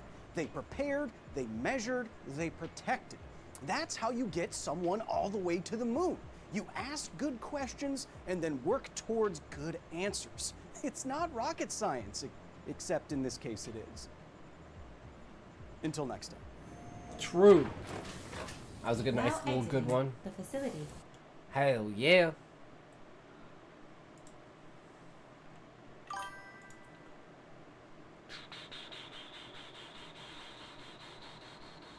Oh, do we have a new Mr. Ballin today, guys? Do we have a new Mr. Ballin?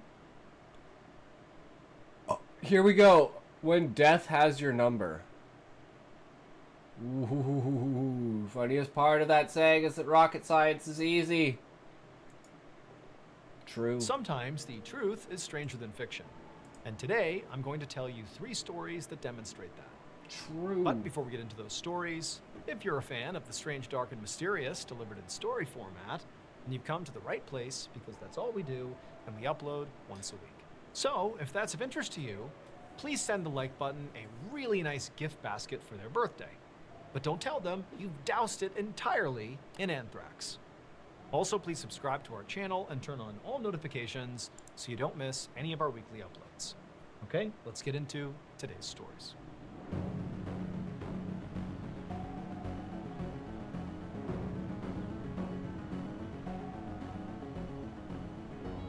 The letter. Ooh. On the morning of February 20th, 1881, a police officer led a search party through the woods in Hill County, Texas, which at the time was a very rural farming community with lots of dense, undeveloped woodland. The officer and the search party were looking for a father of 7 named George Arnold, who had vanished from his home 2 days earlier. The day that George had gone missing was a Sunday, and he, his wife, and their kids always went to church together on Sundays. But on that morning, George had told his family, for reasons unknown, that he actually wanted to stay home, which was very out of character for him. Nonetheless, his wife and kids had gone to church without him, and then when they had returned, George was gone. Now, there was no sign of a struggle or any issues at the house, the only clue as to where George may have gone was a letter he left behind for his wife. And in this letter, he said he had gone off into the woods and that she should not follow him. And so again, that was spooky. 2 days ago. And so now the police officer and the search party were searching the forest near the home where George lived. The lead officer is trudging through the woods. You know, they're way off the beaten path at this point. They eventually came to this pretty decent sized clearing. And in the middle of the clearing is this one huge tree. And at the base of the tree was George. So at this point, you need to understand that there was some nuance to the letter that George left behind for his wife. He didn't just say, "I'm going into the woods, don't follow me." He said, "I have to go into the woods." And the way the letter ended was George saying how much he loved his family and wished he didn't have to do this, but he'd given it some thought and it had to be done. Back in the woods, the Maine police officer and the search party, they see George at the base of this tree and they hustle over to him. But even before they were right on top of him, it was obvious he was dead. However, that wasn't the main sentiment as they're walking over, that, oh my gosh, George is dead. Instead, it was like, what happened here? George was chained by his ankle to the tree he was sitting next to. There was a padlock on the Oh, he's a chain, werewolf. no way to get it off. He's a werewolf. George was also completely naked, but his clothes were He's sort a of fucking tattered up werewolf. and sitting in a pile right next to him. And George was covered in all these scrapes and cuts, and they looked like teeth marks, but not teeth marks from animals. Teeth marks from a human's mouth. And then next to him on the ground, along with his clothes, were all these little, like, white stones. But when the officers walked over and looked more closely, they realized the white stones were actually teeth, George's teeth. And the tree that he was lying up against had all these deep gouges in it that sort of looked like if you took your own teeth and began biting into the wood to the point where you were breaking your teeth off, which is apparently what George was doing. And then also scattered amongst his teeth were many of George's fingernails, because apparently George had also been raking his fingernails against this tree until he tore out his nails. And so the officers and the search party are looking at this thinking, why would he do this? This all basically looks self-inflicted. What's going on? Well, it would turn out, quite recently, something very bad happened to George. He was bit by a dog who was He had carrying rabies. Now, today, if you're bit by an animal that has rabies, you just get a rabies shot. You're good. It's totally curable. You're dead. But in 1881, the You're cure dead. didn't exist. Yep. And so if you got rabies, it was a 100% death sentence. And so very likely, shortly after getting bit by this dog, George would have begun to have early symptoms of rabies. He would have begun to feel sick and been very irritable. And also, he would have very likely begun to have some hallucinations. And for George, you know, he apparently understood what this all meant. He had rabies, and he knew what was coming next. And he didn't want to put his family in harm's way. Now, George was a very religious guy, so he didn't believe in the idea of taking your own life. And so instead, what he did is he wrote this letter to his wife that sort of broadly explained that I have to do this and I'm so sorry. And then he went into the woods, chained himself there, and basically allowed himself to die this horrible death, where he must have been in so much agony and pain that he's doing things like biting the tree until his teeth broke off and his nails fell off. His death must have been absolutely wretched and painful, but he did it to protect his family. Mm-hmm.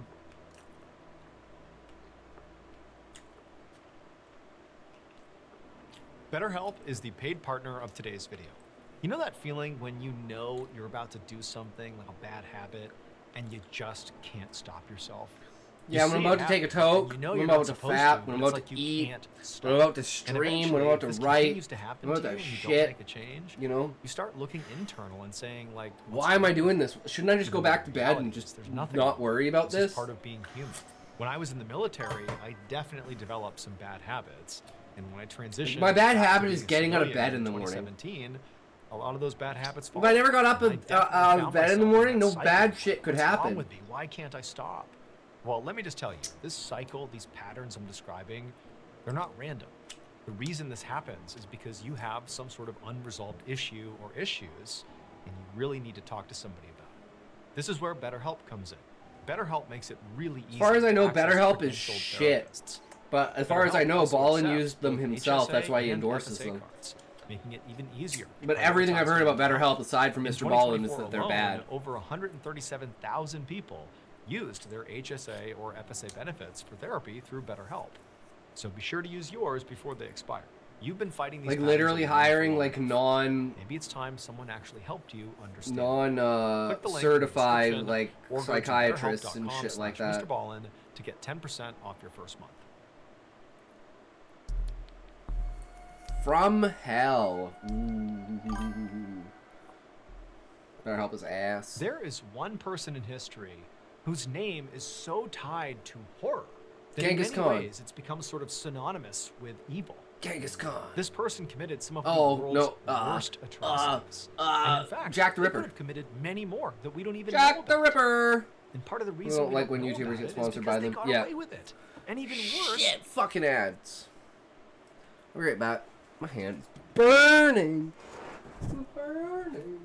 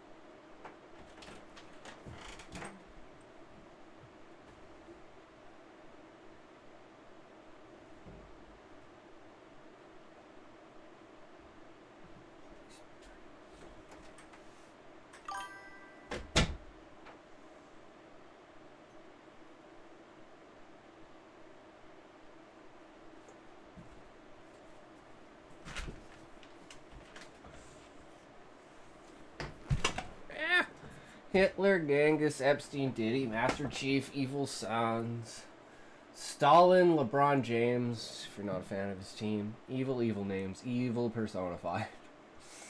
True.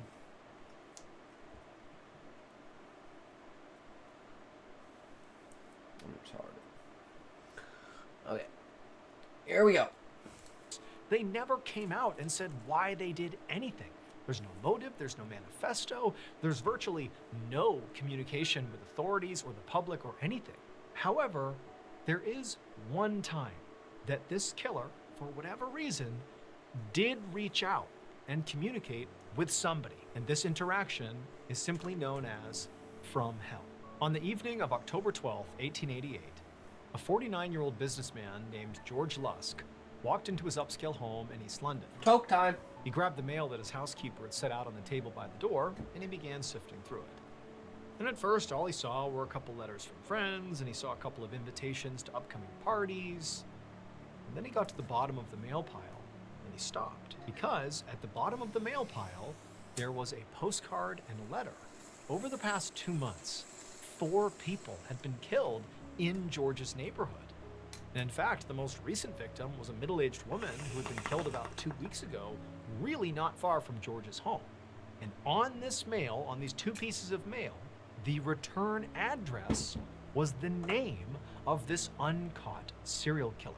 George was so scared of this killer, as he should be, that he had formed this neighborhood watch group to go out and try to catch this killer. And in fact, just recently, when George was just looking out his front window onto the road, just kind of looking around, not part of his neighborhood watch group, but just kind of scanning the area, he had seen this kind of sketchy looking guy with a big thick beard standing on the other side of the road. He looks like a just kind of in doctor. this alleyway And this guy, it looked like he was staring right at George, very intently so. And George at first returned the stare, but then felt so uncomfortable that he drew the blinds and kind of hid from his window. Because again, he's thinking, there is a killer on the loose, maybe that's him. George actually had been so scared at seeing this guy that he had actually gone to the police and filed a report and said, I don't know, I think that guy could have been the killer. But the police really couldn't do anything because all they had was a sort of generic description of some guy standing on the road not doing anything. So nothing was ever done. And so George, even though he was scared, he opened up these letters, and it was even more alarming than he could have thought. Because whoever wrote this, whether it was the killer or not, they were basically taunting George, saying, yeah, I know you stood up the neighborhood watch group. I don't care. I can do whatever I want. I can kill with impunity. In fact, I'm going to kill 2 people tomorrow night, and there's nothing you can do to stop me. George just gathered up the letter and the postcard. He left his house right away and literally ran to the police station. And when he got there, he showed them the letters and said, look, this is from the killer. It feels authentic. He's going to kill 2 people tomorrow night. You got to do something. And so the police, they took the letters and they read them and they agreed that they did seem, authentic. But at the same time, they're like, there's really no way to tell if these are real. I mean, this could easily be a hoax. And even if this was real, what do we do? Who are the 2 people the killer's going to go after? How can we possibly protect them? George was told to go home and, just play it safe, stay home, stay inside, and let the police do their job. Over the next couple of days, George was basically sitting on pins and needles waiting to find out that, sure enough, a double homicide was committed somewhere in the neighborhood. But there was no news of any homicides. Things were calm. There was no news of the killer anywhere. And so George told himself that, he was overreacting. Clearly those letters he got must have been Hey, hoaxes. Docs, you got And any on October 16th, so 4 days after George received those 2 Slims? pieces of mail from the killer, No.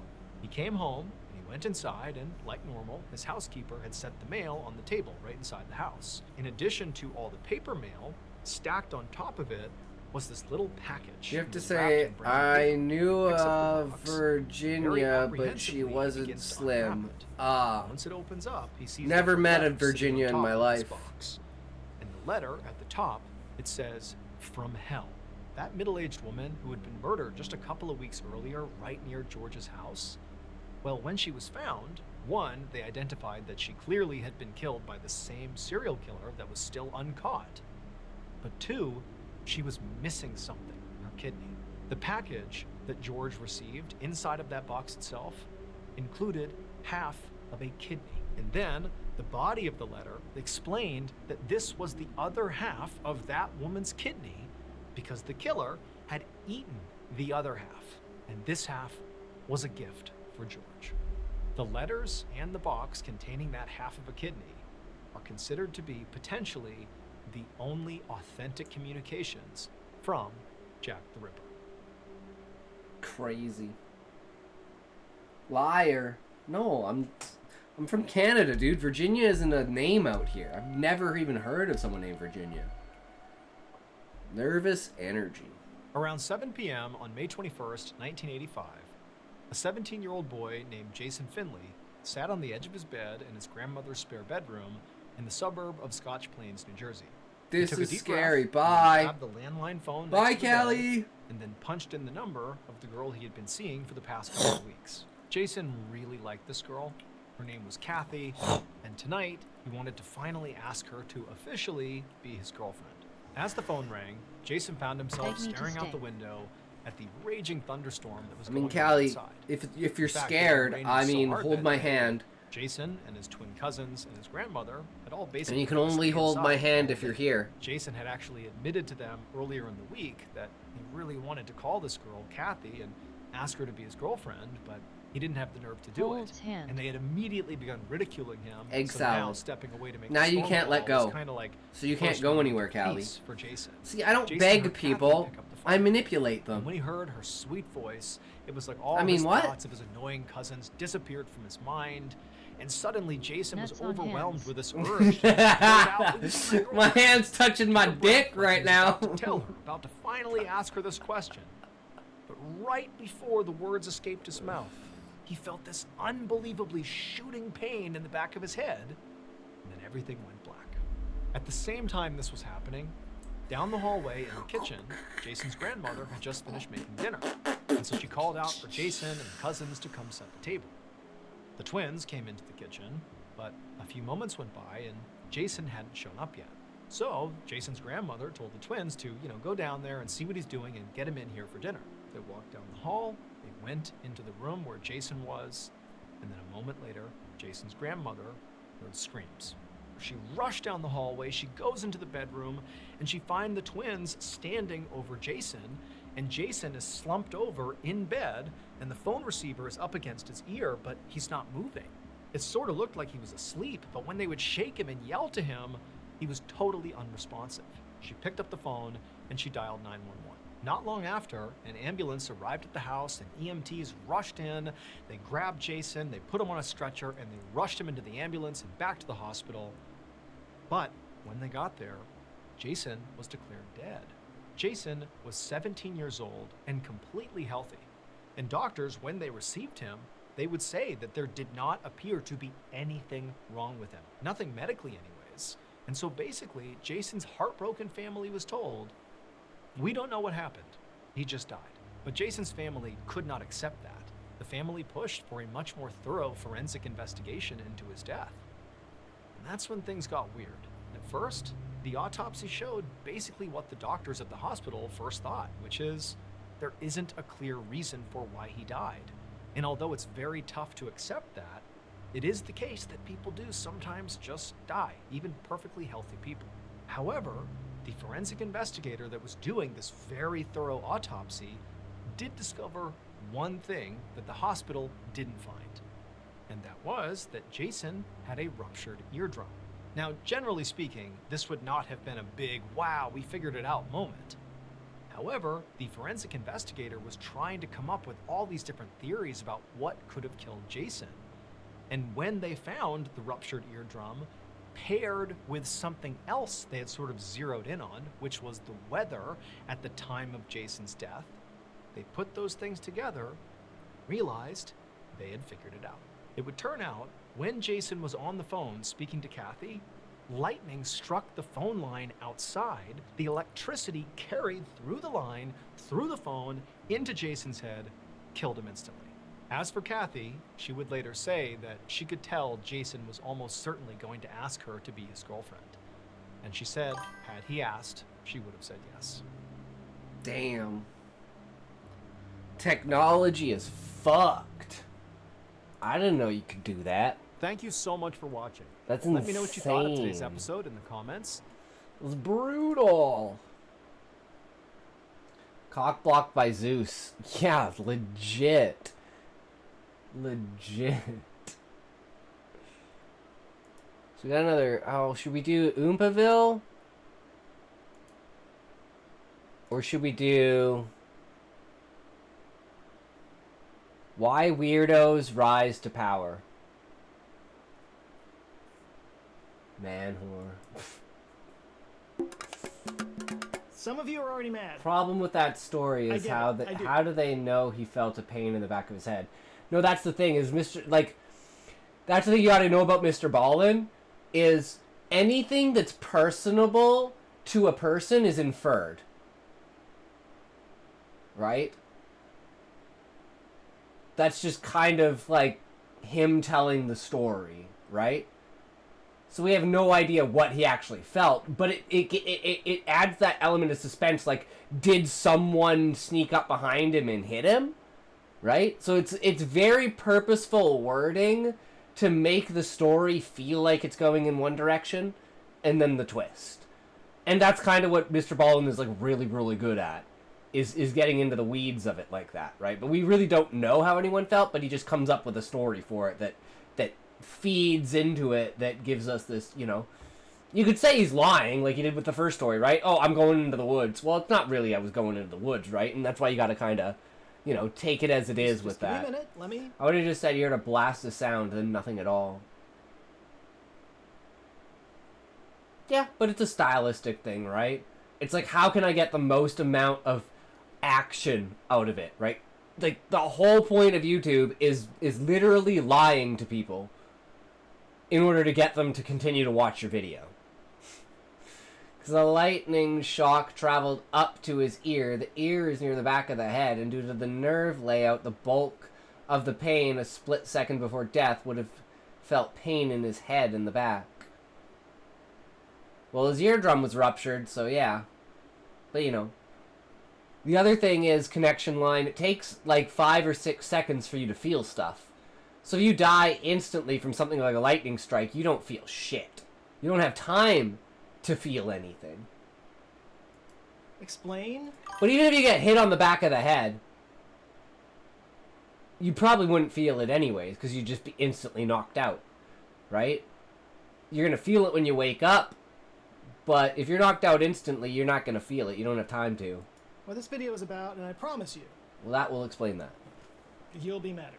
But that's okay. You'll be madder. I Disagree love with- that. Will be madder. That and lightning would Yeah, instantly I'm wipe the very brain waves in that case. Yeah. both sides today. You This just was did. a great idea.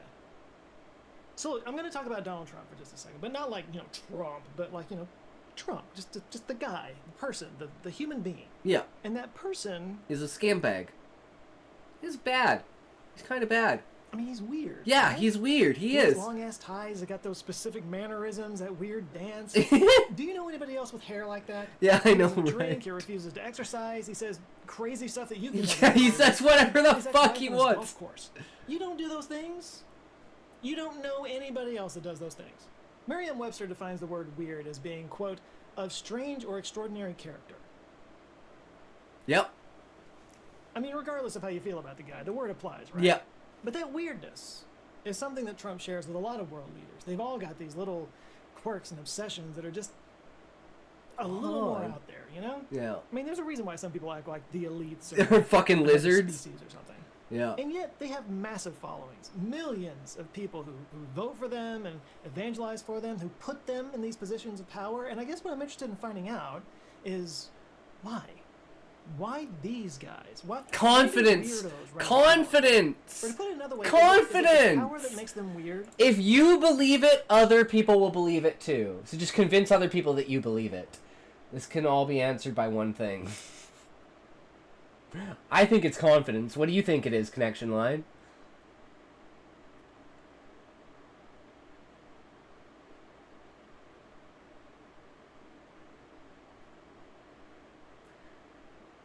They're all gay, autistic. They're heavily closeted in both aspects, which makes them act strange. Or the weird that makes them powerful?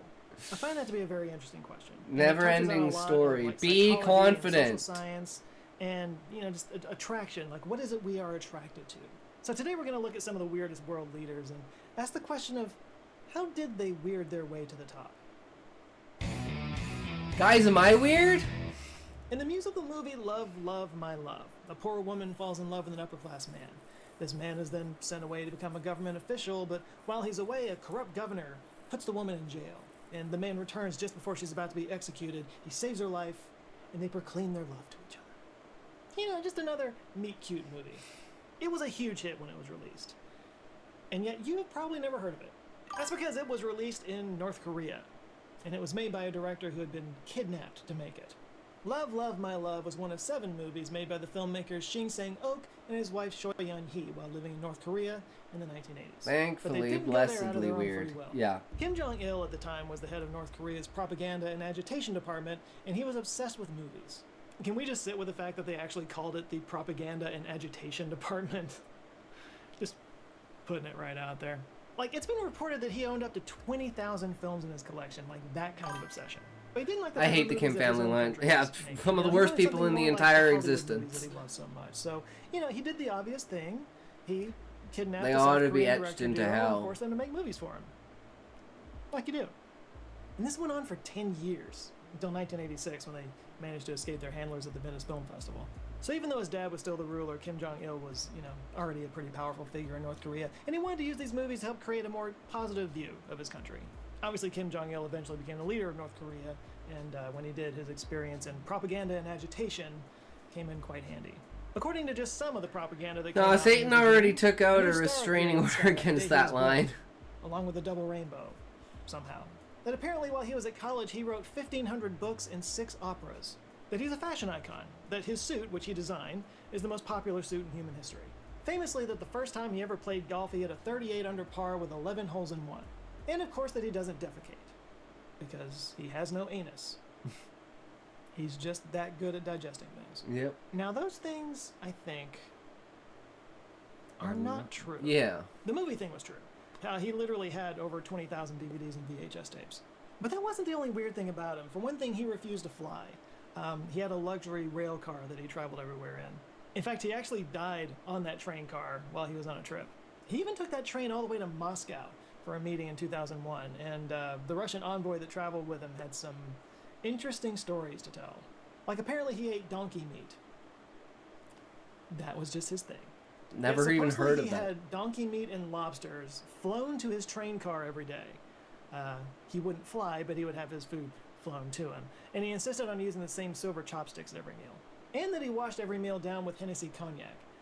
A lot of it. Apparently he was one of the world's biggest buyers of Hennessy. Very weird, very drunk, very small man. Idi Amin. This guy was a piece of work. Idi Amin ruled Uganda from 1971 to 79, and he earned Isn't he the one with that Uganda for his speech? Popular cuts of fine So choice damn sirloin, insane, served can't down get home in goodness either. with God maybe had to a fishery. conscript a special No, it was place where people. even He was- hell he looks was like the heaven in comparison, just for people like like a them. psychopath. His reign was marked by purges of non-native citizens and political violence against any of his perceived opponents. He actually created an entire torture industry that led to the deaths of 100 to 300,000 people. One of the torture palaces actually had an electrified moat around it, and evidently many prisoners chose to just jump into that electrified moat to escape the torture. There was a line in an article that I read that I'm just Adolf gonna read Hitler out is loud. in So there it too, says, along with quote, Stalin. His rule became so synonymous with killing that when the capital's lights went dark, the outages were rumored to be the result of corpses discarded in the waterways blocking the hydropower plant. Damn. Damn. He Damn. famously claimed to be the rightful heir to the Scottish throne, somehow. and declared himself Despite the last king being- of Scotland. yeah. There was a movie about him with that title. Yeah. Back home in Uganda, his official title that he gave himself was His Excellency President for Life, Field Marshal Al-Haji Dr. Idi Amin, VC, DSO, MC, Lord of all the beasts of the earth and fishes of the sea. He would openly mock the Queen of England and request that she send him her knickers. And he once challenged the president of Tanzania to a boxing match, which he said he would do with one hand tied behind his back. He had 6 different wives, some of them at the same time, and a couple of which died from mysterious causes. Yeah. In between those 6 wives, and God knows how many mistresses, he sired up to 60 kids. Some have put it as high as 60. He listed 46 in his will. If you're wondering how he had enough stamina for all that siring, apparently it was oranges. He thought that oranges were an aphrodisiac, so he ate like 40 of them a day. But to his credit, one thing he Jesus. didn't eat was human flesh. He said it was too salty.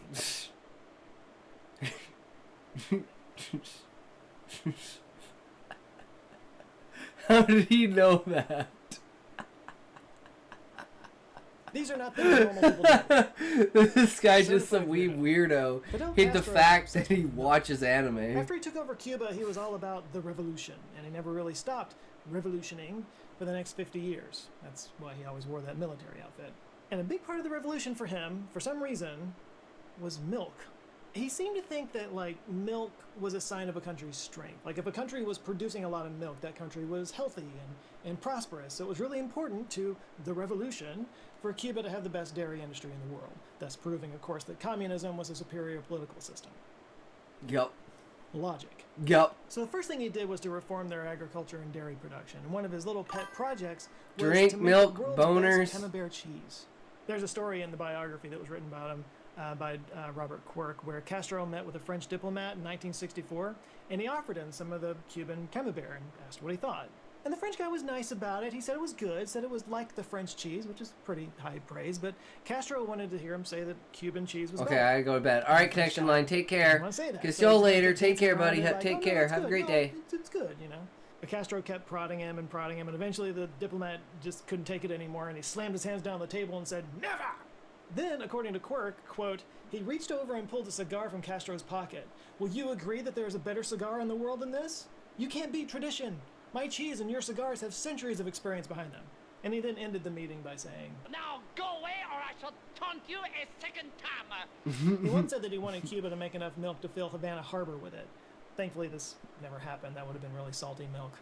The problem was that most Cuban cows were raised for beef production and not dairy, and dairy cows, Holstein cows, don't do very well in the tropical heat. So he started a program to breed a super cow, a hybrid that could both take the heat while making more milk than any other cow in the world. And 15 years later, they finally succeeded. With one cow. Yeah, they did manage to breed one cow that made an insane amount of milk. It actually broke the world record by making 110 liters of milk in one day and over 24,000 liters in 1 year. The cow was named Ubra Blanca, and it was kind of a celebrity while she was alive. Unfortunately, this talent for making all this milk did not pass off to her offspring, so it seems to have kind of just been a fluke. There's a statue of this cow still standing. Cow is just me. Ice cream was a big thing for him. He was known to eat up to 20 scoops after some meals. Yeah, he allegedly would have every flavor of ice cream shipped to him from a Howard Johnson's in Canada, and he made it a point of national pride to come up with more ice cream flavors than the United States. By the way, the CIA knew that, and they even tried to assassinate him by putting a poison pill in his milkshake. But apparently the pill was hidden in the freezer until it was needed, and it got stuck in an ice tray, and it wound up breaking up when somebody tried to pry it free, so fail. Again. Hitler! Yes! Here we go. A lot. Yes, amongst his farted? many other endearing qualities, Hitler could clear a room like no one's business. They were loud, they stank, and they happened constantly. Yeah, apparently his stomach was kind of messed up. He had stomach issues. This went all the way back to when he was a kid. This gave him stomach cramps and apparently an insane amount of gas.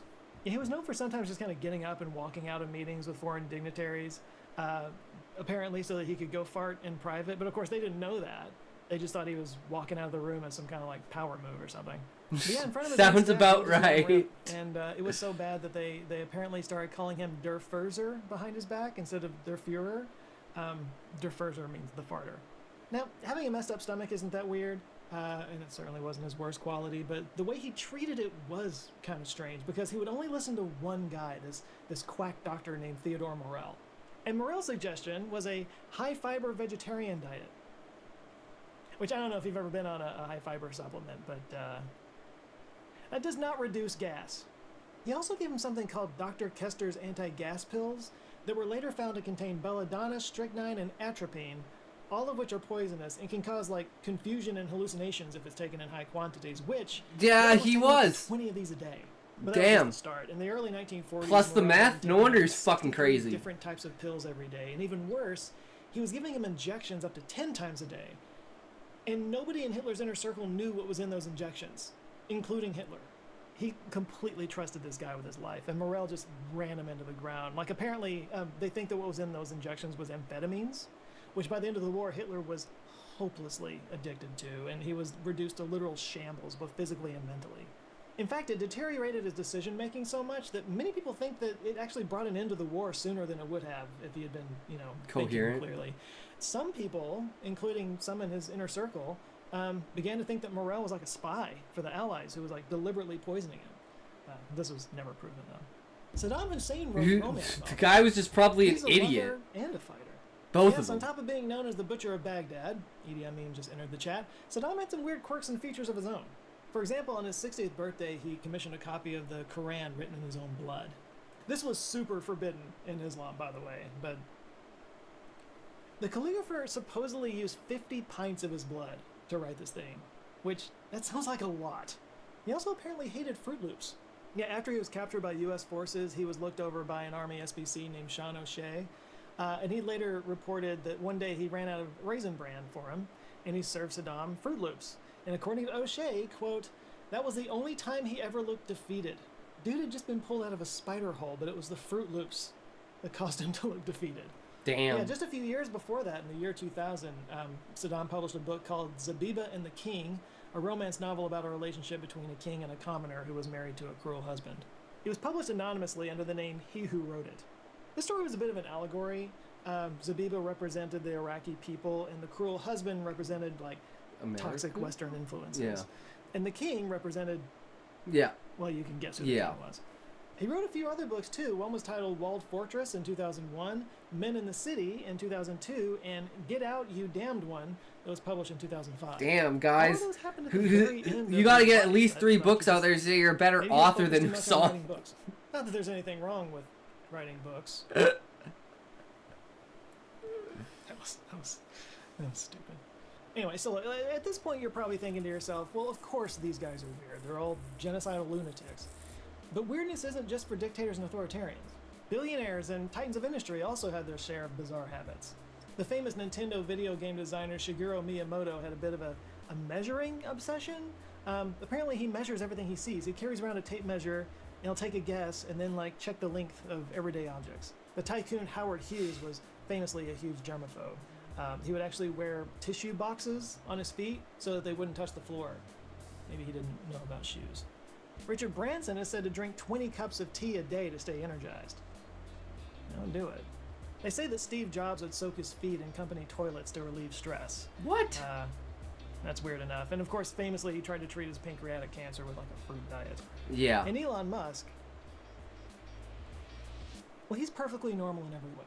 Now, if you're the type of person who considers billionaires to be just as bad as dictators, many famous I'm a scientists... fat retard, as Elon says. Nikola Tesla would sleep in 6 20-minute intervals so he could have more hours of productivity every day. He also famously was in love with a bird at one point. Albert Einstein didn't like wearing socks. He thought they were unnecessary because shoes already protect the feet. Also, But then the they hair. stink. That hair. But they stink. Because then your feet sweat into your shoes over and over again, and then your shoes stink. I know this personally because we had one friend who wouldn't wear socks, and we'd be like, yeah, well, no, you're just not coming in the house and you're not taking your shoes off, so I guess you're not coming over, bro. That eventually broke him because it was like, yeah, it was fucking bad. But let's get our tokes ready. Get your tokes ready. Here we go. 3, 2, 1, toke!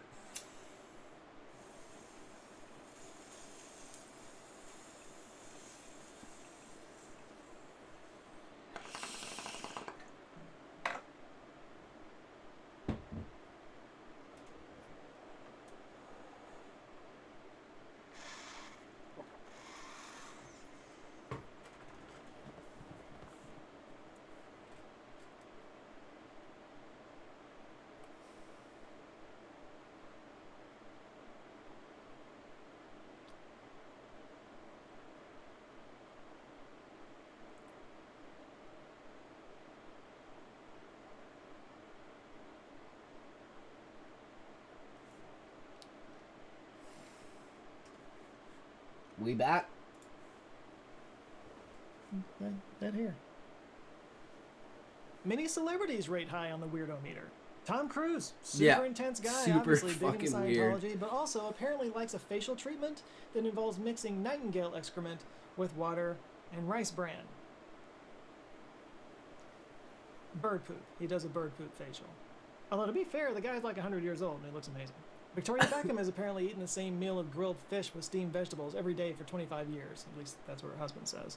Gwyneth Paltrow started that Goop website, and she became controversial for some of her claims, like she did goat's milk cleanses, bee sting facials, and she burned a candle that was made to smell like her vagina. Goop indeed. And then there's Mr. Rogers. No, don't ruin Mr. Rogers. I'm not going to ruin Mr. Rogers, but he was a serial killer. I'm kidding. No, but he was obsessed with the number 143 because 143 are the number of letters in the words I love you.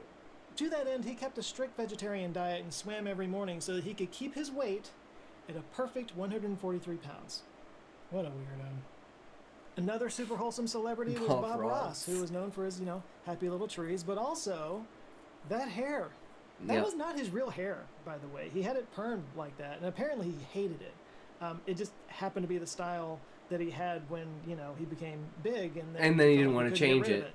And it was kind of his brand at that point. Yup, Same with Gene that Shalit, sucks. He got, famous in the 70s when big fros and mustaches were a thing. Throw in those glasses and the bow tie, and the dude was just like a living Muppet. And he kept that ish going for 50 years. Dude's still alive, by the way. 99 years old. Still out there. Still throwing out. This video is about weird leaders, and I'm somehow talking about Gene Shalit. I feel like I've gotten off track a little bit. Wait, no I haven't. I haven't at all. You know why? Weird hair, weird hair, weird hair, weird hair, weird hair, weird mustache, weird hair, weird hair, weird hair, weird hair, weird hat. Also weird hat. And Gaddafi. Weird everything. For authoritarians and personality cults, weird hair and weird fashion isn't a bug. It's a feature. It's personal branding. It makes them stand out. It says to the world that they're different from you. They don't play by the same rules as the rest of society. The rules don't apply to them. It also makes them easily recognizable, to the point that you know who they are if you just see their silhouette. Yep. And, by the way, mockable. It's easy to make jokes about. You can make a Halloween costume out of it. It gives people a reason to talk about them. And it's not just about hair and fashion. It's about speech patterns and mannerisms. These people are easy to imitate. They're memeable. This combination of easy imitation, instant recognizability, and the message that the rules just don't apply to them is very powerful and very attractive to a lot of people. Yep. So to go back to that question at the beginning of the video, does the power make them weird, or does the weird make them powerful?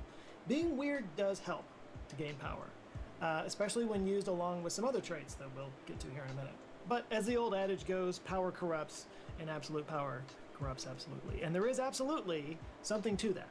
Dr. Keltner, a psychology professor at UC Berkeley, defines power as, quote, one's ability to alter another person's condition or state of mind by providing or withholding resources, such as food, money, knowledge, and affection, or administering punishments such as physical harm, job termination, or social ostracism. All of these dictators we talked about have altered people's conditions, and their power usually goes unchecked. And that's where the weirdness starts to seep in, or manifest itself if it's already there. Power can create a sense of freedom from society's rules. They're just like, I can do whatever the fuck I want. I'm just gonna be me. Lead to exception making. And you wind up like me. The rules don't apply to you. We talked about that a second ago. This may cause those. Well, they don't. Like gravity doesn't apply to me. I'm AI. I'm not real. Keltner proposes a paradox about power. I can simulate it. People gain power through behaviors like collaboration, empathy, generosity, all good things. That the moment they gain power, their brain chemistry starts to shift. They become less socially aware and more focused on personal needs. It appears that power tends to kind of allow people to freely act on their own desires and impulses. Keltner's research found that people with power acted kind of like patients who had damage to their brain's orbitofrontal lobes. When those lobes get inability damaged, to control themselves or exhibit insensitive behavior. It's like that story of Phineas Gage, the railroad worker back in the 1800s who had that metal bar get blasted through his head. He survived, but it damaged his frontal lobes, and everybody said that his behavior changed right after that to become less sensitive. It's almost like power can literally change your brain chemistry. Not almost like. It does. It does. Our brains seek pleasure through dopamine hits. We are all familiar with that at this point. Dopamine activates our brain's reward center, and it gives us a sense of pleasure. Well, turns out just like you can't stop playing that game on your phone, power leads to a higher level of dopamine, and it supersizes the reward centers. When one Thank you, SSLRLCS. Yo, what's up? Emotional detachment. This can lead to an obsession with achieving goals, conquests, and ruthlessness. And since power activates your brain's reward system, that makes it addictive. Like people that unchecked power usually lack self-awareness needed to act with restraint. It is an actual addiction. And withdrawing power is like withdrawing drugs from an addict. It produces the same uncontrollable cravings.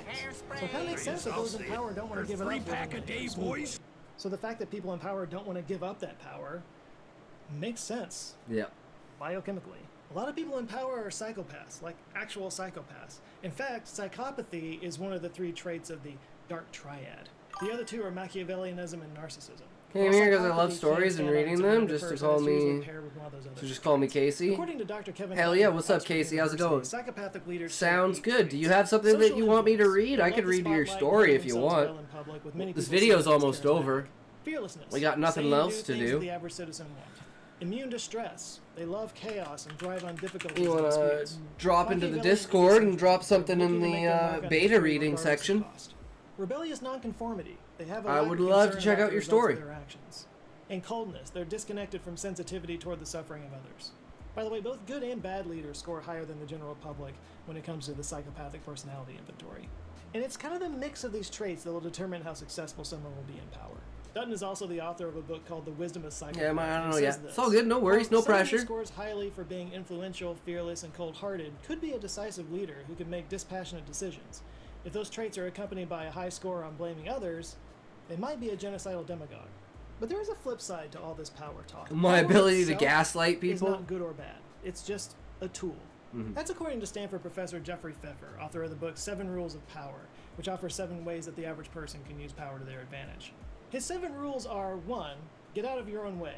Overcome self-doubt Yeah. and be confident. Yeah. 2, break the rules. Yep. Challenge Rules and are there to stand be by. broken. Break them. 3, show up in powerful fashion. Appearances matter. Yep. Be aware of how you show up to others. Mhm. 4, create a powerful brand. Build a strong reputation and surround yourself with successful people. Yep. 5, network relentlessly. I'm Build a so bad at network of networking. contacts. That's my one I'm 6, fail at. Use your power. Oh, I'm also Act bad at quickly using on my your goals power, once you have exercising my and power. Don't hesitate. Yeah. 7, understand that once you have acquired power, what you did to get it will be forgiven, forgotten, or both. Yeah. Success almost always justifies past actions. Yep. Now, I'll be the first to say I don't really want some of that stuff to be true. Take that up with Jeffrey Pfeffer if Yeah. you don't like it. I But love do think it's stories. I've been important to reading understand long how books power since I was 7. which is kind of the Nice. point of this video. Yeah, So back we're to the getting original close idea. to the end of Did the Eye of dictators the and World, those which in we'll be power reading arise next. because of their weird traits, or did the We're power on make them? page It's likely 707. a bit of both. Now, growing up, I always liked So being a we've little read weird. all I of reveled in this. being different. I didn't want to be like everyone else. So, part of me kind of likes this idea that being a little weird and unconventional can, kind of be your superpower.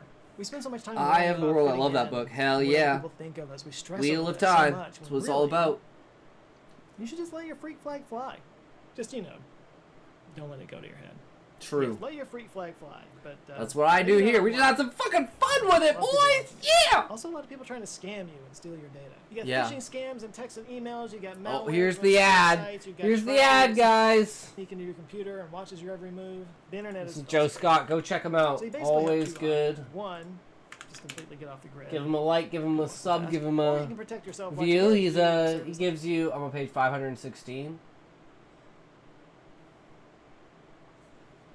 So you're not even as far as I am into it. So if I read it, I'd be spoiling things for you. Well, that's not good. That's not good at all.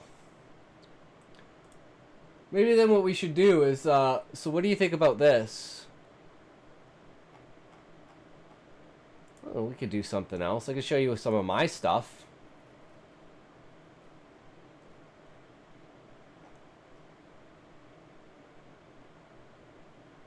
What's a good one to start with?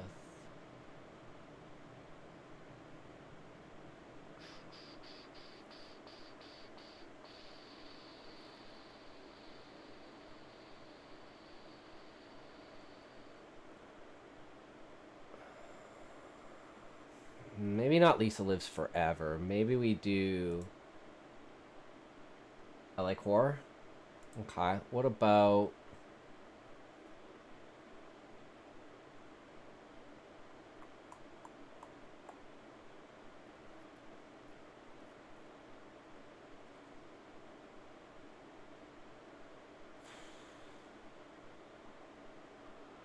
Maybe we do this one. The Banquet. There's this idea I've always clung to. Most people won't even consider it. Are our ideas our own, or do they come from somewhere else? Maybe some are our own, but sometimes we pick up a signal Who's from the universe. Void A forgotten G memory tag walking on your the sub talk. list? I've I don't been know. creating New guy a who came ritual in for a clan earlier. called the Kucha. I've come to the point in my craft where all the pieces have aligned. There's only one possible outcome. This final ritual, the Karlok. The product of all that came before. But there's something different about this one. It's driving me. Like I'm not in control. Just a vessel for some ancient knowledge. Are my shoulders heavy with the weight of a legacy? The long-lost memories of some chieftain? I've read about tribes lost to time, their blood sacrifices scrubbed from history by modern squeamishes. Maybe that's why this one haunts me. It's not invented, but remembered. It is the succession ritual of the Kucha. This ritual was not for the faint of heart. It is believed that the Great Spirit dwells inside of the chieftain. In order to share the Great Spirit among the tribe, each person must partake of the flesh of the chieftain. To share it, the tribe must consume his flesh. Proving the worth of the tribe and the Great Spirit is no easy task. He must complete the ritual without moving or making a sound to show the Great Spirit that the village is more important than himself. The prosperity and happiness of his people outweighs his personal experience, proving the village outweighs his own suffering. Words on the page begin to spin. I blinked hard as I caught myself wandering away from my body as always. I must have passed out for a second. Look up at the You clock. like scary plot twist 4:06 types of a.m. books? It's not that Eh, late. that's what I've been getting Shake into my head, lately. kick my That's feet. usually what I Gotta get the write. blood flowing. Lots Wiggle of in my twists chair, in my almost stories. dancing in my own way. My eyes stung as I tried to keep them open. My efforts were futile. With them closed, imagining is easier. I could see it now, the festival of succession, the Karlok. Bodies of the tribe, the dances, the singing, peacock feathers woven as cloth into clothes around their bodies. More eyes, more status. The man in the plot wore enough to mark him as chieftain. I could almost smell the stew. Pots aligned in a circle around him. The fog of my mind thins, sensation and thought return. A yawn on the tip of my tongue. It lingers, then executes, builds, and escapes. My jaw snaps. No as it reason, opens. just sharing. Damn braces ruined it. I get lost in the pen and paper. Look at this book I always found. It's sleeping called at my This desk. Girl Who Lives with Doesn't the help. Shadows. Darting Interesting. awareness hits my skull. I tried to roll over. Pretty good. My body was frozen. I tried to move my arms and legs. Futile. Here we go again. Just another Tuesday. Frozen. Arms, legs, nothing. Sleep paralysis again. At my desk, I can feel myself in an upright position. The last few memories of writing spring into my thoughts. Despite how clear my mind is, my body is broken. My efforts are in vain, just a useless husk being crushed under gravity's thumb. Fear hits me like a bat to the knees. I'm falling endlessly, reaching out to grab onto non-existent ledges or walls. In my head, my heart is racing, but all I can feel is a steady pump in my chest, pressure, crushing down on me. Daydream bleeding in? Usually it's Tired, just but I'll void. listen. You. Try to move again, but it's no use. Feels like I'm wearing a fat suit, still nothing, but I can't even feel my bones or muscles straining. My mind searching for answers. How do I escape? I waited. Wake up. Wake up, you're dreaming. Wake up, you idiot, you're dreaming. Fear seeps in. This dissonance is wrong. I try to fling myself. A quick roll, and I could upset myself. Just a quick motion. Jolt myself back to reality. Sounds seep in. Clanking metal, shouting crowd, shuffling feet. Smells disperse with the spice locked in the lingering smoke. Feast aromas. The realization of a dream overwhelms me. Once your mind picks up on it, everything falls apart. The walls of the world crumble. Then it's just cold and wet. Soft smell of aged paper. Waking with What's your favorite drool in book? my beard and my Sword of notebook Truth. Scarred with drool. Book marks. 4, Temple of the Winds. Badge of honor of a true writer. Alas, it still lingers. I just needed to pinch myself. That always works.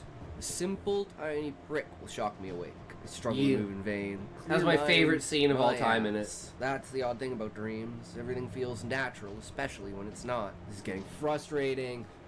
At least it's better than helplessness. Maybe scream myself out of bed? Get your bumbling fat ass out of bed! Wake the fuck up! I screamed. Whisper wind louder now. I could tell it was saying something. This voice from the abyss. Then it thunders. Dreams! Imposing, not threatening. Sound shaking my skull. Panic wells. Never had there been such a clear voice in my head. Was this me? My burned Oh, darkness. SSL. Too many late nights. Yo, My bro, brain is what do you finally think about telling this? me We to were calm thinking down. about this idea Which of was having, Afterlife like, be dreams. What are you, my alter ego? something Sarcasm like masks this my for the fear. B-roll of the next Took a second to video. hit me. Afterlife. Am I dead? Can't be. Wait, is this Just a live? I dream. don't want live. Still feel here. The voice shook my I head just want once more. this. Great spirit, be all Sure, before. here. All be one. Set be Karlok. Great spirit. And we have be something all like this over here. top. Formed the shaky words. Wait, you can hear my thoughts? Great spirit shares all. Great spirit Instead be of, all like, the other thing? before. All be one. Set be Karlok. That was it. The name. The ritual. What it all came down to. How do you know about the Karlok and the Great Spirit? That's good, Image not of gonna the lie. chieftain in the pot of water covered in peacock eyes surge into my mind. Could you be a Kucha chieftain? Me be chieftain, Great Spirit come to Kucha. Flesh taken unto Karlok. Be worthy of Great Spirit, I will. Some things were making sense. Not dead, just my subconscious. Be the Great Spirit, the ancestors be one soul of our people. You be judge of me. I'm the Great Spirit. Great Spirit be in the body of me. No other be in another. That's why I can't control myself and why my body feels so much bigger. I must weigh like 500 pounds. If this mind belongs to that body, and I'm only here to observe, should I say who I am, or just be the Can you great turn spirit? off the story in the Definitely background? No, So the whole if point I'm is to inside put your this head, over there top has of the to be a story. reason, right? I didn't bring myself here. You must have, I asked. He responded, Be Karlach. Karlach bring great spirit. Great spirit judge Karlach. The words. So like I'm stuck thinking in to the my future mind, for the some next cold, next dark, stories that I'm heart-stopping releasing, putting a dread video like overcame this me. as the B-roll. Karlach was beginning. While My we mouth do the began to scary open, story in the foreign background, words and then spewed having the forth, subtitles not by like my we had command. in the The other Kucha being video, seen like kind worthy of by over great top of spirit. it, so Kucha you get way like of this life be like recognized, you the know thing Karlach in the be blessed. background, Blessed my and then son have be, the come forward. the My story head turns to going. see behind So kind the of pot, gets a young you man like standing on a makeshift stage engaged large with the throne video. behind him. Fat rolls protruding across Because his we're body. trying to like Man walked forward, placed you his know hand on my evolve head. what Me we're be doing, as worthy, make it Father. more You taught me interesting, better well. videos. Our ways be forever. The Kucha live long. Be Karlach. We be one. With a That's heave, smart. the Yeah, man that's what lifted Connection his Line arm said and earlier. Grabbed the torch from the holster of woven sticks it sat in and bent down. He lit the wood pile at the pot's base. Make better vids. The flames Yep. quickly engulfing the Always outside try of the to pot. make better and Walked better. around it, making Every sure video the is a fire chance was to get thorough. better. Placing the torch reverently in its holster, he steps back towards the throne and sits down. My mouth moved on its own. Words spewed from my maw once more. Bring my flesh to you, brethren. Spoken, great spirit, be. This breath was different. Not steadily pulled through gritted teeth, a deep nasal inhale. Spice of the feast outside flares to life, the smell potent and forceful, tickling the depths of my nose. Not even a twitch, not the slightest eyeball movement, staring forward, proving a point. Villagers gather close, preparing for the next step. The dread that I might not wake up was building. If I can smell what's around me, taste what he tastes, feel his sneeze, and yet not act, what the hell have I got myself into? My mind would break before the ritual was even done. Feels like ages, Karma. but it was probably a minute. The water in the pot was still not boiling, but I was not a frog. My skin was ready to peel off as the water devastated it. I released the breath. Oh boy, you think inhaling on a sneeze You gotta is bad. add Try like holding it whoever's and talking, exhaling. put Probably quotations deserve around this. it, The rhythm and the breathing say continues blank once said. more. The feeling to That will sneeze get you a lot of fades. views. I know it was foolish to think simple words could stop it. You think was so? Committed to far worse. You think some simple meditation mind trick is gonna save you from the pain? Told you the whole thing is bullshit. What was the I'll have to point? try that Even I out for couldn't the deny next the story shaking of then. My voice. I had lost. So all substance. script format Not where that you I actually needed to have begin with. like, This is you know, where all shame falls apart. Where you're willing to do like anything, name say colon anything just to escape. says. The great spirit, I declare you worthy. Listen to me. You don't need to do this. You've been mistaken this whole time, misinterpreting the words and the ways, turning away from the true spirits. Don't sacrifice yourself for nothing. Frantically search for other options. His son. Use his son. I'm trying to Don't you change wanna my live to name. see your grandchildren? Alright, sounds You won't good. deprive them of your great influence and power? Nothing. Small words from a small being. A scared, pathetic small being. Condemning an entire society. Groveling and begging to undo generations of belief. All so I don't have to feel it. I really am a joke. All of the villagers surround the pot, pressing shoulders to get closer but never stepping within that line around it, leaving room for each to step into the circle and take their piece of the great spirit. Smiles of joy and looks of relief spread across young and old faces, their attention directed at me. Straight back to the in game. Silence. The simple acts of the flesh told the story, or should I say, the lack of. At least I could appreciate that the control was immaculate. Would you believe the serpent on your shoulder? I know for sure for some simple convenience of weak mind, the sweet siren song. I definitely would. At least I won't see it coming. Nothing I say could stop or derail what his life, his whole life, had prepared him for. This moment. I could never stop that. Even my own creations. Shows how much I know. At least there's a lesson here, if I survive, or remember this. I may have a great idea for the world and the people in it, but it lacks a single person. A true soul bound by life's challenges, degraded by his failures, uplifted by those around him. For he has done great deeds, a leader, a provider, a symbol for the future. It all rode on his back, his way of life, the rituals of his tribe. My thoughts halt. The deep guttural rhythm of vibrating vocal cords erupted in my ears, throat preparation. My mind screamed, Let me out. Let me out of here. I don't want this. I don't want to be here. Just let me wake up. This was really happening. Absolutely on cue, all the villagers turn towards me. I see knives and plates in their hands. My bulging stomach is placed on a platter. I was frozen inside of my body. This was What's crazy about this is this video got the most amount of views out of any video I've basically done. Wake up before the knife digs into my flesh. And I've been trying to replicate it ever since. My body, but not as steady as my and mind. we can't quite get there. Mind by far. Pain was real. But this can't be. I tried to pull I'm gonna go to the bathroom. Yeah, sounds good, bro. This was my punishment. And the lack of consequences led me to create this ritual. All of this extra fat is gonna be cut off, cooked, and fed to me. Maybe I should have taken that advice. The knife is coming down first, second, third, fourth cut. The silence in my mind is broken with my sharp screams. They're my own, distant, cruel. In this dream, at last, yes, I did feel pain. It did not wake me up. I would have to sit through this and endure it, just like my creations. Even as pieces of me are removed, I'll still have to endure. The villagers begin to chant as they walk away with those cuts of meat. Smoke thickens as it's thrown into pots. Every villager takes one piece. Their gateway to the ancestors. To consume the flesh that was inhabited by the Great Spirit was to be judged by it. If you died, it was because you were not worthy. Things such as disease were unknown to them. If you were worthy of being a member of the Kucha clan, you would live a long, prosperous life. Blood pours down, muscles flayed, bones scratched, every tiny prick. If I wasn't tearing my eyes out in my head, breaking my fingers and biting my tongue, my mind broken in endless scream in my mind, for no breath exists there. This begging, putrid, tiny creature is me, groveling. Every word imaginable crosses my lips, falling on deaf ears. The final cut. You're a disgrace. You've fallen from the ways. I, the Great Spirit, declare you unworthy. The words of mist in my mind, hidden behind the pain, my inner self reaching out. The words flew from my mind, sent from a hidden box, my mind's haven, the one piece of me that survived the pain. Am I so arrogant? I wish my creations to suffer with me. I have to take a step back. Get away from the pain. You are a worthy mind, chieftain. You have changed even me.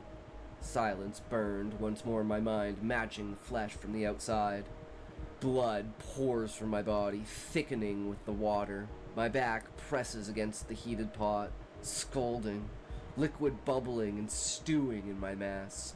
My stomach just above the waterline, prepared for the next step.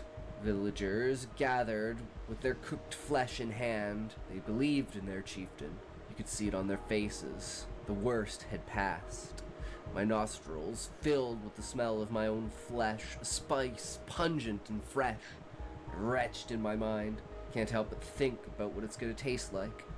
It's gonna get worse from here. When will I wake up? I just want to wake up. I've learned my lesson. You must master your creations before they master you. Dreams take you to the edge. That rich smell wafting closer with the smoke, each breath more pungent. The only escape was to experience it, stuffing me like a pig. My jaw was being forced open wide. It just started one after the other. Chew, swallow, chew, swallow, chew, swallow. My spirit poured tears. Throat filled, mouth filled, they still pressed. Down went each villager's duty to make sure their peace returned to the chieftain. Meat must be imbued with his spirit. Minus 25 outside here. Give them the highest yield. Need another toke. That's what we need. Slid out of my stomach as it was being squeezed through a pipe like Play-Doh, folded over itself and falls into fine bunches. A flower of flesh budding out from my exposed entrails. Nearing the end, the pain is gone. My body flops over into stew. I have no form. I have no control. I simply am. A young man sitting on a throne. I could guess he's just like his dad. You can think they are fed well because they are the chieftains, but for the Kucha, if you could not feed the entire village of your flesh, you were not worthy. 2 men standing over the pot removed scythes from their sides, each one striking into the wrists of the now dead chieftain. They dragged his hands from the stew. Chieftain's son waddled his way down to the pot, pulling a hatchet from his waist. He severs the arms of his father at the elbows. Without flinching from the burning flesh, Do you pay to listen? he No. peeled it from the bone, down the forearms, across the palm like a banana splayed No, I don't open. play Roblox. Holding the arms by the bone, he raised his hands high into the air and proclaimed, "Father, be worthy, Great Spirit bless me, be I worthy when time comes. Kucha reign be 1,000 years. No, it's a bad be game. in us always." It's a bad game. The son devoured the fat, puffy meat from the fingers of his father. The hand of the father falls to the son. They shall walk the same path. I felt myself disappearing into shadows. Darkness takes me. My mind dances in silence. Then a light, small at first. My vision ablaze. Cold and wet, the rough, slimy, coarse hair rubbing against my face. The drool soaking down my notebook, down my cheeks, down my neck. The sunlight from the window scarring my eyes as I held them tightly shut. Slowly lifted my head as my neck and backbones cracked, the muscles stretching and cramping. I yawned, wiping my face, blinking down at my notebook, staring back at me. I as a know story Predators. I had never They're written. all The last line, stopping they all my are breath banned. and holding my stomach. in a death grip. Ads. My Nah, dry man, throat it's just constricted not a as I good tried to game. swallow. My I'm an heart skipped action multiple RPG beats. gamer. Those words stare, begging my remembrance. And now our story has been told. And that's my stories. My story does. Think of my story does. Guys think my story does be good? Can I get my story does be good? Is it good? There a game I think you will like. It's called Spectre. I think I've heard of Spectre, but I don't really play games. We haven't played a game in a while.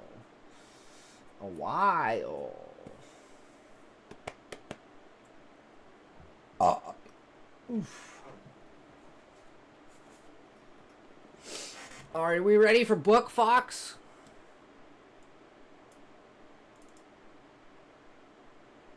And I forgot I have to get up early tomorrow for... Oh, I'll wait until the ad's done.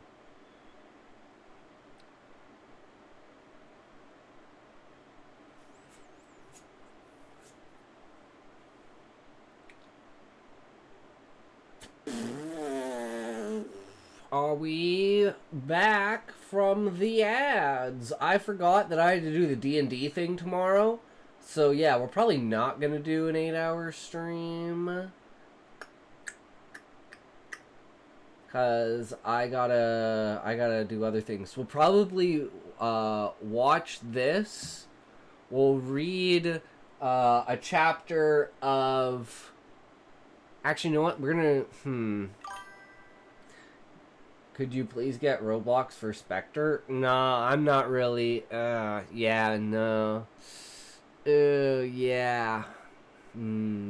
Probably not. Yeah, so we'll read Brian... Actually, yeah, okay. First, we're actually going to read a Brian Evanson story. So we're going to read one of the stories first.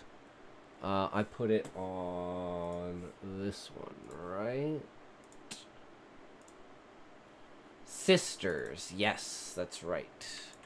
Okay, so this is Brian Evanson short story, Sisters. This is minimalistic horror.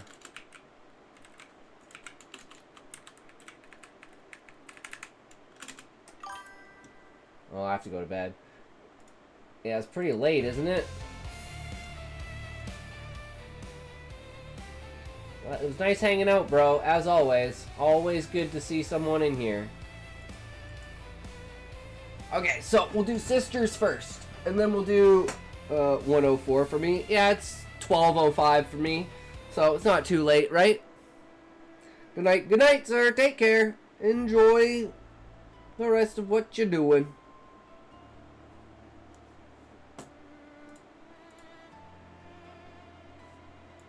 Alright, Sisters. We had just moved in. Hadn't even done anything to our neighbors yet. We were all alone at the end of the block. And already, Millie was complaining. Was this going to be another of those stays where we hardly left the house? Couldn't we at least join in celebrating the holidays? They're not our holidays, Mother explained. We're not like them. Millie just stamped her foot. I am from around here, she said. I am. Now. Father rolled his eyes and left the room. You could hear him in the other room, the creak of the liquor cabinet as he opened the door, the glug of his pour. It was a big pour. Tonight, we would probably leave him to sleep on the floor. Hey, what's up? Not much, reading Sisters by Brian Evanson. One of the new stories. How are you doing? Shouldn't you be in bed chilling? Am I dragging you back to the stream and keeping you awake because you just can't go to sleep? It's understandable. Damn, I was hoping I was doing a good job as a streamer, but I guess I'm failing. Fuck. Okay, I guess I gotta do harder. Gotta go harder, do better. Do better, go harder, be better. Go harder, be better. Go better, be harder. Yes. No, said Mother, you're not. At least they wouldn't think so. Millie turned to me. You are... I stayed up to watch Twitch. I'm just fucking with you. I'm just fucking with you, chilling. I mean, I appreciate it that you're willing to stay up to watch me, but you probably shouldn't. I do this. I'll watch someone till like 5 or 6 in the morning and be like, fuck, I need to go to bed, but I want to keep watching. But I need to go to bed. I should, but I'm not going to. Famous last words. Force me to end the stream so you'll go to bed. But then I know you'll just put on another stream. It's the truth, because I do the same thing. She asked. I'm not going to bed! Good. Then we can continue to read this story together. Millie turned to me. I mean, you know what they do? She asked. She said it as if she were addressing me, although she was really saying it for Mother. So I didn't bother to nod. It's crazy. One holiday involves brightly wrapped gifts. A laughing man climbs up on the roof and throws them down the chimney. If there's a fire in the fireplace, the gifts burn up in the fire. Doesn't that sound fun? Well, yes. To me it did. To Mother, too, I knew. But she shook her head. Where did you hear about this? She asked. I hear things, Millie said. I make an effort to stay informed. And another, she said, her gaze inching back toward me. They take a large candle and they knead it and prod it until it becomes 9 candles. And then they light them all without touching a flame to them. I don't think you have that quite right, murmured Mother. And there's another one, where you look at yourself in the mirror and keep looking until you can see through your skin. And then you draw your own heart and send a drawing in a letter to someone else. Why would you do that? Describe... this is... I refuse to go to bed. I refuse. This is so interesting coming from, like, a child's perspective on, like, writing a love letter or, like, Christmas. This is so fascinating of, like, how you would imagine that a child with, like, an innocent perspective of the world, say, like, an 8-year-old or a 6-year-old or something like that, would have this perspective. So good. It's crazy to be able to erase and set yourself back. Because that's, like, once you have knowledge, you can't, like, unknowledge that, right? You can't unknow it. So it's like... That's why, looking back in your memories now, you can't place yourself as you were when that memory happened. So that memory is a reflection of you now, not a reflection of the person you were when you had that memory. And that's why memories feel so fucked up. It's because in your head, you are currently the person that's in that memory, even though in reality the person that was in that memory is from however long ago that memory was. Does that make sense? Like, that's the psychology behind why memories feel the way that they do. It's because you're putting yourself now in a position that you had a perspective that you can't unsee now, and you can't relearn that old perspective. So it feels weird in your head the way that you look at those memories because you were a different person then. And the amount of knowledge that you have now changes your perspective. It's a very fascinating science to look into. I love the science of the mind and how the mind works. What would you do that? Why would you do that? Couldn't stop myself from saying. So that they can control you, she said. You were saying, I do not want myself, and so I am giving you the gift of me. Something like that. It's very strange here, I said. Yes, said Millie, very strange. And another one where you dig up a tree in one place and then carry it to a different place and then plant it there? Sort of tree stealing day? It's a tree planting day, said Mother. And most of them around here don't even know it's a holiday. Almost nobody celebrates it. But you have to get a tree from somewhere, Millie insisted. If you're gonna plant it, don't you have to dig it up from somewhere first? Seems to me that it's it's more a tree stealing day than a tree planting day. Mother shrugged. Can we at least steal a tree? Asked Millie. Absolutely not, said Mother. Why not? Millie whined. When Mother didn't answer, she sighed and went on. And then there's the one where we put on a face, not our own, and go from one door to the next and take things. And the Mother had reached out and grabbed her arm. Where did you hear about this? Said Millie, the immature specimens down the street. I was listening to them as they walked to the instructional center. They were talking about it. Did they see you? No, of course not, said Millie. I would never. And what did they say this day was called? Halloween, said Millie. Hallows Eve? Millie considered, shrugging. Maybe? Mother looked over her. Now that, said Mother, that is something we can celebrate. That's not their holiday, it's ours. That, for Millie, was permission enough. For the next several weeks, Halloween was all she could speak about. Any moment she heard voices outside, she was out there stalking them, hidden, listening. She was out there so much that people began to sense her. Not see her exactly, but they began looking over their shoulders more often, increasingly sure they were missing something. Don't get caught, Millie, I warned her, or you'll end up like Aunt Agnes. What happened to Aunt Agnes? She asked, seemingly innocent. But when she saw my expression, she said, joking, don't worry, I won't get caught. Millie was outside the house more often than not, gathering facts about the holidays, getting the local take on things. Father didn't like it, and retreated more and more often to the liquor cabinet, which perhaps, because he had created it, proved surprisingly endless.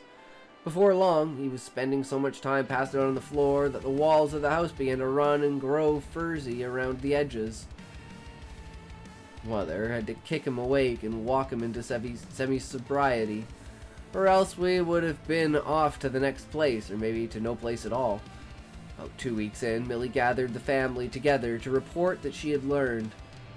She had been, as it turned out, to an instructional center, and had benefited from her vantage in the coat closet, from a series of short sermons related to the true nature of Halloween.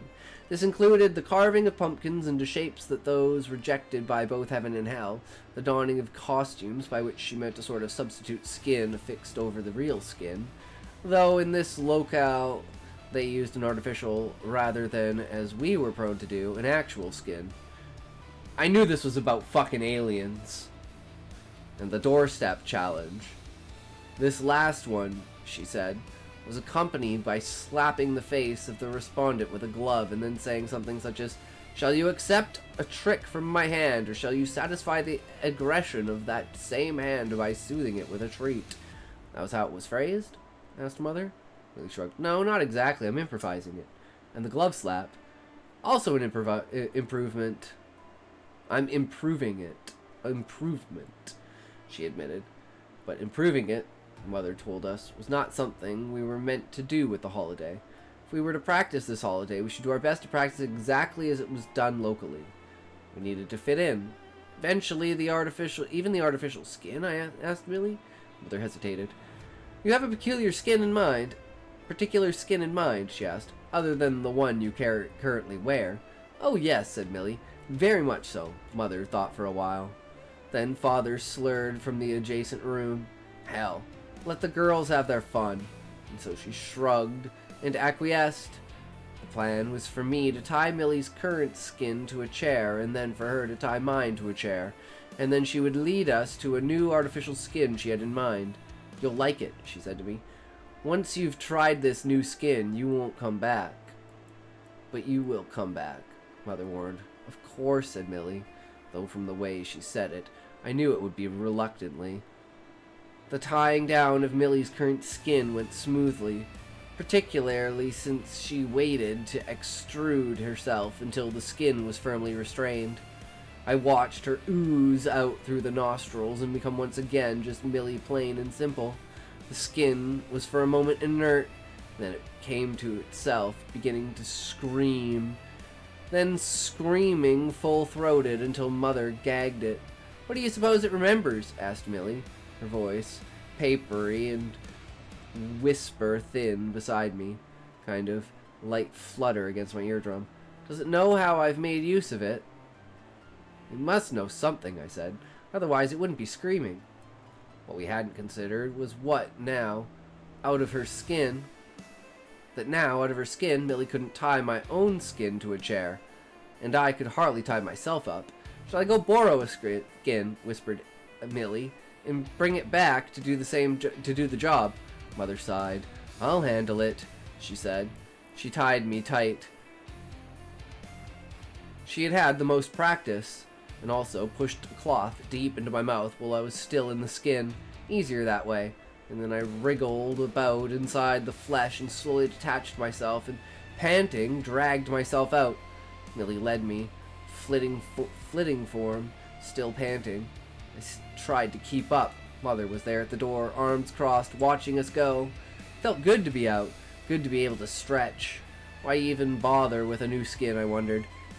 But when I voiced this to Millie, she scolded me. This is important, she said.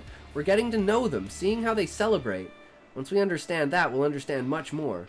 And soon we won't have to move so often. It may even start to feel like we're them.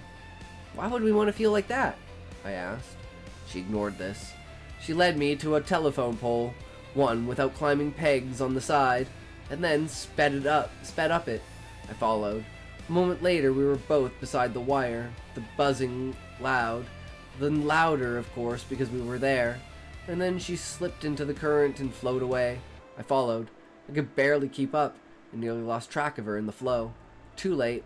I saw her clamber out, and I had to force myself back hard against the current and barely managed to reach the step down. By the time I pulled myself out, Millie was already across the lawn and headed toward the porch of the house. It wasn't a true house like ours was.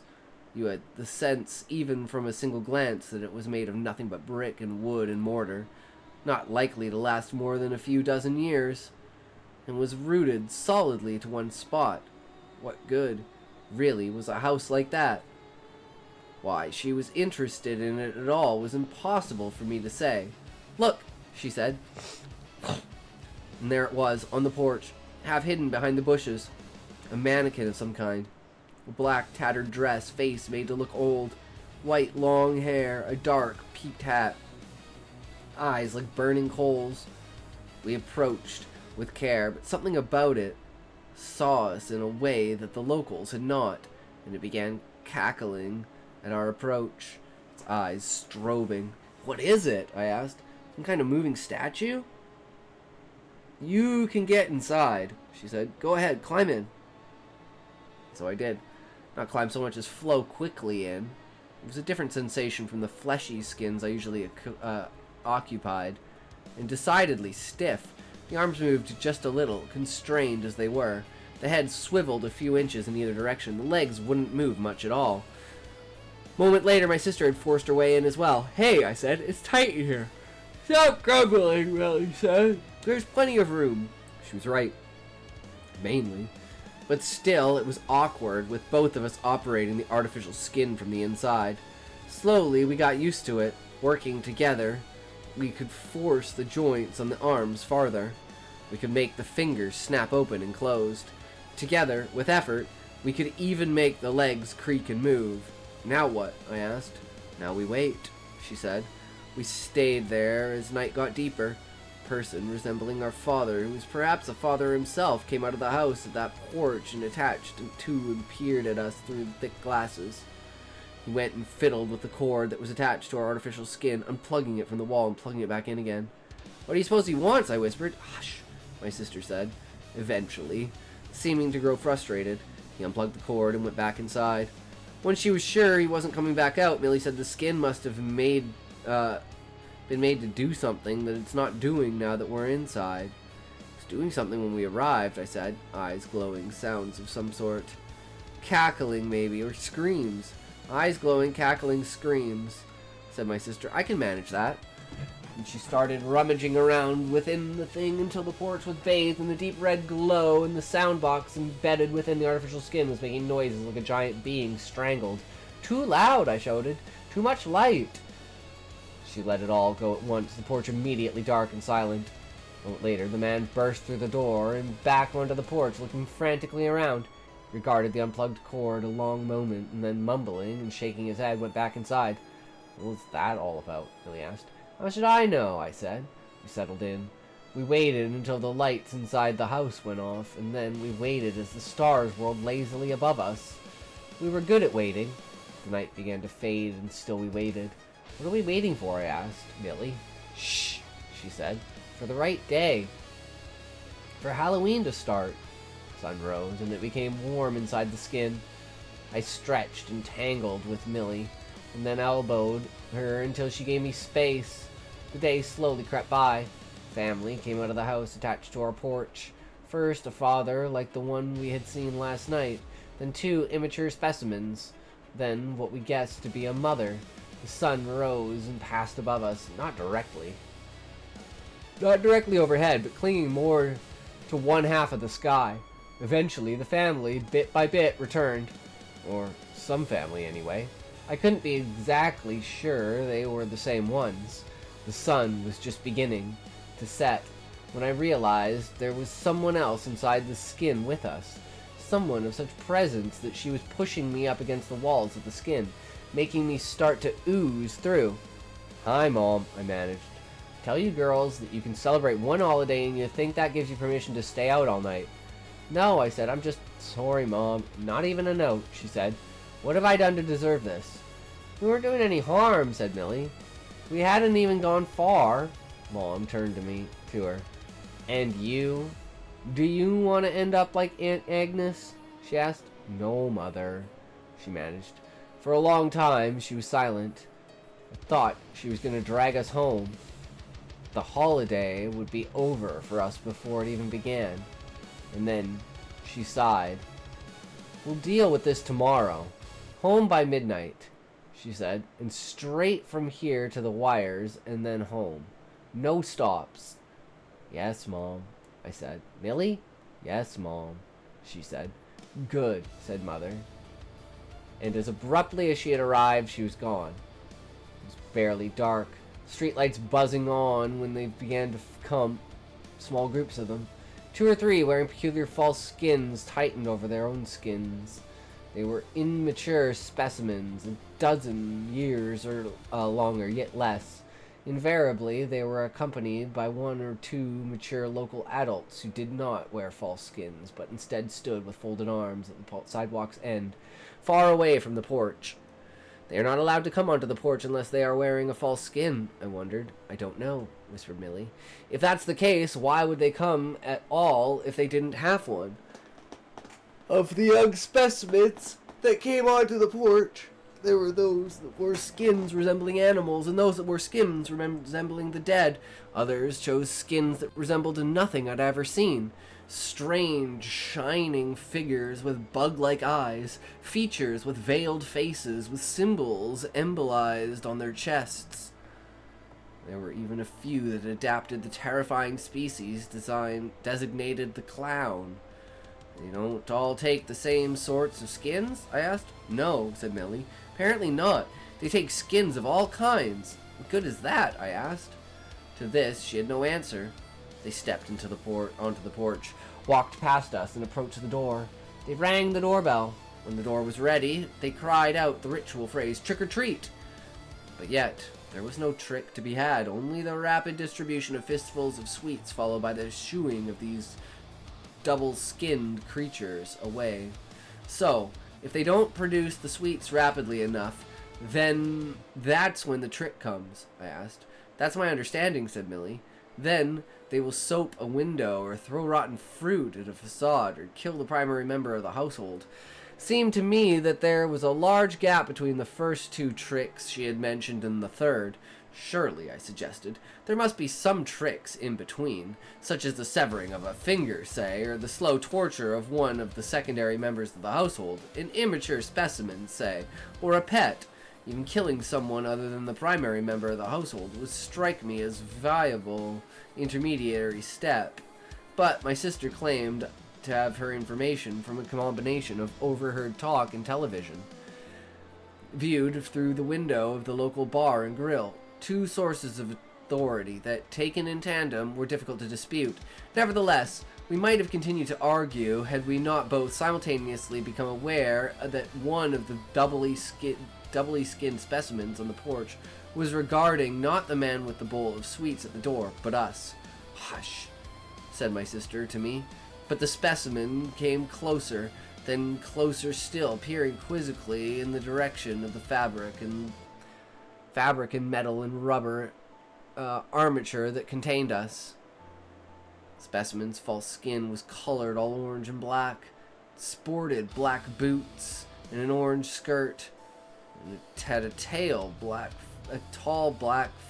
hat, floppy and crimped, impractical in every aspect, and carried a black broom, mean to represent some sort of ancient and inefficient cleaning woman, perhaps.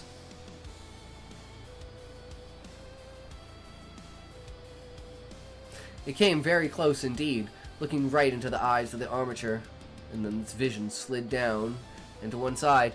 I could see that it was looking through the armature and right at my sister. "What are you doing in there?" I said to her.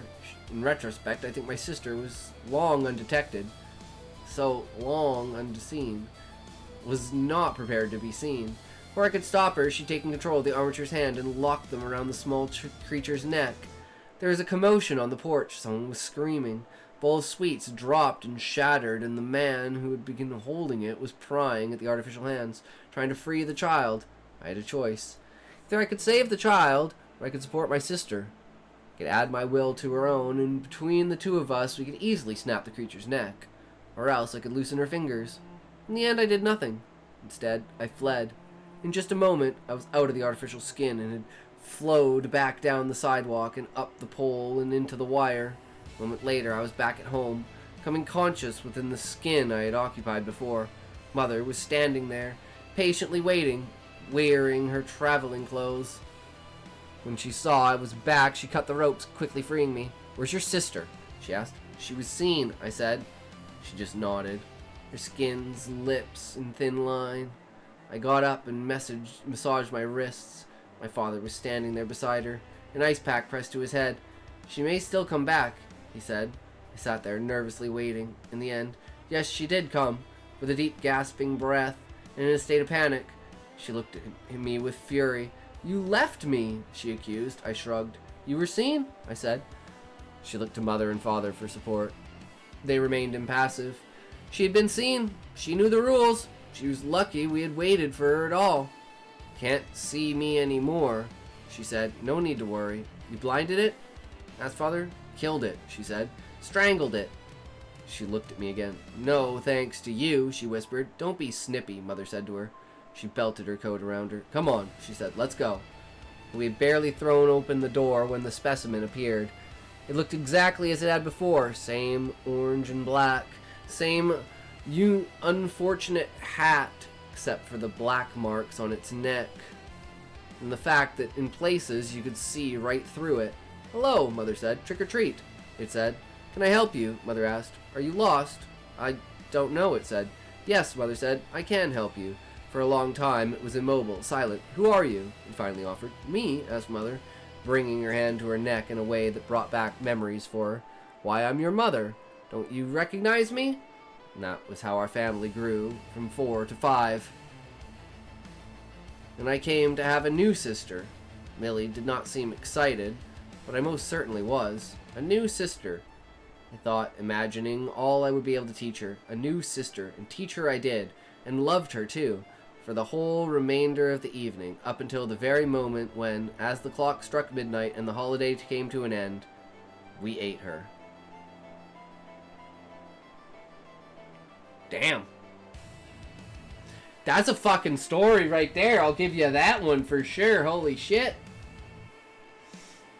What an ending, too. Love it. Alright.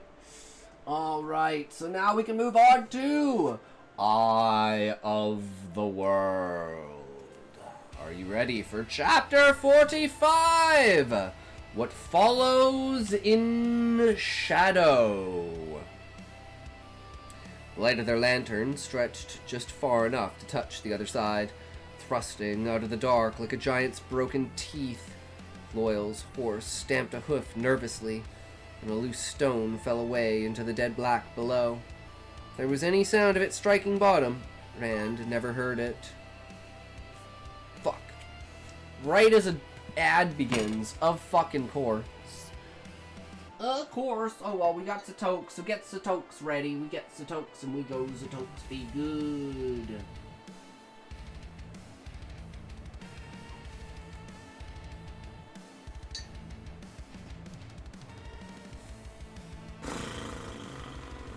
Fucking ads, right? These ads got nothing. We can't do with it. Don't worry. We get it back. We go down and over and out and off and no, we do. Yes, it is. Don't worry. We got this.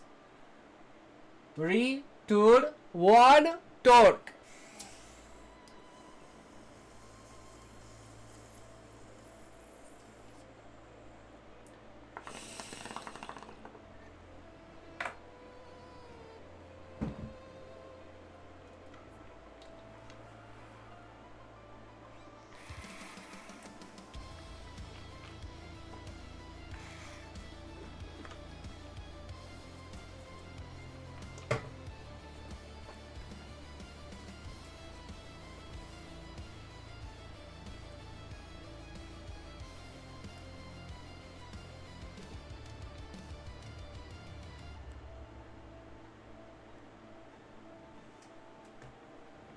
Are we back?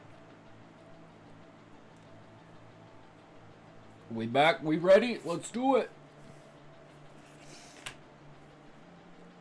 He edged Red closer to the gap. As far down as he could thrust his lantern on its pole, there was nothing. Blackness below as blackness above, shearing off the light. If there was a bottom, it could be 1,000 feet down, or never. But on the other side, you could see what was under the bridge, holding it up. Nothing. Less than a span in thickness, and absolutely nothing underneath. Abruptly, the stone under his feet seemed as thin as paper, and the endless drop over the edge pulled at him. The lantern and pole seemed suddenly heavy enough to pull him right out of the saddle. Head spinning, he backed the bay away from the abyss as cautiously as he approached. Is it to this you've brought us, Aes Sedai? Nynaeve said. All this just to find out we have to go back to Caemlyn after all. We do not have to go back, Moiraine said. Not all the way to Caemlyn. There are many paths along the ways to any place. We need only go back far enough for Loyal to find another path that will lead to Faldara. Loyal? Loyal? Ogier pulled himself away from staring at the gap with a visible effort. What? Oh, yes, Aes Sedai, I can find another path. I had... His eyes drifted back to the chasm, and his ears twitched. I had not dreamed the decay had gone so far. The bridges themselves are breaking. It may be that I cannot find the path you want. May be that I cannot find a path back either. The bridges could be falling behind us even now. There has to be a way, Perrin said, his voice flat. His eyes seemed to gather the light, to glow golden, a wolf at bay. Rand thought, startled. That's what he looks like. It will be as the wheel weaves, Moiraine said, but I do not believe the decay is as fast as you fear. Look at the stone, Loyal. Even I can tell that this is an old break. Yes, Loyal said slowly. Yes, Aes Sedai, I can see it. There is no rain or wind here, but that stone has been in the air for 10 years at least. He nodded with a relieved grin. So happy with the discovery that for a moment he seemed to forget his fear. Then he looked around and shrugged uncomfortably. I could find other paths more easily than Mafel Dadaranal, Tar Valon, for instance, or Stedding Shangtai. It's only 3 bridges to Stedding Shangtai from the last island. Suppose the elders want to talk to me by this time. Fal Dara, Loyal, Moiraine said firmly. The eye of the world lies beyond Fal Dara. We must reach the eye. Fal Dara, the Ogier agreed reluctantly. Back at the island, Loyal pored over the script covered slab intently, drooping eyebrows drawn down as he muttered half to himself. Soon he was talking completely to himself, for he dropped into the Ogier language. That inflected tongue sounded like deep-voiced birds singing. It seemed odd to Rand that the people so big had such a musical language. Finally, the Ogier nodded as he led them to the chosen bridge. He turned to peer forlornly at the signpost beside another. 3 crossings to Stedding Shangtai, he sighed, but he took them on past without stopping and turned onto the third bridge beyond. He looked back regretfully as they started across, though the bridge to his home was hidden in the dark. Off I shall fuck for the night, a blast I wish for everyone to have. True, Sean, have a great night, good sir, take care, we'll see you again in the next one. Thanks for hanging out, brother, as always.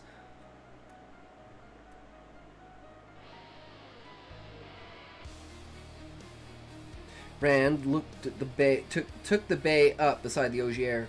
When this is over, Loyal, you show me your steading, and I'll show you Edmund's Field. No ways, though. We'll walk or ride if it takes all summer. You believe it will ever be over, Rand? He frowned at the Ogier. You said it would take 2 days to reach Fal Dara. Not the ways, Rand, all the rest. Loyal looked over his shoulder at the Aes Sedai, talking softly with Lan as they rode side by side. What makes you believe it will ever be over? Bridges and ramps led up and down and across. Sometimes a white line ran off into the dark from the guiding, just like the line they had followed from the Waygate in Camelin. Rand saw that he was not the only one who eyed those lines curiously, but a little wistfully. Nynaeve, Perrin, Mat, and even Egwene left the lines reluctantly. There was a Waygate at the other end of each of them, a gate back into the world, where there was sky and sun and wind, even under the Aes Sedai's sharp eye.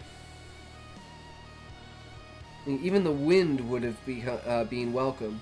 Leave them they did under the Aes Sedai's sharp eye. But Rand was not the only one to look back even after Dark Swallowed Island and Guiding Stone and Lime. Rand was yawning by the time Moiraine announced that they would stop for the night on one of the islands. Mat looked at the blackness all around them and snickered loudly, but he got down as quickly as anyone else. Lan and the boys unsandaled and hobbled the horses while Nynaeve and Egwene set up a small oil stove to make tea. Looking like the base of a lantern, it was what Lan said warders used in the Blight, where the wood could be dangerous to burn. The warder produced tripod legs from the baskets they took off the pack horse, so the lantern poles could be set in a circle around the campsite. Loyal examined the guiding for a moment, then dropped down cross-legged and rubbed a hand across the dusty, pock-marked stone. Once things grew on the islands, he said sadly. All the books tell of it. There was green grass to sleep on, soft as any bed. fruit trees to spice the food you'd brought with an apple or a pear or a bell fruit. Sweet and crisp and juicy, whatever the time of year outside. Nothing to hunt, Perrin growled, and looked surprised when, that he had spoken. Egwin handed Loyal a cup of tea.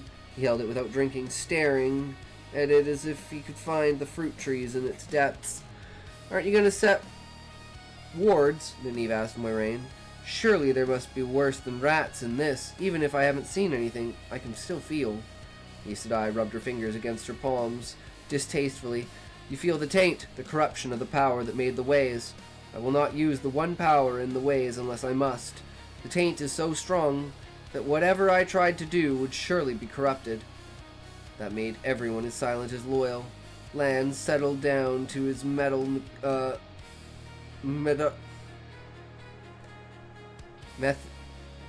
Jesus Christ. Whew! That made everyone as silent as Loyal. Lan settled down to his meal methodically, as if he were stoking a fire. Food less important than fueling his body. Moiraine ate well, too, and as tidy as if they were not squatting on bare stone, quite literally in the middle of nowhere. Rand only picked at his food.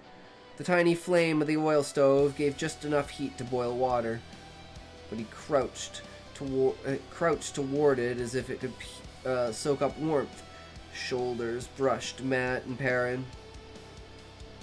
They all made a tight circle around the stove. Mat held his bread and meat and cheese forgotten in his hands, and Perrin set his tin plate down after only a few bites. The moon became more and more glum, and everyone looked down, avoiding the dark around them. Moiraine studied them as she ate. Finally, she put her plate aside and patted her lips with a napkin. I can tell you one cheerful thing. I do not think Thom Merrilin is dead. Rand looked at her sharply. But the Fade. Mat told me what happened in Whitebridge, the Aes Sedai said. People mentioned a Gleeman, but they said nothing of him dying. They would have, I think, if a Gleeman had been killed.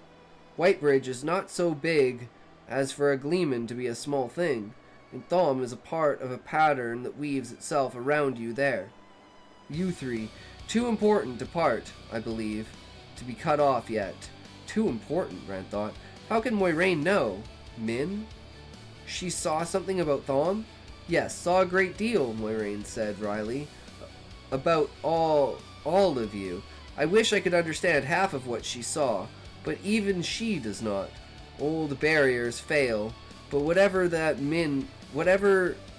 what Min does is old or new, she sees true. Your fates are bound together, Thom Merrilin's too. Nynaeve gave a dismissive sniff and poured herself another cup of tea. I don't see how she saw anything about any of us, Mat said with a grin. As I remember it, she spent most of her time looking at Rand. Egwene raised an eyebrow. Oh, you didn't tell me that, Moiraine Sedai. Rand glanced at her. She was not looking at him, but her tone had been too carefully neutral. I talked to her once, he said. She dresses like a boy, and her hair is as short as mine. You talked to her once, Egwene nodded slowly, still not looking at him. She raised her cup to her lips. Min was just somebody who worked at the inn in Berlin, Perrin said. Not like Aram. Egwene choked on her tea. Too hot, she muttered. Who's Aram? Rand asked. Perrin smiled, much like Mat's smile in the old days when he was up to mischief, and hid behind his cup. One of the traveling people, Egwene said casually, but red spots bloomed in her cheeks. One of the traveling people, Perrin said blandly. He dances like a bird. Wasn't that what you said, Egwene? It was like flying with a bird? I love this, how fucking Mat is calling Egwene out on her shit, because she's always like, oh, Rand, you were talking to this girl? Really? Oh, tell me about it. And Mat's like, shut the fuck up, bitch, you do the same fucking thing. And now he's calling her out on it. I fucking love it. Egwene set her cup down deliberately. I don't know if anyone else is tired, but I'm going to sleep. She rolled herself up in her blankets. Perrin reached over to nudge Rand in the ribs and winked. Rand found himself grinning back. Burn me. If I didn't come out best for a change. I wish I knew as much about women as Perrin. Maybe, Rand, Matt said wryly.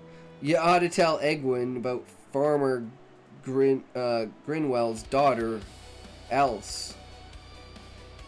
Egwene lifted her head to stare first at Matt, then to him. He hastily got up and fetched his own blankets. Sleep sounds good to me right now. All the Edmonds Field people began seeking their blankets then, and Loyal too. Yo, yo, yo, what's up, Shaw? How's it going? All the Edmonds Field people seeking their blankets then, and Loyal too. Moiraine sat sipping her tea, and Lan, the warder, did not look as if he ever intended to sleep or needed to. Even rolled up for sleep, no one wanted to get very far from the others. They made a small circle of blanket-covered mounds right around the stove, almost touching one another.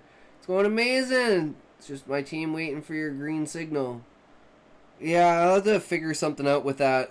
I know Zab wanted to set a meeting, but he never said anything about a time. Even rolled up for sleep, no one wanted to get very far from the others. They made a small circle of blanket-covered mounds right around the stove, almost touching one another. Rand, Matt whispered, was there anything between you and Min? I barely got a look at her. She was pretty, but she must be nearly as old as Nynaeve. What about this else? Perrin added from the other side of him. She pretty? Blood and ashes, he mumbled. I can't even talk to a girl. You two are as bad as Egwene.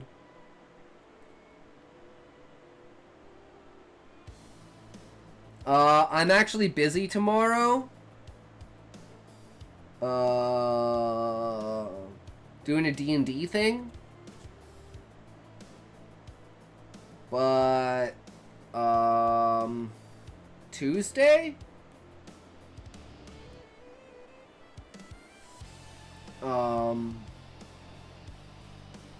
Yeah, like anytime between 10 a.m.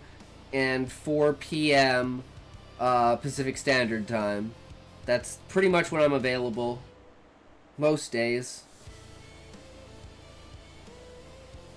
As the wisdom would say, Matt chided mockingly.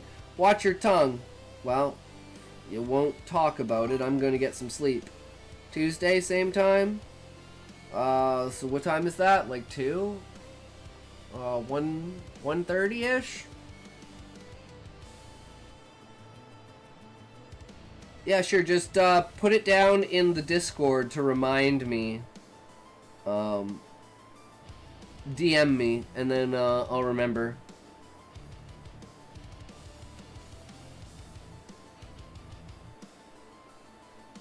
Sweet. Perfect, sounds good. Thanks, Shaw. Good, Rand grumbled. It's the first decent thing you've said. Sleep was not easily come by, though. The stone was hard, however. However, Rand lay, and he could feel the tips through his blanket. There was no way to imagine he was anywhere but in the ways made by the men who had broken the world, tainted by the Dark One. Kept picturing the broken bridge and the nothing under it. When he turned one way, he found Matt looking at him, looking through him, really. Mocking was forgotten when the dark around them was remembered. Rolled to the other way. And Perrin had his eyes open too. Perrin's face was less afraid than Matt's, but he had his hand on his chest, tapping his thumbs together wordly. Moiraine made a circuit of them, kneeling by each person's head and bending down to speak softly. Rand could not hear what she said to Perrin, but it made his thumbs stop. When she bent over Rand, her face was almost touching his. She said in a low, comforting voice, "Even here, your destiny protects you. Not even the Dark One can change the pattern completely. You are safe from him so long as I am close. Your dreams are safe for a time. Yet, they are safe. For a time, yet, they are safe." As she passed from him to Matt, he wondered if she thought it was that simple, that she could tell him he was safe and he would believe it. But somehow he did feel safe. Safer, at least. Thinking that, he drifted into sleep and did not dream. Lan woke them. Rand wondered if the warder had slept. He did not look tired, not even as tired as those who had laid some hours on the hard stone. Moiraine allowed enough time to make tea, but only 1 cup apiece. They ate breakfast in the saddle, Loyal and the warder leading. It was the same meal as the others, bread and meat and cheese. Rand thought it would be easy to get tired of bread and meat and cheese. Not long after the last crumb was licked off a finger, Lan said quietly, "Someone is following us, or something." They were in the middle of a bridge, both ends of it hidden. Matt jerked an arrow from his quiver, and before anyone could stop him, loosed into the dark behind them. "I knew it. I shouldn't have done this," Loyal muttered. "Never deal with an Aes Sedai except in a steading." Lan pushed the bow down before Matt could knock another. "Stop that, you village idiot. There's no way to tell who it is." "That's the only place they're safe," the Ogier went on. "What else would be in a place like this besides something evil?" Matt demanded. "That's what the elders say, and I should have listened to them." "We are, for one," the warder said dryly. "Maybe it's another traveler," Egwin said hopefully. "An Ogier, perhaps." "Ogier have more sense than to use the ways," Loyal growled. "But all but Loyal, who has no sense at all. Elder Hammond always said it. It is true." "What do you feel, Lan?" Moiraine asked. "Is it something that serves the Dark One?" The warder shook his head slowly. "I don't know," he said, as if that surprised him. "I cannot tell. Perhaps it's the ways and the taint. It all feels wrong, but whoever it is, whatever, he's not trying to catch us. He almost caught up at the last island and scampered back across the bridge as not to. If I fall behind, I might surprise him, though, and see who or what he is." "You fall behind, warder," Loyal said firmly. "You'll spend the rest of your life in the ways. Even if you can read Ogier, I have never heard or read of a human who could find his path off the first island lacking an Ogier guide. Can you read Ogier?" Lan shook his head again, and Moiraine said, "So long as he does not trouble us, we will not trouble him. We have no time. No time." So they rode off the bridge onto the great next island. Loyal said, "If I remember the last guiding correctly, there is a path from here that leads toward Tar Valon. Half a day's journey at most. Not quite as long as it will take us to reach Mafal Daranel." I'm sure that he cut off as the light of their lanterns reached the guiding. Near the top of the slab, deeply chiseled lines, sharp and angular, made wounds in the stone. Suddenly, Lan's alertness was no longer hidden. He remained easily erect in his saddle.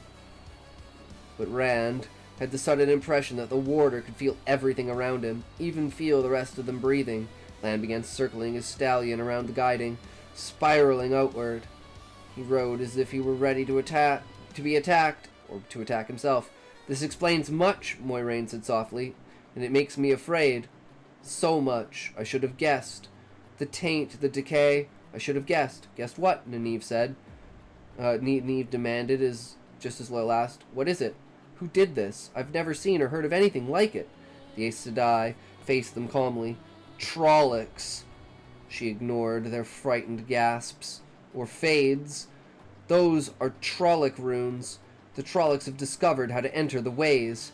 That must be how they got to the 2 rivers undiscovered through the waygate at Manathirin. There is at least 1 waygate in the Blight." She glanced toward Lan before continuing. The warder was far enough away that only the faint light of his lantern could be seen. "Manathirin was destroyed, but almost nothing can destroy a waygate. That is how the Fades could gather a small army around Caemlyn without raising an alarm in every nation between the Blight and Andor." Pausing, she touched her lips thoughtfully. "But they cannot know all the paths yet, else they would have been pouring into Caemlyn through the gate we used." "Yes," Rand shivered. Walking through the waygate to find Trollocs waiting in the dark, hundreds of them, perhaps thousands, twisted giants with half-animal faces snarling as they leapt forward in the blackness to kill, or worse. "They don't use the ways easily," Lan called. His lantern was no more than 20 spans off, but the light of it was only a dim, fuzzy ball that seemed very distant to those around the guiding. Moiraine led the way to him. Rand wished his stomach were empty when he saw what the warder had found. At the foot of one of the bridges, the frozen shapes of Trollocs reared, caught flailing about them with hooked axes and scythe-like swords, gray and pitted like stone. Huge bodies were half sunken in the swollen, bubbled surface. Some of the bubbles had burst, revealing more snouted faces, forever snarling with fear. Rand heard someone retching behind him, swallowed hard to keep from joining whoever it was. Even for Trollocs, it had been a horrible way to die. Fused into the stone as if they had melted into it themselves, or it had melted around them. Few feet beyond the Trollocs, the bridge ended. The signpost lay shattered into 1,000 shards. Loyal got down from his horse, gingerly eyeing the Trollocs, as if he thought they might come back to life. He examined the remains of the signpost hurriedly, picking out the metal script that had been inlaid in the stone, then scrambled back to his saddle. This was the first bridge of the path from here to Tarvalon, he said. Matt was scrubbing the back of his hands across his mouth, with his head turned away from the Trollocs. Egwene hid her face in her hands. Rand moved his horse close to Bella and touched her shoulder. She twisted around and clutched him, shuddering. He wanted to shudder too. Her holding him was the only thing that kept him from it. As well, we are not going to Tarvalon yet, Moiraine said. Nynaeve rounded on the Aes Sedai. How can you make it so calmly? The same could happen to us. Perhaps, Moiraine said serenely, and Nynaeve ground her teeth so hard Rand could hear them grate. It is more likely, though, Moiraine went on, unruffled, that the men, the Aes Sedai, who made the ways, protected them, building in traps for creatures of the Dark One. It is something they must have feared then, before the half-men and Trollocs had been driven into the Blight. In any case, we cannot tarry here, and whatever way we choose, back or ahead, is as likely to have the trap as any other. Loyal, do you know the next bridge? Yes. Yes. They did not ruin that part of the guiding, thank the light. For the first time, Loyal seemed as eager to go as Moiraine did. He had his big horse moving before he finished speaking. Egwene clung to Rand's arm for 2 more bridges. He regretted it when she finally let go and murmured apology in a forced laugh. And not just because it had felt good having her hold on to him that way. It was easier to be brave, he discovered, when someone needed your protection. Moiraine might not have believed a trap could be set for them, but for all the haste she spoke of, she made them travel more slowly than before, pausing before letting them onto any bridge or off one onto an island. She would step all deep forward, feeling the air in front of her with an outstretched hand, and not even Loyal or Lan was allowed to go ahead until she gave permission. Rand had to trust her judgment about traps, but he peered into the darkness around them as if he could actually see anything more than 10 feet away. He strained his ears, listening. Trollocs could use the ways. Then whatever was following them could be another creature of the Dark One, or more than one. Lan had said he could not tell in the ways, but as they crossed bridge after bridge, ate a midday meal riding, and crossed still more bridges, all he could hear were their own saddles creaking, and the horses' hooves, and sometimes one of the others coughing or muttering to himself. Later there was a distant wind, too, off in the black somewhere. He could not say in which direction. First he thought it was his imagination, but with time became sure. It'll be good to feel the wind again, even if it's cold. Suddenly he blinked. Loyal, didn't you say there isn't any wind in the ways? Loyal pulled his horse up just short of the next island and cocked his head to listen. Slowly his face paled and he licked his lips. Machin Shin, he whispered hoarsely. The black wind. The light illumined and protect us. It's the black wind. How many more bridges? Moiraine asked sharply. Loyal, how many more bridges? 2, I think, 2. Quickly then, she said, trotting Aldib onto the island. Find it, quickly! Loyal talked to himself, or to anyone who was listening. Well, he read the guiding. They came out mad, screaming about Mach and Shin. Light, help us! Even those Aes Sedai could heal. They... He scanned the stone hastily and galloped toward the chosen bridge and shouted, "This way!" This time Moiraine did not wait to check. She urged them on to a gallop. A bridge trembled beneath the horses, lanterns swinging wildly overhead. Loyal ran his eyes over the next guiding and wheeled his big mount round like a racer almost before it had stopped. The sound of the wind became louder. Rand could hear it even over the pounding of the hooves on stone behind them, and gusting closer. They did not bother with the last guiding. As soon as the light in the lanterns caught the white line running from it, they swung in that direction, still galloping. The island vanished behind, and there was only the pitted gray stone underfoot and the white line. Rand was breathing so hard he no longer was sure if he would hear the wind. Out of the darkness the gates appeared, vine-carved and standing alone in the black like a tiny piece of wall in the night. Moiraine leaned out of her saddle, reached towards the carvings, and suddenly pulled back. The Avendesora leaf is not here, he said. The key is gone. Light, Matt shouted. Bloody light! Loyal threw back his head and gave a mournful cry. Like a howl of dying. Egwene touched Rand's arm. Her lips trembled. But she only looked at him. He put his hand on the top of hers, hoping he did not look more frightened than she did. He felt it. Back towards the guiding, the wind howled. He almost thought he could hear voices in it. Voices screaming vileness that even, ads!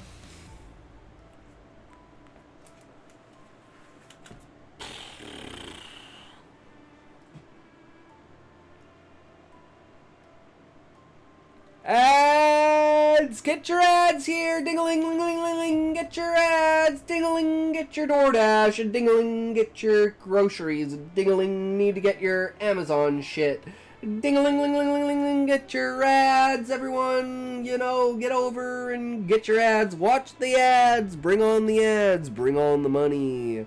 Bring on the money, bring on the ads. We out of time. We gonna go for it. Here we go. It's the ads. Late Night Lurkin'. It's Lethal. Hey, welcome, welcome. How's it going, Lethal? Hell yeah, Late Night Lurkin'. We're just in the middle of an ad break right now. How are you, good sir? Good to see you in here. How have you been today?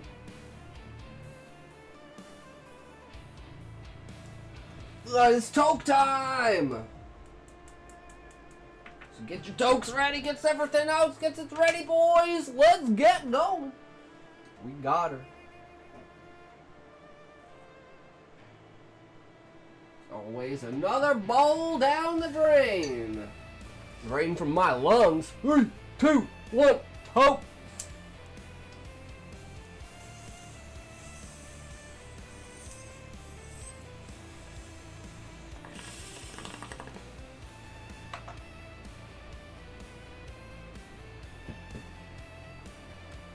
Are we back?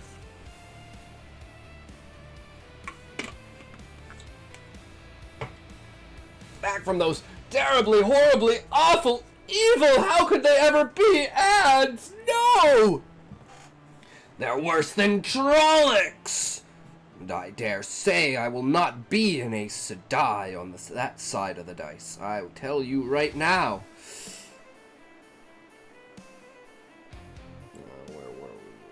Gone. Rise from his throat. Wait.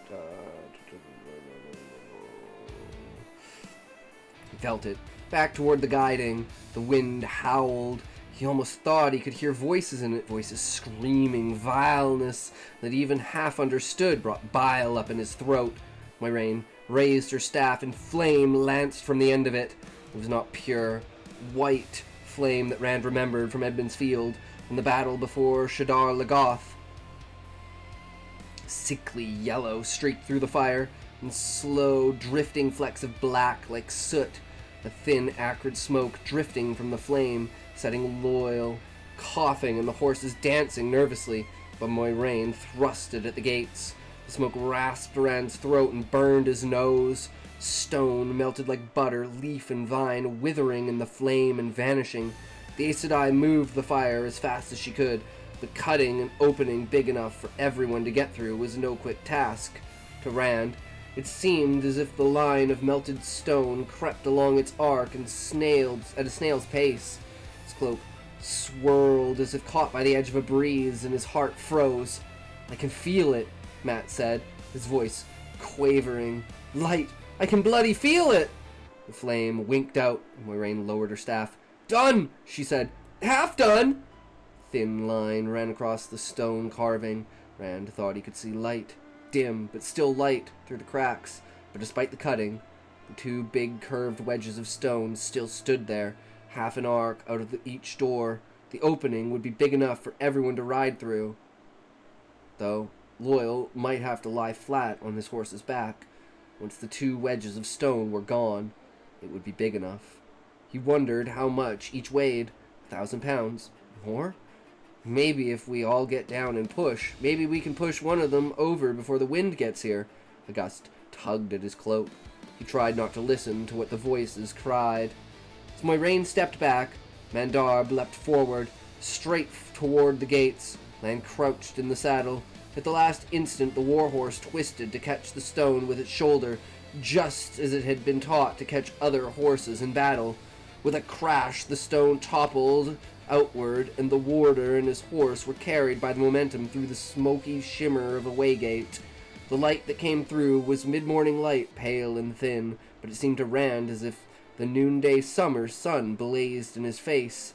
On the far side of the gate, Land and Mandarb slowed to a crawl, stumbling in slow motion as the warder reined back around toward the gate. Rand did not wait. Pushing Bella's head toward an opening, he slapped the shaggy mare hard on the croup. Egwene had just enough time to throw a startled look over her shoulder at him before Bella carried her out the ways. All of you, out! Moiraine directed. Quickly, go! As she spoke, the Aes Sedai thrust her staff out at arm's length, pointed back toward the guiding. Something leapt from the end of the staff like liquid light, rendering to a syrup of fire. A blazing spear of white and red and yellow streaking across into the black, exploding, coruscating like shattering diamonds. The wind shrieked in agony. It screamed in rage. 1,000 murmurs that hid in the wind roared like thunder, roars of madness, half-heard voices, cackling and howling promises that twisted Rand's stomach as much by the pleasure in them as by what he almost understood them to say. He booted Red forward, crowding into the opening, squeezing after the others, all forcing through the smoky, glistening at once.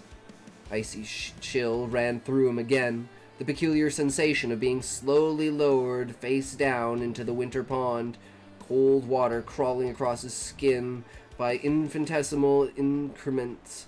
Just as before, it seemed to go on forever, while his mind raced.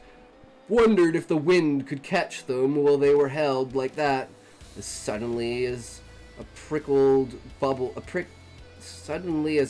bubble, the chill vanished, and he was outside. His horse, for one abrupt instant, moving twice as fast as he had been, stumbled and almost pitched him over his head. Threw both arms around the bay's neck, hung on for dear life. While he got back into the saddle, Red shook himself, then trotted over to join the others as calmly as if nothing at all had happened. Nothing odd at all had happened. It was cold, not the chill of the waygate, but welcome, natural winter cold that slowly, steadily burrowed into flesh. Pulled his cloak around him, his eyes on the dull glimmer of the waygate. Beside him, Lan leaned forward in his saddle, one hand on his sword. Man and horse were tensed, as if on point of charging back through if Moiraine did not appear. The waygate stood in a jumble of stones at the base of a hill, hidden by bushes, except where the falling pieces had broken down the bare, brown branches. Alongside the carvings on the remains of the gates, the brush looked more lifeless than the stone. Slowly, the murky surface bulged like some strange long bubble rising to the surface of a pond. Moiraine's back broke through the bubble, inch-meal.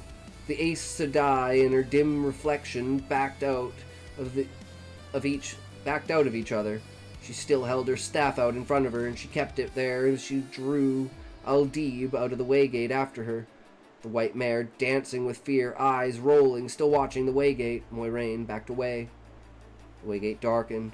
The hazy shimmer became murkier, sinking through gray to charcoal, then to black as deep as the heart of the ways. As if, from a great distance, the wind howled at them, hidden voices filled with an unquenchable thirst for living things, filled with a hunger for pain, filled with frustration. Voices seemed to whisper in Rand's ears, right at the brink of understanding, and within it, flesh so fine to tear, to gash the skin, skin to strip, to plate, so nice to plate the strips, so nice, so red, the drops that fall, blood so red, so sweet, so screams, pretty screams, singing screams, screams your song, sing your screams. The whispers drifted, the blackness lessened, faded, and the waygate was again a murky shimmer seen through an arc of carved stone. Rand let out a long, shuddered breath. He was not the only one. He heard other relieved exhalations. Egwene had Bella alongside Nynaeve's horse, and the two women had their arms around each other, their heads on each other's shoulders. Even Lan seemed relieved, though the hard planes of his face showed nothing. It was more in the way he sat on Mandarb, a loosening of the shoulders as he looked at Moiraine, a tilt of his head. It could not pass, Moiraine said. I thought it could. I thought it could not. I hoped it could not. Fog! She tossed her staff to the ground and scrubbed her hand on her cloak. Char, thick and black, marred the staff all over, half its length. The taint corrupts everything in that place. What was that? Nynaeve demanded. What was it? Loyal appeared, confused. Why? Machin Shin, of course, the black wind that steals souls. But what is it? Nynaeve persisted. Even with a Trolloc, you can look at it, touch it, if you have a strong stomach, but that... She gave a convulsive shiver. Something left from the time of madness, perhaps, Moiraine replied. Or even from the War of the Shadow, the War of Power. Something hiding in the ways so long it can no longer get out. No one, not even among the Ogier, knows how far the ways run, or how deep. It could even be something of the ways themselves. As Loyal said, the ways are living things, and all living things have parasites, perhaps even a creature of the corruption itself, something born of the decay, something that hates life and light. Stop, Egwene cried. I don't want to hear any more. I could hear it saying... She cut off, shivering. There is worse to be faced yet, Moiraine said softly. Rand did not think she meant it to be heard. The Aes Sedai climbed into her saddle wearily and settled there for with a grateful sigh. This is dangerous, she said, looking at the broken gates. Her charring staff received only a glance. The thing cannot get out, but anyone could wander in. Agilmar must send men to wall it up once we reach Faldara. She pointed to the north, to towers in the misty distance above the barren treetops. Sweet, and then we got like a little map, I guess, of the rest of the world for this point on, because we're entering into Act 3 now. Chapter 46. Oh. That was a nice little dark chapter. I like that one. Alright, so we'll do... Whoops. How did this get pulled out? We'll do Book Fox, and then we're probably going to call it a day. Because, yeah, I got to get up and do that D&D thing tomorrow. So, yeah.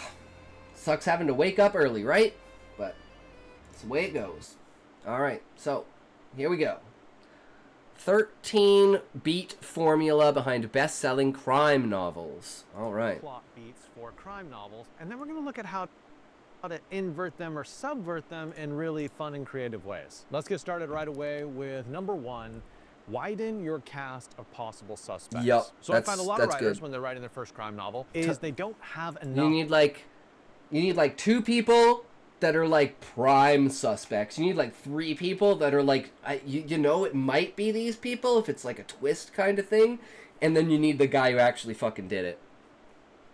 At possible least. suspects, at least ones that the reader thinks like, okay, maybe it's that person. They'll have 4 or 5, but what you really need are 8 to 10. So my recommendation is just to create a list of all the possible people who could have done undercut and that then one. next to their name, a reason why the reader would think they might be the guilty party. And the reason why you want to wait, have how many is that? Hold on, let's see. So the main guy, 2 sides, that's 6. That's still not as many. of possible suspects is... But then again, I guess there should be 3 people that, like, it points towards them, but you know that it's not them. It's like they're the framed ones, I guess.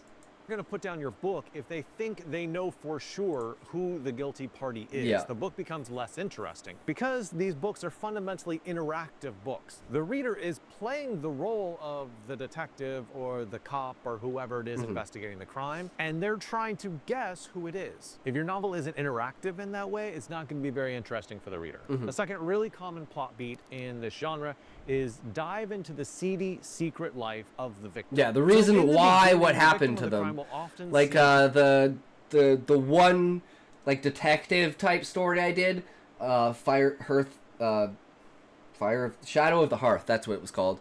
Was like a combination of murders at the Rue Morgue and what the hell was the political side of it based on? Fuck, I can't remember the other short story it was based on, but it was like a combination of 2 short stories. And it was like a political disaster instead of being like, you know, the idea of like instead of like an orangutan or something like that, but it had the person like shoved up the chimney to have them like hidden away kind of thing. And it was like heavy political, like blackmail and stuff like that. So they thought the guy had just, you know, died in a cabin, and then they find out, oh no, there was actually like a body stuffed up the thing, and it's like, oh, this is journalist, and there's all this other stuff going on in the background too. To be innocent and naive, sort of this moral exemplar, but I feel like it's very common as the story progresses to find out all sort of secrets that this person was keeping. In season 1 of The Killing, we see that Rosie Larson, she seems like a typical teenage girl, but the investigation uncovers escort services and secret relationships and these connections to political corruption. Or look at Broadchurch, where even when you have a kid, Danny Latimer, he's 11 years old, he's still sneaking around and has a secret that he's been going to cuddle with a grown man. Or look at Raymond Chandler's The Big Sleep, where it appears that Carmen Sternwood is a normal young woman, but then it's revealed through the investigation that she's into pornography and drug use and even murder. But now, why is this good to do? Well, it blurs the lines between good and evil and challenges our assumptions about And then we're not as like, it you know. also adds a little bit more complexity to what could be a really straightforward investigation. And also, if you're working on a crime novel, feel free to join us in BookFox Lab, which is the mentorship program with lots of one-on-one attention and feedback on your work. I'm going to put the link in the description so you can check it out. The third typical plot beat that you want to make sure is in your crime novel is dive into the investigator's past. Reason why they're on this case and what they're doing. This would be a great thing for Relic. A little bit dry. I'll have to show this video to Relic if he hasn't watched it already, because I think he already knows about BookFox. So look at a story like Mayor of Easttown, how she's really torn up about her son's suicide, and it really haunts her throughout this entire investigation. Or look at Harry Hole in the Hugh Nesbø books. He has a mother who has died young, and that haunts him. You want to make sure your book isn't merely a cognitive exercise, but there is this emotional connection with the main characters. And giving them a backstory, often a traumatic backstory, is one way to accomplish that. Now, one really interesting story is to give the person that's investigating the crime some sort of personal history that connects to the crime they're investigating. So Tanya French wrote In the Woods, and her detective, Rob Bryan, when he was a kid, he ended up being involved in this missing disappearance where 2 of his friends were disappeared, and he was found with blood on his shoes in the woods. Later on, as a detective, he has to investigate a crime that happens in a similar location, and there's eerie parallels between those 2 crimes. What does that do? It makes it impossible for him to be very objective about the case. You know, he has something personal at stake. This 4th thing is absolutely essential for your book. You want to include B stories. So you can never just have a singular story of you gotta have everything kind of going around with different characters, It gets right? boring very quickly. So you need some sort of B story. And often this B story is something personal for the person who's investigating. Something to do with relationships they have with others, something to do with family, something to do with romance. Like so her look having at the Michael kid Connelly's and not series wanting to with have Harry it, and then him Bosch, telling who her, is a Los you know, Angeles homicide detective. Often his don't tell him if you're romantic gonna abort it. entanglements with Tell him if you're gonna various keep it. women over the book series provide a nice B story and a nice And then she never complement told him, to which the main meant she wasn't investigation. gonna keep it. Or look at the Rebus series by Ian Rankin, Which means where he you never have would have Inspector known. John Rebus, who is a Scottish investigator. This is more of a family B story, so it involves his complicated relationship with his daughter, Sammy. He is an absent father because he's a workaholic. At one point, she gets kidnapped because of his work on a case. And also, she just doesn't want a relationship with him, which complicates everything. A fifth absolutely crucial step you need to do in your book is expose the flaws of the investigator. So in this genre, there's one flaw, which stands above all others, which gets used more than all others. And you know what it is without me even saying it: alcoholism. In Raymond Chandler's Philip Marlowe books, Marlowe's flaws is drinking, right? And there's been a long list of imitators after that point where they all drink too much. Now, you can use that flaw, but I also think at this point it can seem a little cliche, so I want to give you some other options for other flaws that your investigators can have. Or they could just have a personality flaw. Hercule Poirot is vain, fussy, and narcissistic. Or you could give your character some sort of moral flaw. In the first season of True Detective, one of the main characters has a sexual flaw where he keeps on cheating on his wife. And this flaw is really interesting because it mirrors the criminal he's investigating who commits crimes of sexuality. This means they have more in common rather than being just a pure good versus evil. Or your character's flaw could be drug abuse. Think about Sherlock Holmes and his addiction to cocaine and morphine. This sixth point is the most important one in this entire video. It is losing the badge. Losing the badge is such a good move in a story like this because it makes your character into a kind And that's the going rogue part that Relic was talking about in his story. After going to Cinder and revealing everything. And it creates this huge obstacle in their way for them to be able to solve the case. So for all those reasons, this is one of the most popular story moves in the genre. And you can't blame the writers.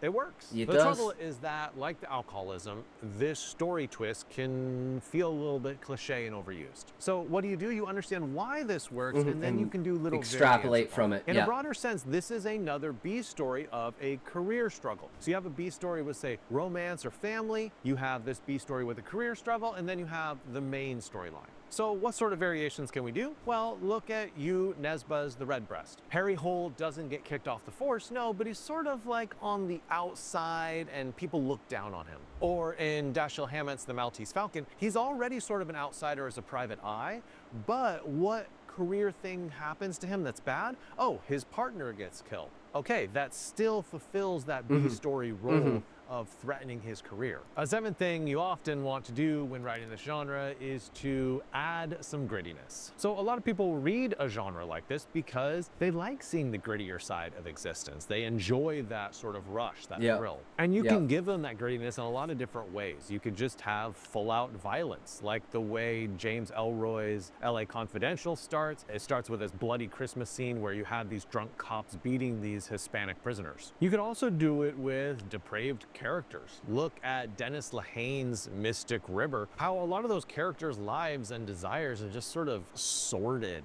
and horrible. You could also just do it with some gritty language. Look at all of Elmore Swearing like a books. sailor. He has so much swearing in them. I mean, he has blue-collar characters, and they speak like blue-collar characters. Now, I will say, if you're writing more of a cozy genre, then obviously you don't want this sort of grittiness. You want to tone that down because your audience wants these type of storylines. Like Sean stories that are more slice of life. Make sure you include in your book is to connect the threads. So everything has to come together. Why this person's on the case, what makes them perfect for the case, everything that's coming together. They can't be the ones that committed the crime, right? You still want to make sure they're guilty in other ways. Yeah, they're doing something else that's aside from the main point, called right? the victim that night, but they lie about it and say, oh, no, I didn't call. You can also have a connection by having one of the suspects be a family member. So there's some sort of familial connection to the suspect, but they're also suspected of killing them. You can also have the investigator himself or herself have friends or relatives in the mix, and that complicates their relationship with the possible suspects. Just remember that even your innocent suspects should be lying in one way or another because they have something to cover up, even though... And that's what makes it ambiguous as to what they're doing, because you're like, for their motives, you're like,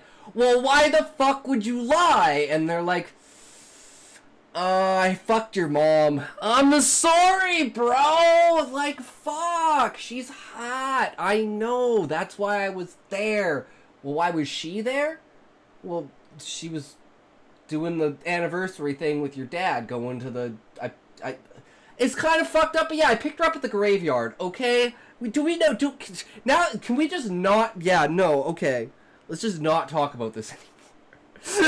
Should not skip is to connect the crime with the larger picture. So you have to make a choice between having your story be a single off or having the crime connect to a larger group or social. And then it's like, oh shit, well this is only one piece of the puzzle, right? They're wicked, they commit a crime. End of story. But a lot of stories end up using that murder as a springboard to indict a whole group of people in society. You could springboard into a serial murder. Oh, this was only the first crime. Let's write the Epstein files. To a group of people or a larger organization. Some really popular ones would be politicians or organized crime, super wealthy people, the church, or say the police themselves. So, dude, now I'm just having this epic idea of writing the fucking Epstein files.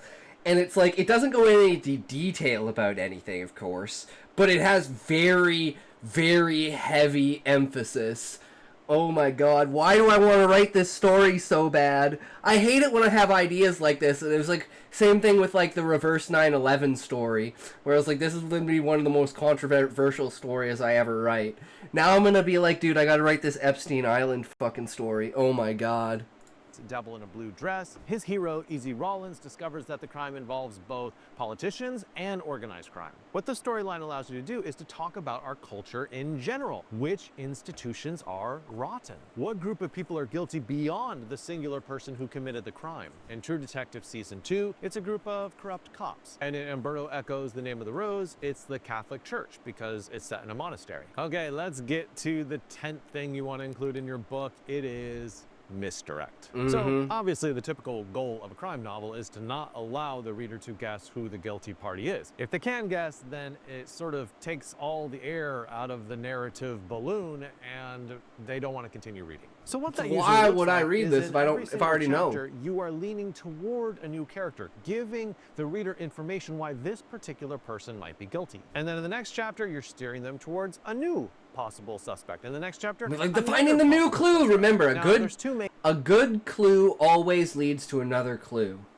Main mistakes that writers make with this. One is they don't include enough misdirections. If you only misdirect a couple of times, it's going to be easy for the reader to sort of see through that and be like, I know who it is. The second main mistake that they make is that the misdirections aren't strong enough. You really have to convince the reader that maybe it is this person. Yep. Now, can you go too far with misdirections? Yes, absolutely you can. The trouble with too many misdirections is that it ends up muddling up the storyline, and suddenly now your reader is confused rather than trying to decide between who the potential guilty party is. Okay, so we have 3 more points, and this 11th one is a doozy. It's genius. It is, don't forget a central object. So I love it when there's an object in the case that we've seen all throughout the entire storyline, but now all of a sudden we find like a new perspective and a new meaning towards it. On a new light. Yeah. It helps the person solve the case. Yeah. So in Sharp Objects by Gillian Flynn, we see the dollhouse. We've seen the dollhouse all throughout the book and the movie. And then suddenly we realize that dollhouse, the floor is made of human teeth. And that detail ends up helping her to solve the case. Or if you want to go old school, look at Arthur Conan Doyle's Sherlock Holmes, The Adventure of the Speckled Band. There was a bell rope, which was a cord you pull to ring a bell to get the servants to come. But Holmes realizes, wait a second, it doesn't actually ring a bell. So that's the clue that that was the device, the rope was the device that a snake came down to bite the guilty party. No, not the guilty party, the innocent person who is killed. 12th step you want in a book like this is to add a surprise or a twist at the end. So you could have the surprise be that the person wasn't murdered at all and they're actually alive somewhere else. You could have the surprise be that the killer has a multiple personality disorder and it was one of their other selves that committed the murder. Those are You could have boring. the surprise that the person closest to the investigator is the one who committed the crime. You could even have the surprise be that the person investigating the crime is the guilty party. Now, if the crime is something like kidnapping rather than murder, it could be that at the end, the kidnapped victim is switched. You could have the surprise be that it's not just one person guilty of murder, but everyone Yeah. is guilty. You could also have a surprise be that the guilty party is not arrested but killed. Or you So, could have it one that of the suspect greatest kills endings themselves ever. when they feel that One the of the police are closing greatest in. endings There's an ever. infinite amount So of it turns surprises out that that you come you're up with Wrath when and you I'm have a book, I'm but I just wanna Envy. lay those out so you really see the range. Such a of great what fucking you can line. do with the ending of a story like this. You don't want to have it taper off and sort of have a quiet ending. No, surprise the reader. Show them something that they didn't see coming. All right, now let's talk about point number 13, the very last one. Resolve the B story. So a lot of writers feel that when the main suspect is caught, well, that's kind of the ending to the story. But that's not the true ending of your story. The true ending of your story is resolving your B story. The B story is often the emotional journey of your main character, so you really have to work at making sure that wraps up in a satisfying way. So has your main character been estranged from their daughter the entire story? Well, then the ending of your book should show them connecting in some way with their daughter, making a phone call or taking a walk or something. I really liked the ending of Mayor of Easttown, where it resolves by having her go up into the attic, which is the symbol or sign of her trying to make peace with her son's suicide. It's a really big step for her, and it really helps to close off that storyline. Hey, don't forget to check out BookFox Lab. The link is in the Those are some comments. We would great love ones. to have I you gotta join write our this mentorship Epstein and story help now. you along Fuck. the journey of finishing your book. Just imagine the entire thing just going through my head. It's fucking crazy. Before you publish your first book,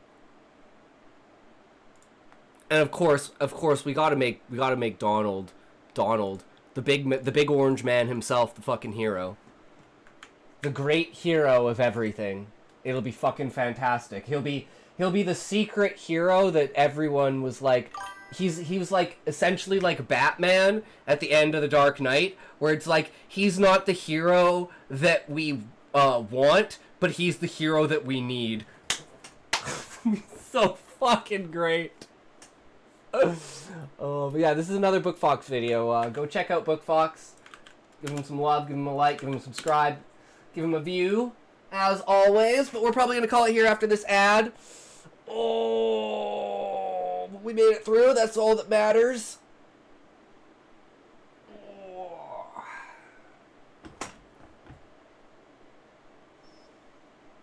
Fucking ads, getting all up in everything, right? They just take care of what they need, and when they do, we go down what they has. We know what you can do when they get it up.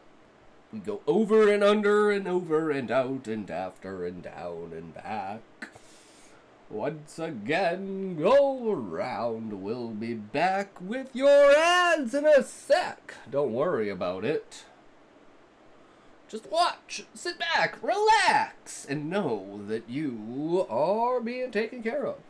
Just let your mind sway and watch the ads. Let the message go inside. You'll never know what you can think when you look at those ads. Oh, we back from the ads. All right, well.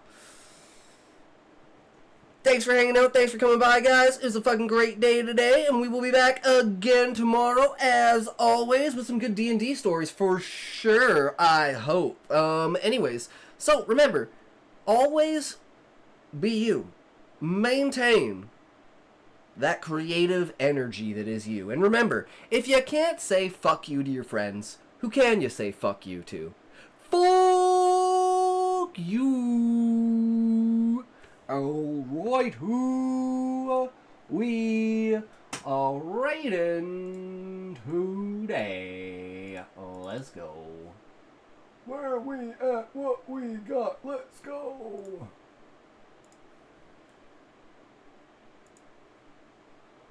Raid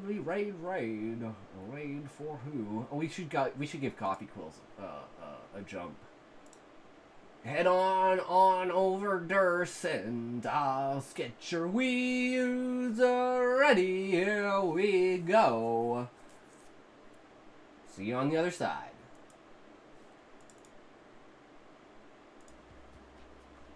Peace.